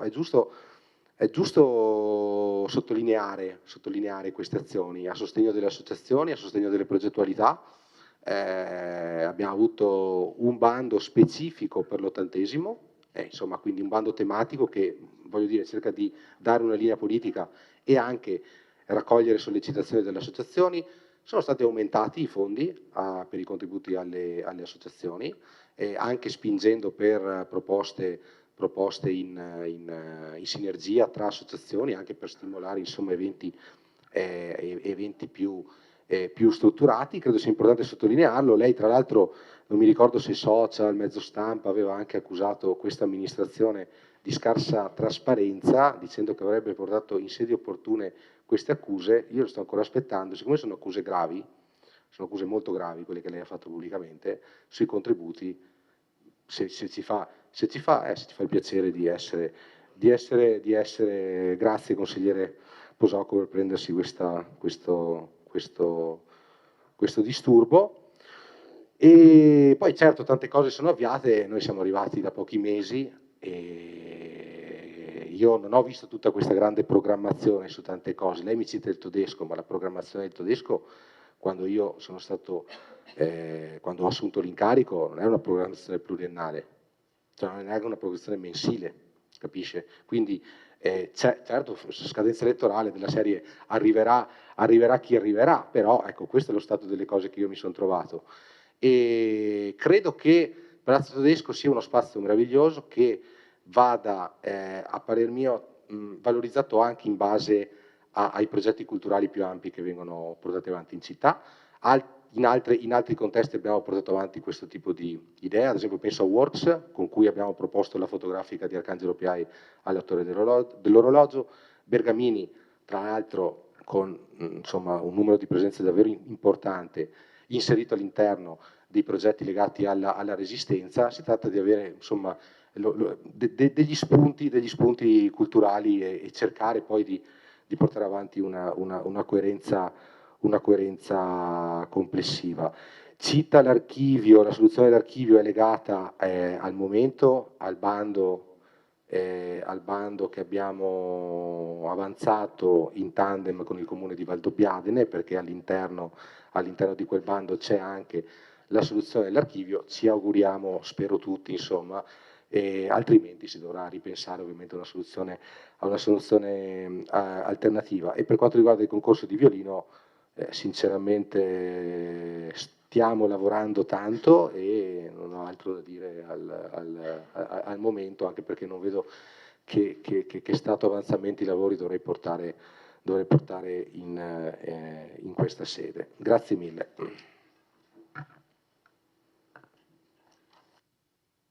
Grazie, Assessore.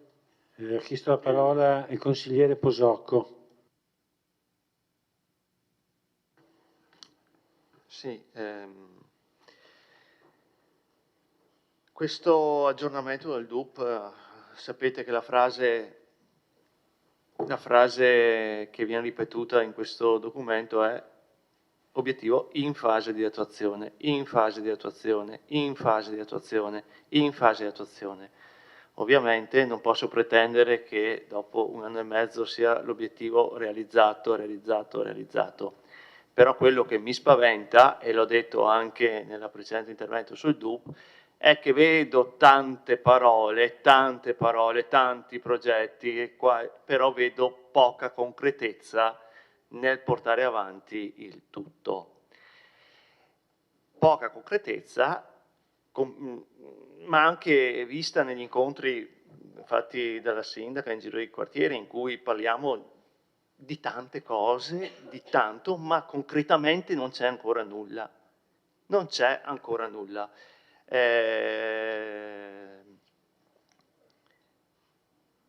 Assessore De Antoni, lei ha tanto di quel lavoro da fare che ogni tanto penso come faccia? Perché è praticamente e umanamente impossibile fare tutto quello che si è messo in testa di fare. Lo sappiamo. Abbiamo già visto, ci saranno le difficoltà per la pista del Lago Morto, che non dipendono da lei, ma magari arriveranno. Per via Isonzo ha visto cosa è, cioè, quindi tante idee, tanta voglia di fare, poi ci scontriamo con la realtà. Una macchina amministrativa di 150 persone, costantemente impegnata, che fa il possibile. Secondo me, e io le do adesso 3 input magari, dobbiamo cercare anche di liberare questa macchina amministrativa da degli impegni, in modo che sia più efficiente poi nel resto e nella programmazione. Sottolineo che adesso avete quasi 2 milioni di euro in più in cassa ogni anno, dovuti all'IMU, che non è stato diminuito e non ci sono più derivati da pagare, dovuto fortunatamente a un aumento delle entrate derivanti dall'aliquota IRPEF, che mi sembra quest'anno abbiamo fatto una variazione di oltre 200.000 euro. Ok, quindi siamo sul milione, dal 1.800.000 al 1.900.000 in più di risorse disponibili. Il collega Tonon ha parlato concretamente di illuminazione, di caritoie, di cimiteri, giusto? Allora lei trova 3 progetti nei cassetti per appalto esterno dell'illuminazione pubblica, appalto esterno del servizio caritoie, appalto esterno dei servizi cimiteriali. Ci sono, ne abbiamo parlato, se vuole la vengo a trovare, ci sono, ed sono 3 settori che veramente impegnano la macchina amministrativa in una maniera importante. Solo per le bollette, non so, c'è una persona, credo, dedicata a quello, oltre alle manutenzioni. Abbiamo il coraggio di farlo? Progetti senz'altro non perfetti al 100%, sicuramente. Troviamo sempre in uno di questi progetti un qualcosa che non funziona. Cerchiamo, la invito, a valutare le parti, le cose positive di questi progetti e non gli aspetti negativi che senz'altro ci saranno come in tutti i progetti. Però se non abbiamo il coraggio di prendere in mano certi settori dell'amministrazione e liberare del lavoro, poi ci ritroviamo qui col prossimo DUP a parlare delle stesse cose, fra un altro DUP ancora un'altra cosa, e questo perché è difficile. Ripeto, abbiamo risorse adesso, ne abbiamo di più. Non dico abbiamo risorse perché arrivano le ferrovie e dicono ma perché non fai il sottopasso che hai le risorse, ok? Bon, abbiamo più risorse, possiamo prendere delle decisioni importanti. Assessore, è un settore che va preso per mano. Ci abbiamo provato, c'è l'idea, è scritta. Siamo indietro con le tubulazioni, siamo indietro con nel sistemare tombe nuove, adesso tecnicamente non venga, sì, scusi. Là ci vuole coraggio, assessore, e senz'altro ci vuole coraggio, glielo dico io che ci vuole coraggio e capirà perché, e avrà tutto l'appoggio nostro di questa parte della minoranza. Grazie. Grazie consigliere Posocco. Do la parola al consigliere Carnelos. L'intervento dell'assessore Padoan mi ha stuzzicato e stimolato. Ha parlato del mondo della scuola, è stato il mio mondo. Se potessi fare come la Bibbia, Giosuè, fermati o sole, ci tornerei indietro, ma purtroppo la vita è una ruota e quindi indietro non si può tornare. Ma sommessamente avrei qualche suggerimento da darle, perché nella sua illustrazione ho capito qualche velata, come si può dire, rimostranza nei confronti di qualche scuola. Vede, secondo me, in realtà il coinvolgimento delle scuole non può essere ex post, ho fatto questo, venite, ma deve essere ex ante, anche perché un'impostazione di quel genere è troppo verticistica. E quanto c'è voluto per l'autonomia scolastica? Non può essere un comune certo che la limita.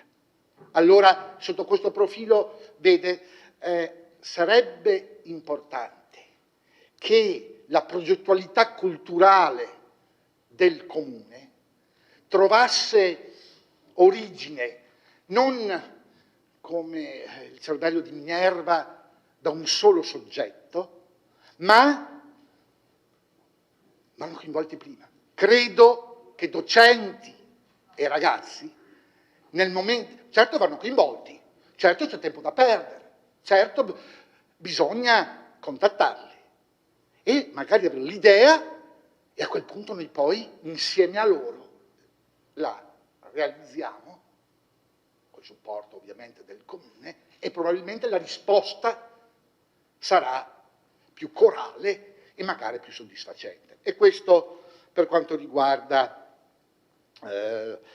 lo stimolo che mi ha dato l'assessore. A Posocco dico che il suo intervento ultimo è ingeneroso, nel senso che di cose ne sono state fatte tante. Non più tardi di 10 minuti fa, o un quarto d'ora fa, l'assessore ha illustrato e, come consiglieri, potremmo verificare se ci ha detto delle bugie, tutti gli infiniti lavori che sono stati fatti per rendere funzionali e operativi le scuole dal primo giorno di scuola. Non è poco, non è poco, sono lavori fatti. Ma visto che prima avevo parlato di manutenzione, l'ho fatto come stimolo per proseguire, ma tanto per dirle una banalità, che però è un lavoro da via Masetta a via al Tabacchino, sono 15 anni che era un acquitrino. Io non so come siamo arrivati, in realtà è una piccola cosa, ha messo il Geron de Sarone e adesso non serve più fare lo slalom. È una piccolissima cosa, però è stata fatta. Anche sul verde, tanto, magari c'è da fare ancora, ma io credo che le strade sul verde non siano mai state pulite come quest'anno. Certo, manca ancora, perché si può migliorare, non c'è mai fine alla perfezione, ma onestamente credo che anche l'opposizione possa dar atto che questo è stato fatto e tantissimi altri interventi piccoli. Ho parlato da via Basetta, ma anche in via Rizera, via Gaddin, c'era un acquitrino e piccola cosa, certamente non c'era il cartellone fatto questo, fatto quell'altro, progettista, direttore di lavori, RUP, DUP, quello che è, però è stato fatto. Ecco, si può fare di più, manca ancora, certo, ma direi a Posocco che la perfezione non è di Accomundo. Possiamo fare meglio, ma io dico, non sono un amministratore, le assicuriamo che credo che nemmeno questa amministrazione risolverà in toto tutti i problemi che ha la città di Vittorio Veneto. Ma, e qui l'intervento l'ho fatto, proprio perché credo che al di là delle giuste critiche, talvolta è anche segno di sensibilità e di colleganza riconoscere almeno quello che è stato fatto. Grazie. Grazie consigliere Carneros. Vedo che c'è una richiesta di replica del consigliere Posocco, prego. No, brevemente, collega Carnelos. Io ho sottolineato il fatto che qui la parola più usata è in fase di attuazione, che qui ci sono dei programmi che se non organizziamo meglio la macchina amministrativa non li faremo mai, non li porteremo mai a conclusione. Ho parlato di 3 settori in cui secondo me c'è da prendere decisioni che vanno da un'altra parte. Poi concordo con lei, sono state fatte ordinarie amministrazioni, gestione del verde benissimo, ma lei sa che abbiamo incominciato a usare il glifosato in Comune di Vittorio Veneto, che non si potrebbe. Quindi voglio dire, i problemi ci sono tanti, e se vogliamo portare avanti tutto questo, va cambiata rotta. Questo ho detto.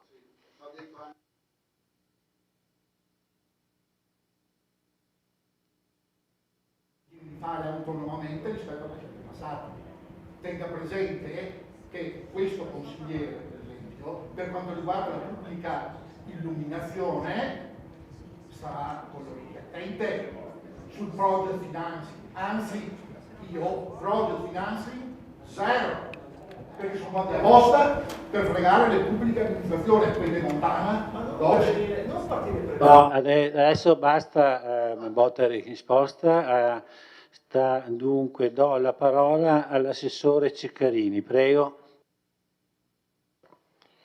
Sì, allora penso che parlando di un settore come quello dei servizi sociali, aspettarsi tutta una serie di eventi, di cose concrete, di novità, insomma, in un anno, perché questo fa riferimento al 30/6, quindi insomma parliamo di un anno di amministrazione, e sia un pochino fuorviante, un pochino sbagliato, insomma, perché sa meglio di me la consigliera Caldart quanto il lavoro nel sociale sia un lavoro sotto traccia, un lavoro sul quotidiano, un lavoro su quelli che sono le attività appunto insieme agli assistenti sociali, agli amministrativi, ai responsabili. Che non ci sia un'anima, che non ci sia un indirizzo, questo dovrebbe chiederlo proprio agli uffici, dove invece abbiamo proprio cambiato un modo di lavorare, un modo di collaborare con l'assessore e quindi con me e con la sindaca in maniera molto, molto attiva anche sui casi, su come affrontare certe tematiche. E questo non appare sulle carte, non appare sul DUP sicuramente. Il fatto che non siano state fatte attività, anche questo, Caffè Alzheimer non mi risulta fosse nelle vostre corde, nelle vostre attività prossime, anzi mi è stato proposto come un'attività che finalmente veniva accolta. Stesso discorso per corsi fatti per i familiari di ragazzi che hanno problemi sull'apprendimento, in particolare ADHD, un corso che abbiamo fatto frequentatissimo con gente che veniva da molto lontano anche e che abbiamo portato avanti in maniera convinta. Sono stati farsi corsi per genitori di adolescenti all'interno delle politiche giovanili, è stato fatto Art in Park, un evento di 2 giorni, molto bello, molto partecipato, che ha coinvolto a vari livelli giovani, famiglie, scuole di danza, il progetto giovani, la cittadinanza. Ecco, allora, se vogliamo fare un elenco di attività lo possiamo anche fare. Se vogliamo parlare di uno stile di lavoro, questo è quello che faccio io. Incontro le persone a tutti i livelli, creo relazioni, mi incontro con le associazioni, favorisco delle azioni che poi non appaiono in capo al comune, ma non ha importanza. L'importante è che ci sia il servizio per il cittadino, che le cose funzionino meglio, che l'associazione trovi soddisfazione, che trovi il luogo dove fare la sua attività che non riusciva a trovare da tanto tempo. Allora a me interessa fare questo, a me interessa creare relazioni con le forze dell'ordine, a me interessa poter avere il cittadino al quale io rispondo e a volte rispondo che non riesco ad aiutarlo e mi ringraziano perché li ho richiamati. Allora questo è il mio stile, forse non appare tanto sulle carte, forse prende caso per caso, ma riuscire a convincere, non io, però fare un lavoro di squadra dove si riesce a convincere una persona a entrare in comunità, questo sì, io lo considero un risultato enorme. Appare perché non la vedete più sulle panchine, però non appare sui giornali, non appare sul DUP, però secondo me è una conquista enorme. Ripeto, non è merito mio, è merito degli assistenti sociali, è merito di chi sta lavorando da tanto tempo probabilmente, ma con una spinta diversa ultimamente. Ecco. E poi si lavora in maniera trasversale, congiuntamente. Il discorso casa, bandi per i quali abbiamo ottenuto dei finanziamenti per creare alloggi temporanei in emergenza abitativa. Certo, patrimonio, però dietro c'è anche il nostro lavoro. E lo stesso discorso per i bandi della Regione Veneto con l'Ater, che sì, sugli alloggi ERP, e lo stesso discorso sulla sanità, tutti gli incontri ai quali partecipo e via dicendo. Allora, e pari opportunità, la camminata di pari passo e le collaborazioni con il Consiglio Comunale dei ragazzi. Allora, se vogliamo fare un elenco lo facciamo, però ripeto, io credo e spero, insomma, ed è quello che raccolgo, c'è molta attenzione, molta disponibilità e secondo me questa è la cosa più importante per quanto riguarda i servizi sociali. Grazie Assessore, adesso do la parola all'Assessore Marco Dus. Buonasera. Mi inserisco in questo dibattito legato un po' ai lavori pubblici e in generale alla programmazione, perché ritengo che sia stato molto importante mettere in luce la complessità e le difficoltà nell'attuare poi quelli che sono state le progettazioni che vengono fatte a monte e anche diciamo, sì, il programma di mandato, eccetera, eccetera. Quindi, come ha ricordato prima il consigliere Tonon, c'è tutto un lavoro, ci sono tutta una serie di settori che spesso non vengono messi in luce e che però occupano sia la macchina amministrativa che la macchina politica per molto tempo. Io non mi occupo di opere pubbliche, però come ha detto l'assessore Ceccarini, insomma c'è una buona collaborazione tra di noi e metto spesso il becco nelle cose che fa l'assessore De Antoni, appunto perché fa molte cose e quindi mi piace anche un po' controllarlo e capire se le cose le fa bene, no? Perché abbiamo detto che è molto difficile fare le cose e è ancora più difficile fare le cose fatte bene. Siccome tutti noi abbiamo a cuore la nostra città, cerchiamo che i soldi pubblici vengano spesi in maniera corretta. E devo dire che non è semplice passare dalle idee poi alla pratica, no? Allora mi trovo molto spesso a parlare ad esempio di asfaltature, no? Prima noi abbiamo parlato di asfaltature, dell'importanza delle asfaltature, qua e là e su e giù. Dopodiché anche noi quando diamo gli incarichi esterni, no? Arrivano i progettisti e ci dicono ecco qui quanto costa asfaltare 1 metro di strada e neppure i progettisti pensano che su quella strada non ci passano solo le auto, ma ci devono passare anche alle volte i pedoni, alle volte le bici. Quindi dobbiamo rivedere i progetti, ripensare le cose, perché anche a chi abbiamo dato l'incarico non ha tenuto in considerazione queste cose. Tutto ciò crea un rallentamento che poi si trascina, si tramuta poi anche in una mancata attuazione, no? Di cose ne abbiamo anche molte ereditate, anche con finanziamenti importanti, che però erano delle progettualità non fatte bene. Okay? E non fatte bene, uno perché appunto non tenevano in considerazione che c'è un'evoluzione della società e che si deve andare incontro anche a nuovi bisogni che fino all'altro ieri magari non venivano considerati. Io ho fatto l'esempio delle strade perché è una cosa che sto riscontrando, ma questo vale anche, abbiamo visto prima, per altre opere pubbliche più rilevanti, di edifici, finanziamenti PNR, eccetera, eccetera. E è molto complicato, ripeto, fare le cose fatte bene, dare un senso alle cose che si fanno, dare un'omogeneità, avere una visione uniforme del tutto, stare dentro un quadro che è il quadro che ha definito ad esempio il piano di assetto del territorio, no? Che ha dato vari obiettivi. E questo, ripeto, crea poi dei rallentamenti. Però io, facciamo degli esempi molto pratici, su Via Casoni avevamo ereditato un finanziamento, una progettualità e io ho messo il becco, diciamo, ho fatto grandi discussioni perché quella cosa lì dal mio punto di vista non era stata pensata come doveva essere pensata e ho dovuto anche scontrarmi con i progettisti per questa cosa qui, no? E quindi questo causa mia ha rallentato poi tutta l'asfaltatura, la progettazione, eccetera, eccetera, eccetera. Quindi una cosa che doveva essere fatta ancora a agosto, fondamentalmente, siamo arrivati a ottobre e deve essere ancora realizzata.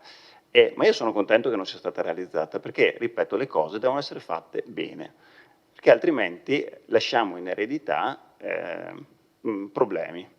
E siccome di problemi ce ne sono già troppi, mi dispiacerebbe ecco, essere anch'io un creatore di problemi e non di soluzioni. E questo credo che valga un po' per tutti quelli che si occupano della cosa pubblica, oggi come ieri, nessuno voleva fare le cose male. È molto complicato seguirle tutte le fasi perché richiede tempo, impegno, eccetera, eccetera. Però da parte mia e anche dell'assessore De Antoni anche grazie alla mia supervisione, stiamo cercando di lavorare su questa direzione, tentando anche poi di avere un fil rouge, come dico spesso, sulle cose che facciamo. Non è che ci deve essere la pista ciclabile di 5 metri buttata là, altrimenti non ha senso, no? Ci deve essere un minimo di inserimento, ripeto, in un quadro uniforme ed insieme. Questo ci tenevo a dirlo perché, ripeto, questa sera abbiamo discusso di molte cose, abbiamo messo in luce anche quelle che sono le difficoltà nel portare avanti i lavori pubblici, abbiamo anche, forse non abbiamo sottolineato abbastanza qual è la frustrazione che qualunque amministratore di oggi o di ieri ha nell'amministrare, di non riuscire a realizzare giorno per giorno le opere, no? La nostra frustrazione è ancora più grande perché, a differenza di quelli che sono venuti prima di noi abbiamo anche i soldi per farlo, no? Quindi abbiamo molti soldi e non riusciamo a spenderli con la forza che vorremmo fare. Però, ripeto, l'elenco è molto lungo, è anche molto ambizioso e abbiamo iniziato un percorso che credo che darà i suoi frutti. Grazie. Grazie. Una replica dell'assessore Padoan. Grazie Presidente, telegrafico solo per rispondere insomma all'intervento del consigliere Carnelos, che ringrazio perché mi dà la possibilità di spiegarmi meglio, nel senso che se sono state percepite delle velate rimostranze, come le ha definite, nei confronti della ricettività delle scuole proposte culturali, grazie, perché non è assolutamente così, nel senso che molto semplicemente mi rendo conto cioè, che la collaborazione c'è, mi rendo conto che il lavoro che stanno portando avanti a livello scolastico, a tutti i livelli, è semplicemente impressionante. Ci sarebbe da fare un ragionamento più in generale sullo stato della scuola in Italia e non solo la scuola, insomma, e sulle politiche che stanno andando avanti a livello nazionale. Detto questo, no, sicuramente c'è spazio per una maggiore coprogettualità. In realtà ci sono anche degli avvii in tal senso e quindi sì, credo anch'io sia importante per coinvolgere più attori possibili, come dire, progettare insieme in maniera da coinvolgere in percorsi comuni diverse realtà. E infine mi permetto di spendere anche io 2 parole sull'assessore De Antoni, perché voglio dire, passa così in cavalleria l'elenco di interventi che sono stati fatti quest'estate sulle scuole, e sono interventi importanti, sono interventi che hanno impegnato gli uffici. Anche qua ringrazio chi ha usato giorni festivi per portare avanti questo tipo di opere e assicurare migliorie assolutamente importanti, con costi non banali, con responsabilità importanti, per cui insomma credo che non si debba dare per scontato. Poi è sempre facile, come dire, sbattere il mostro in prima pagina, no? Però in realtà non è così, no? Bisognerebbe valorizzare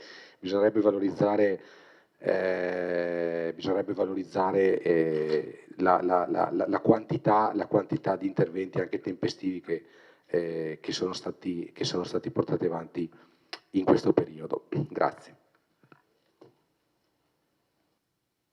Grazie. Interviene il sindaco. Grazie. Intervengo anch'io nel dibattito, ringrazio i consiglieri per gli spunti che hanno proposto. Vorrei innanzitutto sottolineare un aspetto, forse l'aspetto metodologico, che è già stato evidenziato dall'assessore Ceccarini, dall'assessore Dus, e che è quello che la nostra giunta, innanzitutto mi viene da ringraziare tutti gli assessori che veramente stanno lavorando intensamente, però c'è una metodologia di lavoro molto particolare, nel senso che gli assessori, cioè voglio dire, lavorano all'unisono, cioè tutti assieme su determinate cose, nel senso che ogni assessore ha le proprie competenze, ma fortunatamente tutti gli assessori interagiscono tra di loro. Quindi diciamo forse è un nuovo metodo anche di lavoro che avevo cercato di darci, ossia che anche l'assessore sociale si occupa di lavori pubblici o viceversa, anche l'assessore dei lavori pubblici si occupa di sociale, perché o noi capiamo che la macchina deve essere guidata da tutti gli assessori, la squadra deve lavorare assieme, altrimenti rischiamo di fare un lavoro che non è coordinato. Quindi volevo sottolineare proprio questo aspetto che secondo me fa un po' la differenza rispetto a certi concetti dell'amministrazione pubblica. Quindi mi preme sottolineare insomma che il lavoro che stiamo facendo, ripeto, è una squadra che lavora tutta assieme, che puntualmente ogni settimana, non solo in giunta, ma si ritrova anche con i dirigenti, tutti gli assessori in tavolo unico si ritrovano con i dirigenti per porre degli obiettivi e per raggiungere questi obiettivi.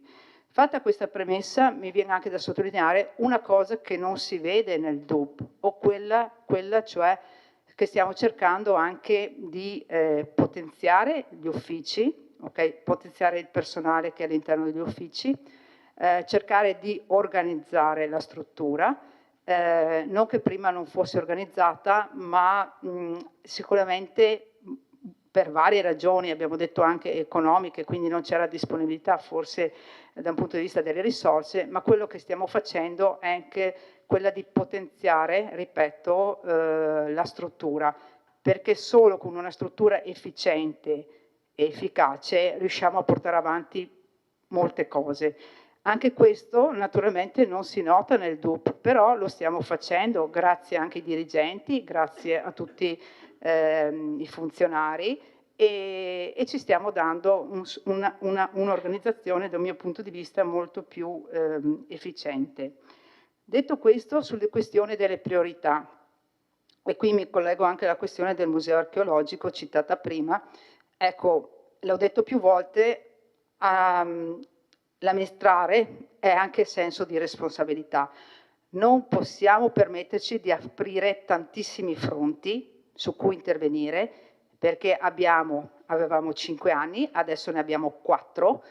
I fronti che abbiamo aperto sono molteplici e già questi ci impegnano tantissimo, impegnano noi, impegnano gli uffici, abbiamo visto la parte burocratica che è abbastanza importante. Ecco, voglio dire, abbiamo fatto delle scelte, la questione ad esempio delle piscine, voglio dire, 2 anni fa forse c'era ma non c'era, quindi abbiamo osato e quindi abbiamo deciso di investire su questa nuova progettualità.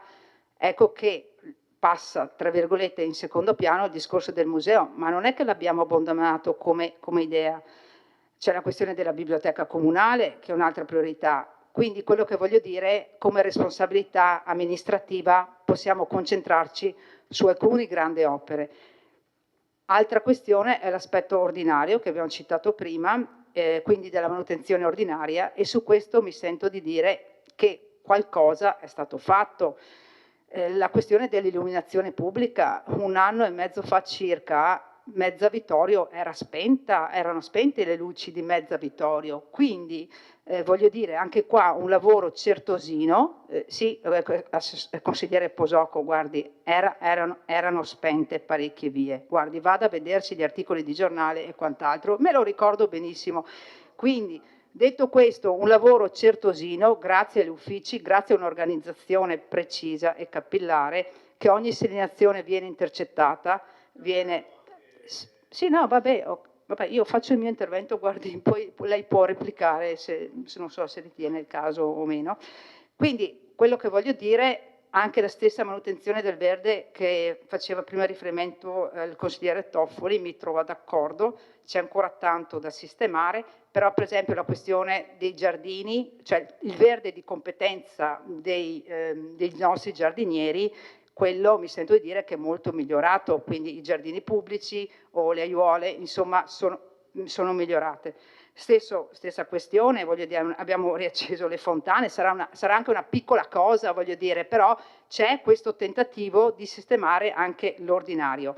Cosa assai difficile, e qua me ne rendo conto, perché dico sempre è più difficile sistemare le piccole cose, manutentare le piccole cose, rispetto alle grandi opere, perché le grandi opere paradossalmente hanno un loro iter, un loro decorso, che lungo però ben preciso. L'ordinario è impegnativo e si fa facendo sì delle scelte, sono d'accordo con lei consigliere Posocco, stiamo cercando di farlo. Voglio rispondere al consigliere Braido che aveva fatto le osservazioni. Allora, per quanto riguarda i patti di collaborazione, ci siamo ispirati ad altre amministrazioni in Veneto o anche in Italia, dove sono in atto questi patti tra singoli cittadini, quindi il singolo cittadino può donare, perché è tutto volontariato, il proprio tempo libero per eventualmente manutentare o una piccola aiuola o qualcosa, e appunto stiamo provando a studiare questi meccanismi, naturalmente all'interno delle convenzioni con i singoli cittadini o con le associazioni per far questo. Già si fa con le associazioni, quindi i nostri percorsi, ad esempio molti percorsi sono manutentati dalle associazioni. Questa è una forma leggermente diversa che trova anche la collaborazione del singolo cittadino. Io, ad esempio, Torino ha 1000 volontari, singoli cittadini, ne ha 1000 che operano all'interno della città di Torino, e loro hanno trovato la formula per far sì che ci sia tutta un'assicurazione e quant'altro. Quindi questa è un po' l'idea che ci siamo dati. Sui consigli di quartiere, ripeto, l'idea era quella di provare anche a sperimentare delle innovazioni, proprio perché per cercare di attirare giovani, soprattutto nello spirito partecipativo, vorremmo anche qui provare di creare o dare una formula un po' innovativa sulla partecipazione. E quindi, mi ripeto rispetto a quello che ho detto prima, stiamo monitorando e stiamo verificando le buone pratiche che ci sono in giro per le città. Ecco, grazie. Grazie.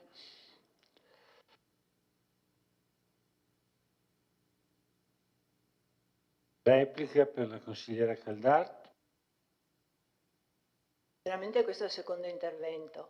E non ho ben capito la gestione di questo Consiglio Comunale, Presidente, perché normalmente dovrebbe esserci un primo giro la risposta dell'amministrazione e un secondo giro la risposta. Qua c'è chi ha parlato 2 volte, che adesso non può... Mi scusi, non è scritto questo nel regolamento, non è scritto questo che lei sta dicendo. Sta togliendo la parola, no? Allora però, per esempio, nel regolamento c'è scritto che, se proprio dobbiamo mettere i puntini sulla I, articolo 49, disciplina degli interventi, gli interventi ineriscono solo la proposta in discussione. Questa sera non è stato così, e questo è uno degli esempi dove lei forse dovrebbe aggiornare un po' il suo DUP, se esiste un DUP del Presidente del Consiglio. Comunque, detto ciò, dunque, Assessore Ceccarini, lei è un assessore, non è un assistente sociale, quindi mi permetta di dirglielo, un assessore, indipendentemente che sia lei o qualcun altro, deve fare l'assessore. Prendersi sotto braccio cura di una persona in difficoltà che è in carico all'assistente sociale rischia, ve lo dico perché è un rischio reale, di mettere in crisi il lavoro dell'assistente sociale, di creare tensioni nei rapporti tra l'assistente sociale e l'assistito. L'assessore, a mio modesto parere, io ho usato questo metodo, è colui o colei che discute del caso con l'assistente sociale, ma non si interfaccia con l'assistito, perché l'assistito deve interfacciarsi direttamente con l'assistente sociale. Io non posso fare l'amicona della persona in difficoltà, posso ascoltarla, ma non posso essere io che faccio l'assistente sociale, perché questo mette in crisi prima fra tutto il lavoro degli assistenti sociali. Poi lei faccia come crede. Tutto ciò che lei ha detto prima, che ha elencato infatti, sono attività proprie delle assistenti sociali. Non c'è nulla di nuovo, nulla di politico. Allora le faccio una domanda politica a cui non le chiedo di rispondere questa sera perché chiaramente non è una domanda a cui dare la risposta, cioè ci deve essere una risposta meditata dietro, ne parleremo magari il 15 novembre quando ci sarà il nuovo documento. Ed è un tema, l'ho già detto più volte, che a me sta caro, ma perché ne conosco, avendolo frequentato e masticato per 5 anni, sta caro perché inciderà sul futuro delle persone che oggi ci stanno ascoltando e anche di quelle che non ci stanno ascoltando. Cioè il cittadino oggi non ha la percezione di quale sia la rivoluzione dei servizi sociali con l'avvento dell'ambito. So che, spero, insomma, veramente non lo so, ma insomma immagino che stiate lavorando su questo tema. L'unica cosa che le chiedo o vi chiedo, perché poi anche la sindaca ovviamente è direttamente coinvolta, ma non questa sera, è di capire quale sarà, anzi quale sia oggi o nei prossimi mesi la vostra posizione, che è la nostra posizione, cioè della città di Vittorio Veneto all'interno dell'ambito, per quanto riguarda la scelta della veste giuridica che il nostro ambito deve prendere, perché so che gli altri, dunque l'ULSA, nostra ULSA ha 3 ambiti, 2 hanno già deliberato, se non sbaglio, con la stessa modalità.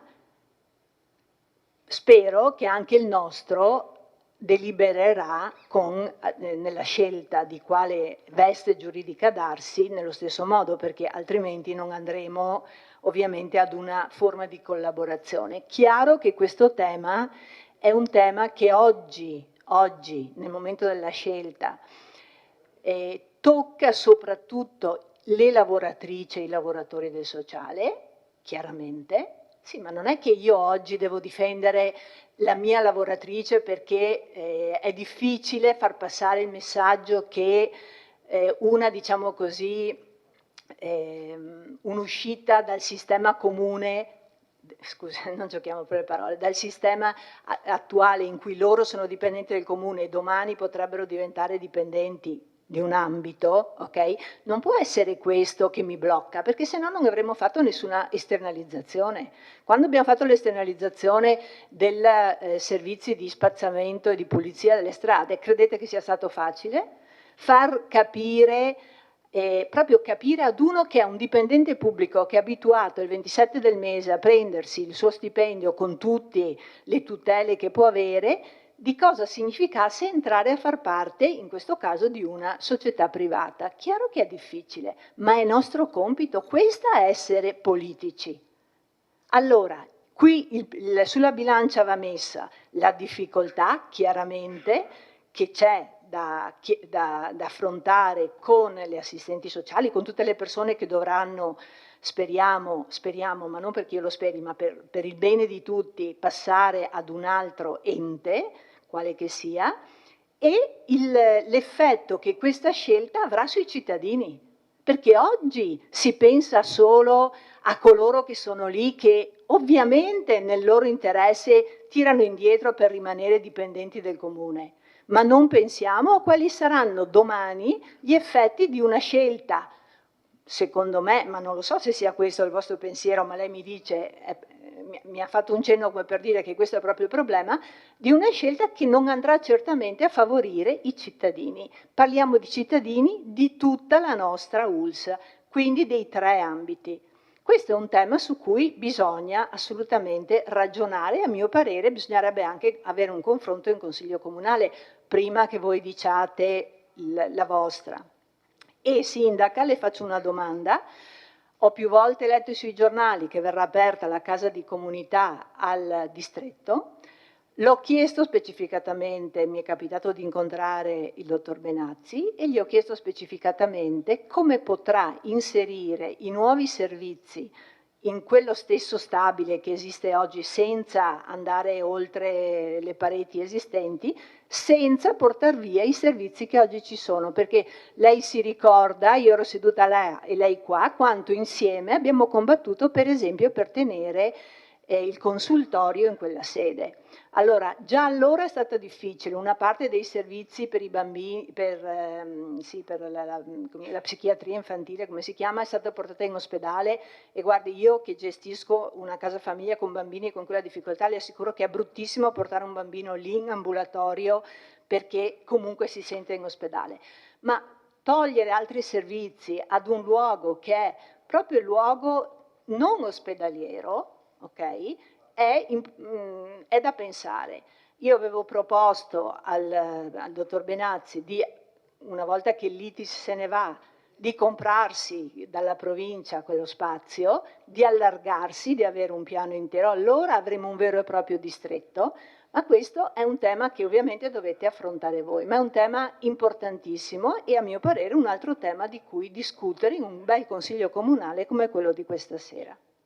Grazie consigliera Caldato, io la ringrazio anche per i consigli e le lezioni di come si gestisce un consiglio comunale. Voglio ricordare che il discorso del primo e secondo giro è ricorrente questa cosa, la pensavo anch'io quando all'inizio della mia attività di consigliere. Non esiste primo e secondo giro, esiste un intervento di 7 minuti e una replica di 5 minuti. Questo è facoltà del sindaco, degli assessori e di ogni consigliere comunale.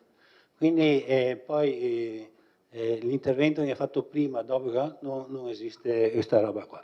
È vero che l'articolo 49 impegna il Presidente a mantenere la discussione nei temi che riguardano il punto. È vero anche che il Presidente dovrebbe interrompere gli interventi di chiunque superati i 5 minuti. Io cerco di essere un po' elastico in una e anche nell'altra cosa. Non vedo, vediamo se c'è qualcun altro che vuole intervenire.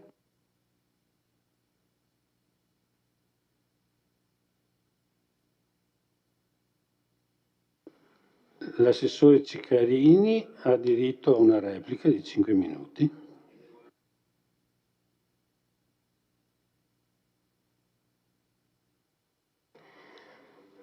Non mi considero assolutamente un assistente sociale, so benissimo qual è il mio ruolo, ma se il cittadino viene a parlare con me e io conosco il suo caso e chiede anche la mia consulenza, il mio appoggio, io non faccio altro che lavorare congiuntamente con le assistenti sociali, con la referente del servizio, concordare cosa dire, cosa fare, e di conseguenza non c'è una commistione di ruoli. Ci siamo chiarite su questa cosa anche con loro, perché loro mi hanno detto molto tranquillamente che non erano abituate così, ma siccome a governare in questo momento ci siamo noi e noi abbiamo questo stile, e probabilmente dobbiamo trovare il modo giusto, migliore, nel rispetto dei ruoli. Questo sono assolutamente d'accordo, ma è un in più, è assolutamente un in più che i cittadini ci riconoscono.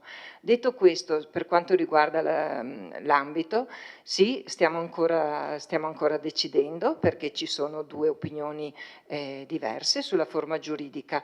È chiaro che non si può decidere sulla base di un solo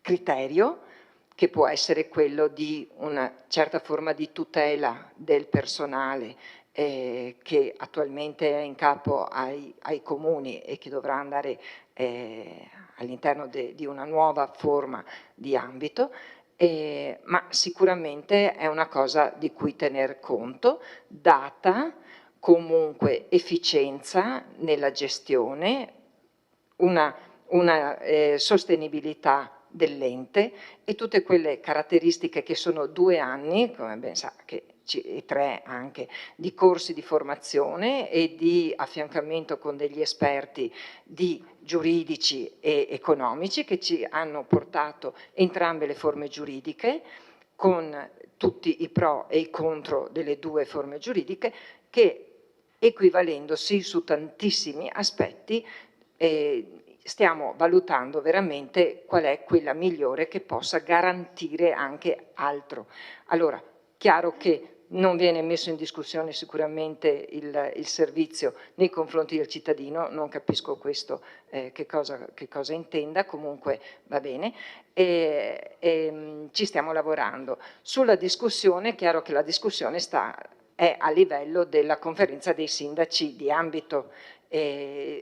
La discussione è stata fatta all'interno della nostra maggioranza per condividere qual era una linea che noi come Comune di Vittorio Veneto portiamo all'interno della conferenza e dopodiché vi verrà illustrata quando siamo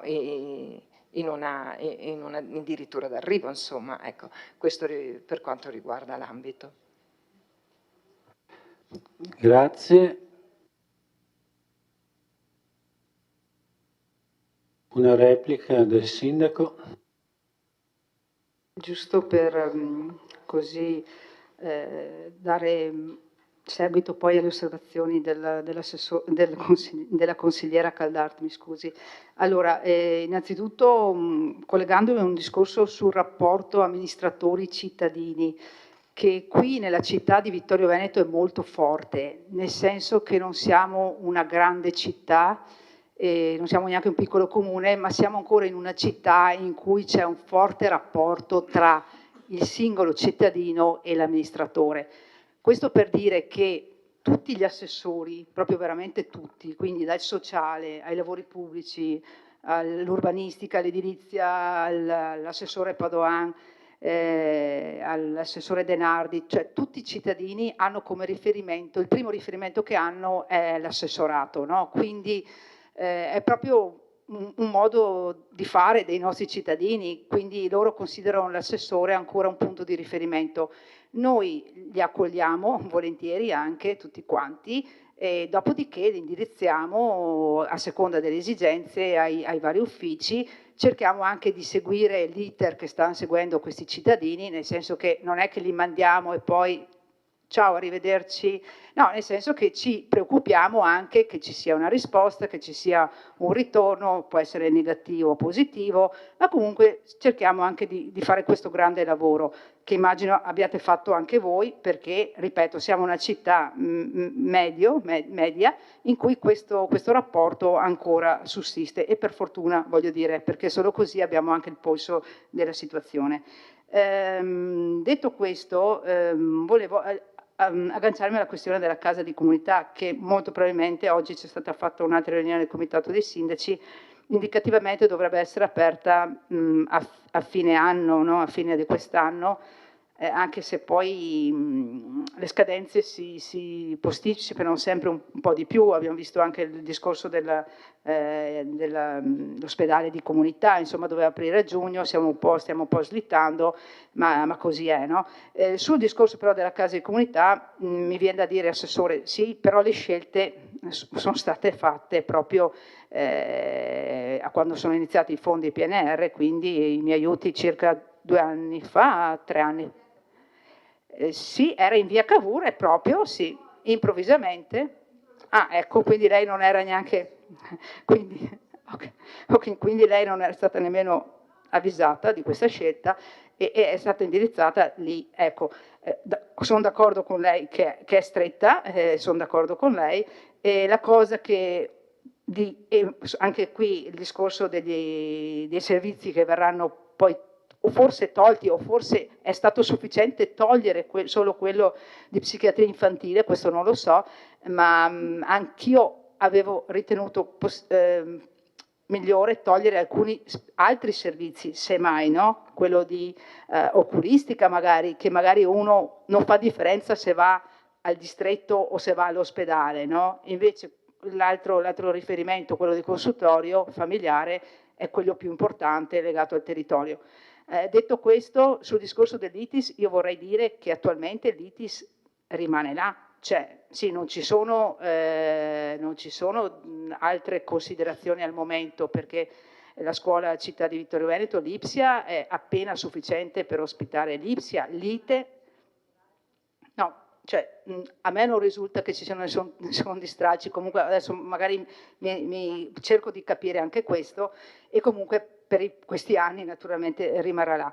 Quindi concordo sul rafforzare, sul cercare naturalmente di far sì che, ripeto, alcuni servizi possano ritornare magari di là e spostarne altri, perché non sarebbe almeno dal mio punto di vista, una scelta sbagliata, ecco, però cerchiamo di provare a chiedere anche questo. Grazie.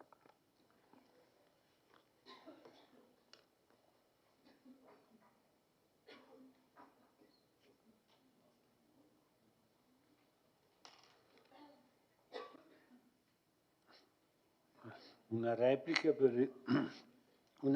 per l'assessore De Antoni, prego. No, solo per dare risposte ai quesiti che sono stati posti. Il consigliere Darè mi parlava della pista ciclabile sul lato ovest del Lago Morto. Dunque, su questo progetto abbiamo già fatto la conferenza di servizi, che è stata positiva, diciamo, quindi stiamo andando avanti. Ci sono anche proprietà dell'Enel.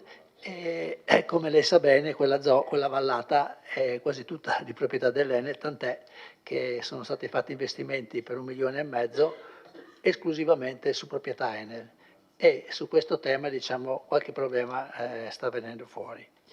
Per quanto riguarda le osservazioni del consigliere Toffoli, sì, alcuni grossi lavori sono stati fatti, anche se non si vedono, no? Anche il lungomeschio, non noi direttamente perché non lo possiamo fare, ma premendo molto sul genio civile, sono stati fatti lavori importanti soprattutto sulla parte alta, diciamo, nella città.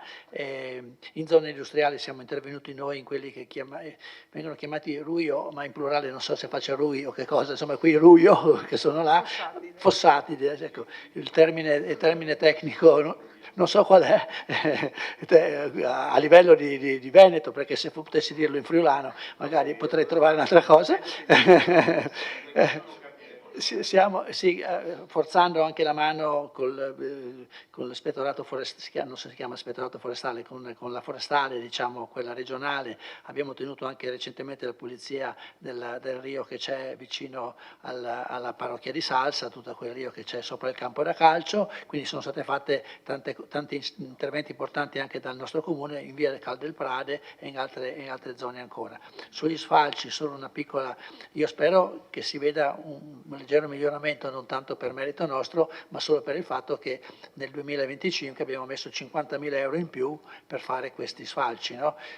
Quest'anno è stato un anno molto, molto pesante, che ha favorito molto la crescita dell'erba, però insomma ci siamo stati dietro. Il consigliere Posocco parlava di risorse disponibili, ce ne sono, diciamo, comunque, come lui sa bene, per chiudere i bilanci l'anno precedente sono state fatte tante forzature per riuscire a chiudere con le spese correnti, poi noi siamo stati fortunati che non avevamo più gli accantonamenti dovuti ai derivati, però diciamo, stiamo recuperando anche, diciamo, qualche forzatura che è stata fatta nei limiti della legittimità naturalmente, ma che penalizza anche i bilanci successivi. Ci sono due project financing che io ho approfondito, uno è quello sull'illuminazione pubblica, che sull'illuminazione pubblica devo dire che è vero che le luci le avevate spente di notte per risparmiare, ma è anche vero che quando si sono riaccese abbiamo trovato situazioni gravissime, perché probabilmente anche il fatto di averle lasciate spente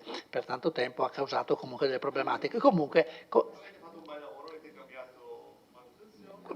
quello che adesso, diciamo, l'impresa ha lavorato bene e abbiamo investito un po' di risorse in più e comunque l'illuminazione è tornata quella che deve essere in sostanza. Speriamo che non ci siano aumenti dei costi. Il discorso del project financing, ne avevamo già parlato un'altra volta in Consiglio Comunale, lo stiamo ancora approfondendo, abbiamo avuto contatti con l'azienda che ha fatto l'ultima proposta. La grossa perplessità che abbiamo, tenuto conto anche degli investimenti che abbiamo in corso, tipo piscine, tipo biblioteca, che sicuramente ci impegneranno anche a livello di mutui e quindi a livello di spese da inserire ogni anno nel bilancio. Il project finance ci comporta grossi problemi dal punto di vista delle spese correnti. È una cifra importante, a memoria 400 o 500 mila euro di canone di concessione.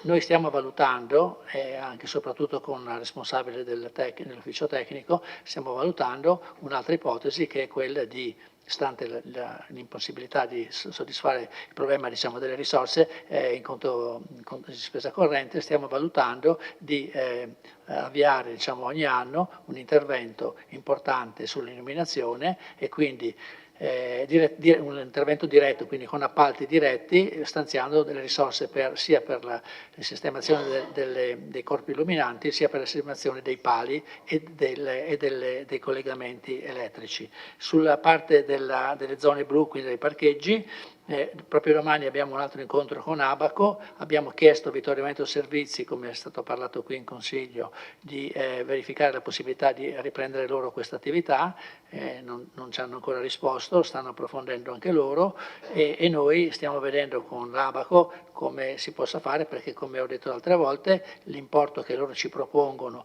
questa volta sono loro che pagano il canone a noi, è molto basso rispetto a quelli che sono gli incassi che anche loro hanno previsto e quindi anche su questo aspetto stiamo ragionando. Finisco visto che sono passato oltre il tempo.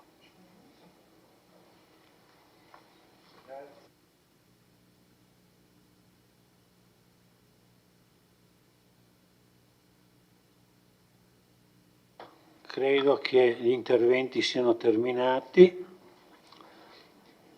Aspetto ancora un attimo per vedere se c'è qualcuno. Sì, abbiamo il consigliere Bassetto per la replica di 5 minuti. Grazie. Ho trovato esaustiva la risposta dell'assessore Padoan, per cui mi soddisfa, ecco, poi vedremo con le valutazioni che farete più avanti se sarà possibile realizzare gli intenti che avevo portato alla vostra attenzione. Faccio solo una precisazione all'assessore De Antoni. Assessore De Antoni, non è che ho detto, siccome sono stato il primo a portare la questione delle manutenzioni, non ho detto che non ci sono le manutenzioni, ovviamente. Ho specificato peraltro che abbiamo stanziato con le variazioni al bilancio precedenti delle somme importanti sul patrimonio immobiliare, per cui l'attenzione dell'amministrazione su questo, a mio avviso, c'è. L'attenzione va però mantenuta nel tempo, secondo me, e va portata avanti anche sugli interventi più piccoli. Poi sono d'accordo con quello che diceva il consigliere Tonon prima. Chi amministra deve pensare almeno alla generazione futura. Questo però, a mio avviso, va contemperato comunque anche con le esigenze di oggi. Certo, sulle grandi opere, io sono d'accordo con quello che diceva il sindaco, anche in altre occasioni, le piscine comunali che richiedono investimenti milionari, se l'amministrazione necessita di alcuni mesi in più per delle valutazioni, a mio avviso è bene che prenda quei mesi in più che servono, data l'importanza dell'investimento. Quindi sono d'accordo con la necessità di avere la prudenza. Dall'altro lato porto come idea, almeno mia, la necessità di tenere comunque monitorata anche la manutenzione ordinaria. È difficile, sì, sono d'accordo, però insomma è anche il compito dell'amministrazione. Sono contento che mi ha parlato della pista ciclabile di Via Calderivera, ecco, è un dato che non avevo prima, che adesso ho. Via Esonzo è difficile, sì, la pista ciclabile intendo, sì sì. Se si ritiene che sia prioritaria, però magari l'attenzione può essere posta sull'individuazione di possibili soluzioni, a mio avviso, ecco, tutto qua, però ci tenevo a precisare che quell'aspetto era comunque tenuto, ecco. Grazie. Grazie, consigliere Bassetto. Credo che posso dare spazio alle dichiarazioni di voto.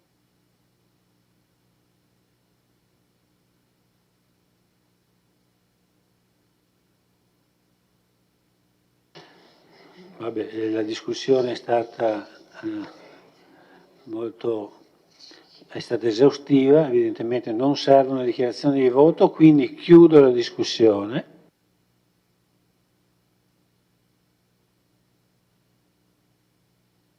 Votazione.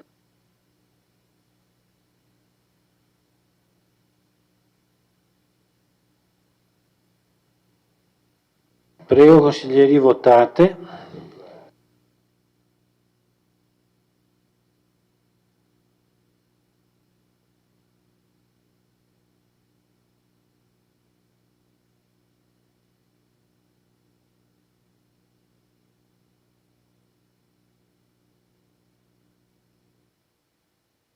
Ho chiuso la votazione, la delibera è approvata con voti favorevoli 9, contrari 4 e astenuti 1.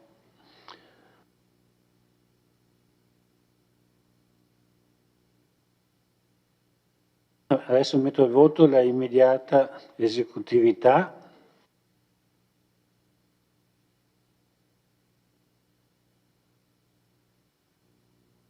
Prego, votate.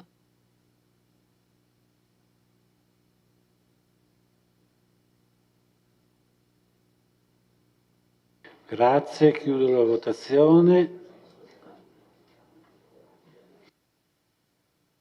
Favorevoli 9, contrari 4, astenuti 1. E con questo abbiamo concluso il punto numero 7, ci rimane il punto numero 8. Un attimo.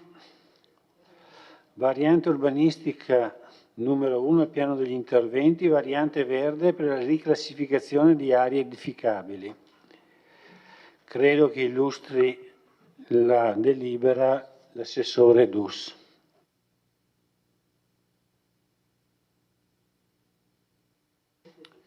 Sì, si tratta del secondo step e ultimo riguardante appunto la variante urbanistica numero 1, al piano degli interventi, la cosiddetta varianti verdi, e qui siamo oggi chiamati a votare la sua approvazione.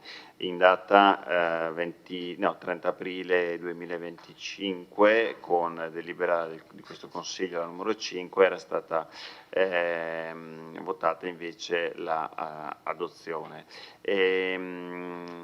Non sono intervenute nel frattempo, a seguito della pubblicazione dell'avviso, osservazioni in merito. Di istanze presentate ce n'erano 9 e 4 sono risultate accoglibili, per cui ne abbiamo discusso in commissione.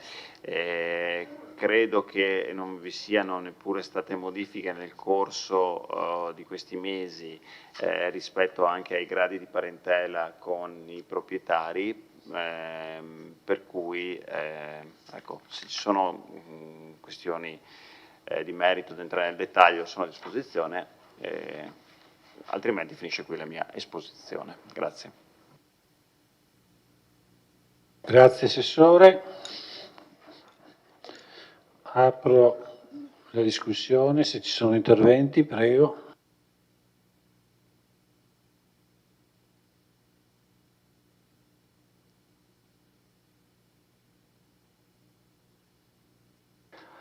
Quindi credo che non ci siano interventi perché la delibera... Qua. Il consigliere prego. Il voto di tutte le è complessivo o si può anche, deve essere...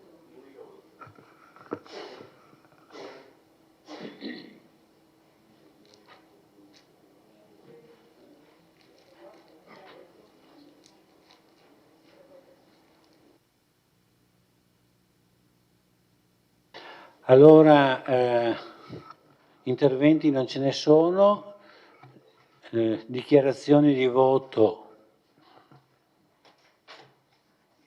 credo neanche. Dichiaro chiusa la discussione.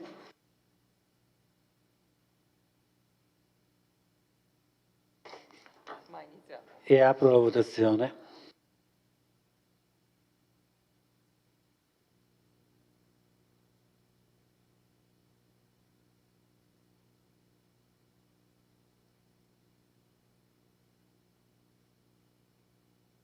posto, hanno votato tutti, chiudo la votazione. La delibera è approvata con 14 voti favorevoli. Con questa votazione si conclude il Consiglio Comunale di questa sera. Vi do appuntamento probabilmente, indicativamente, al 30 settembre, perché ci sarà il bilancio consolidato da votare. Grazie a tutti, arrivederci.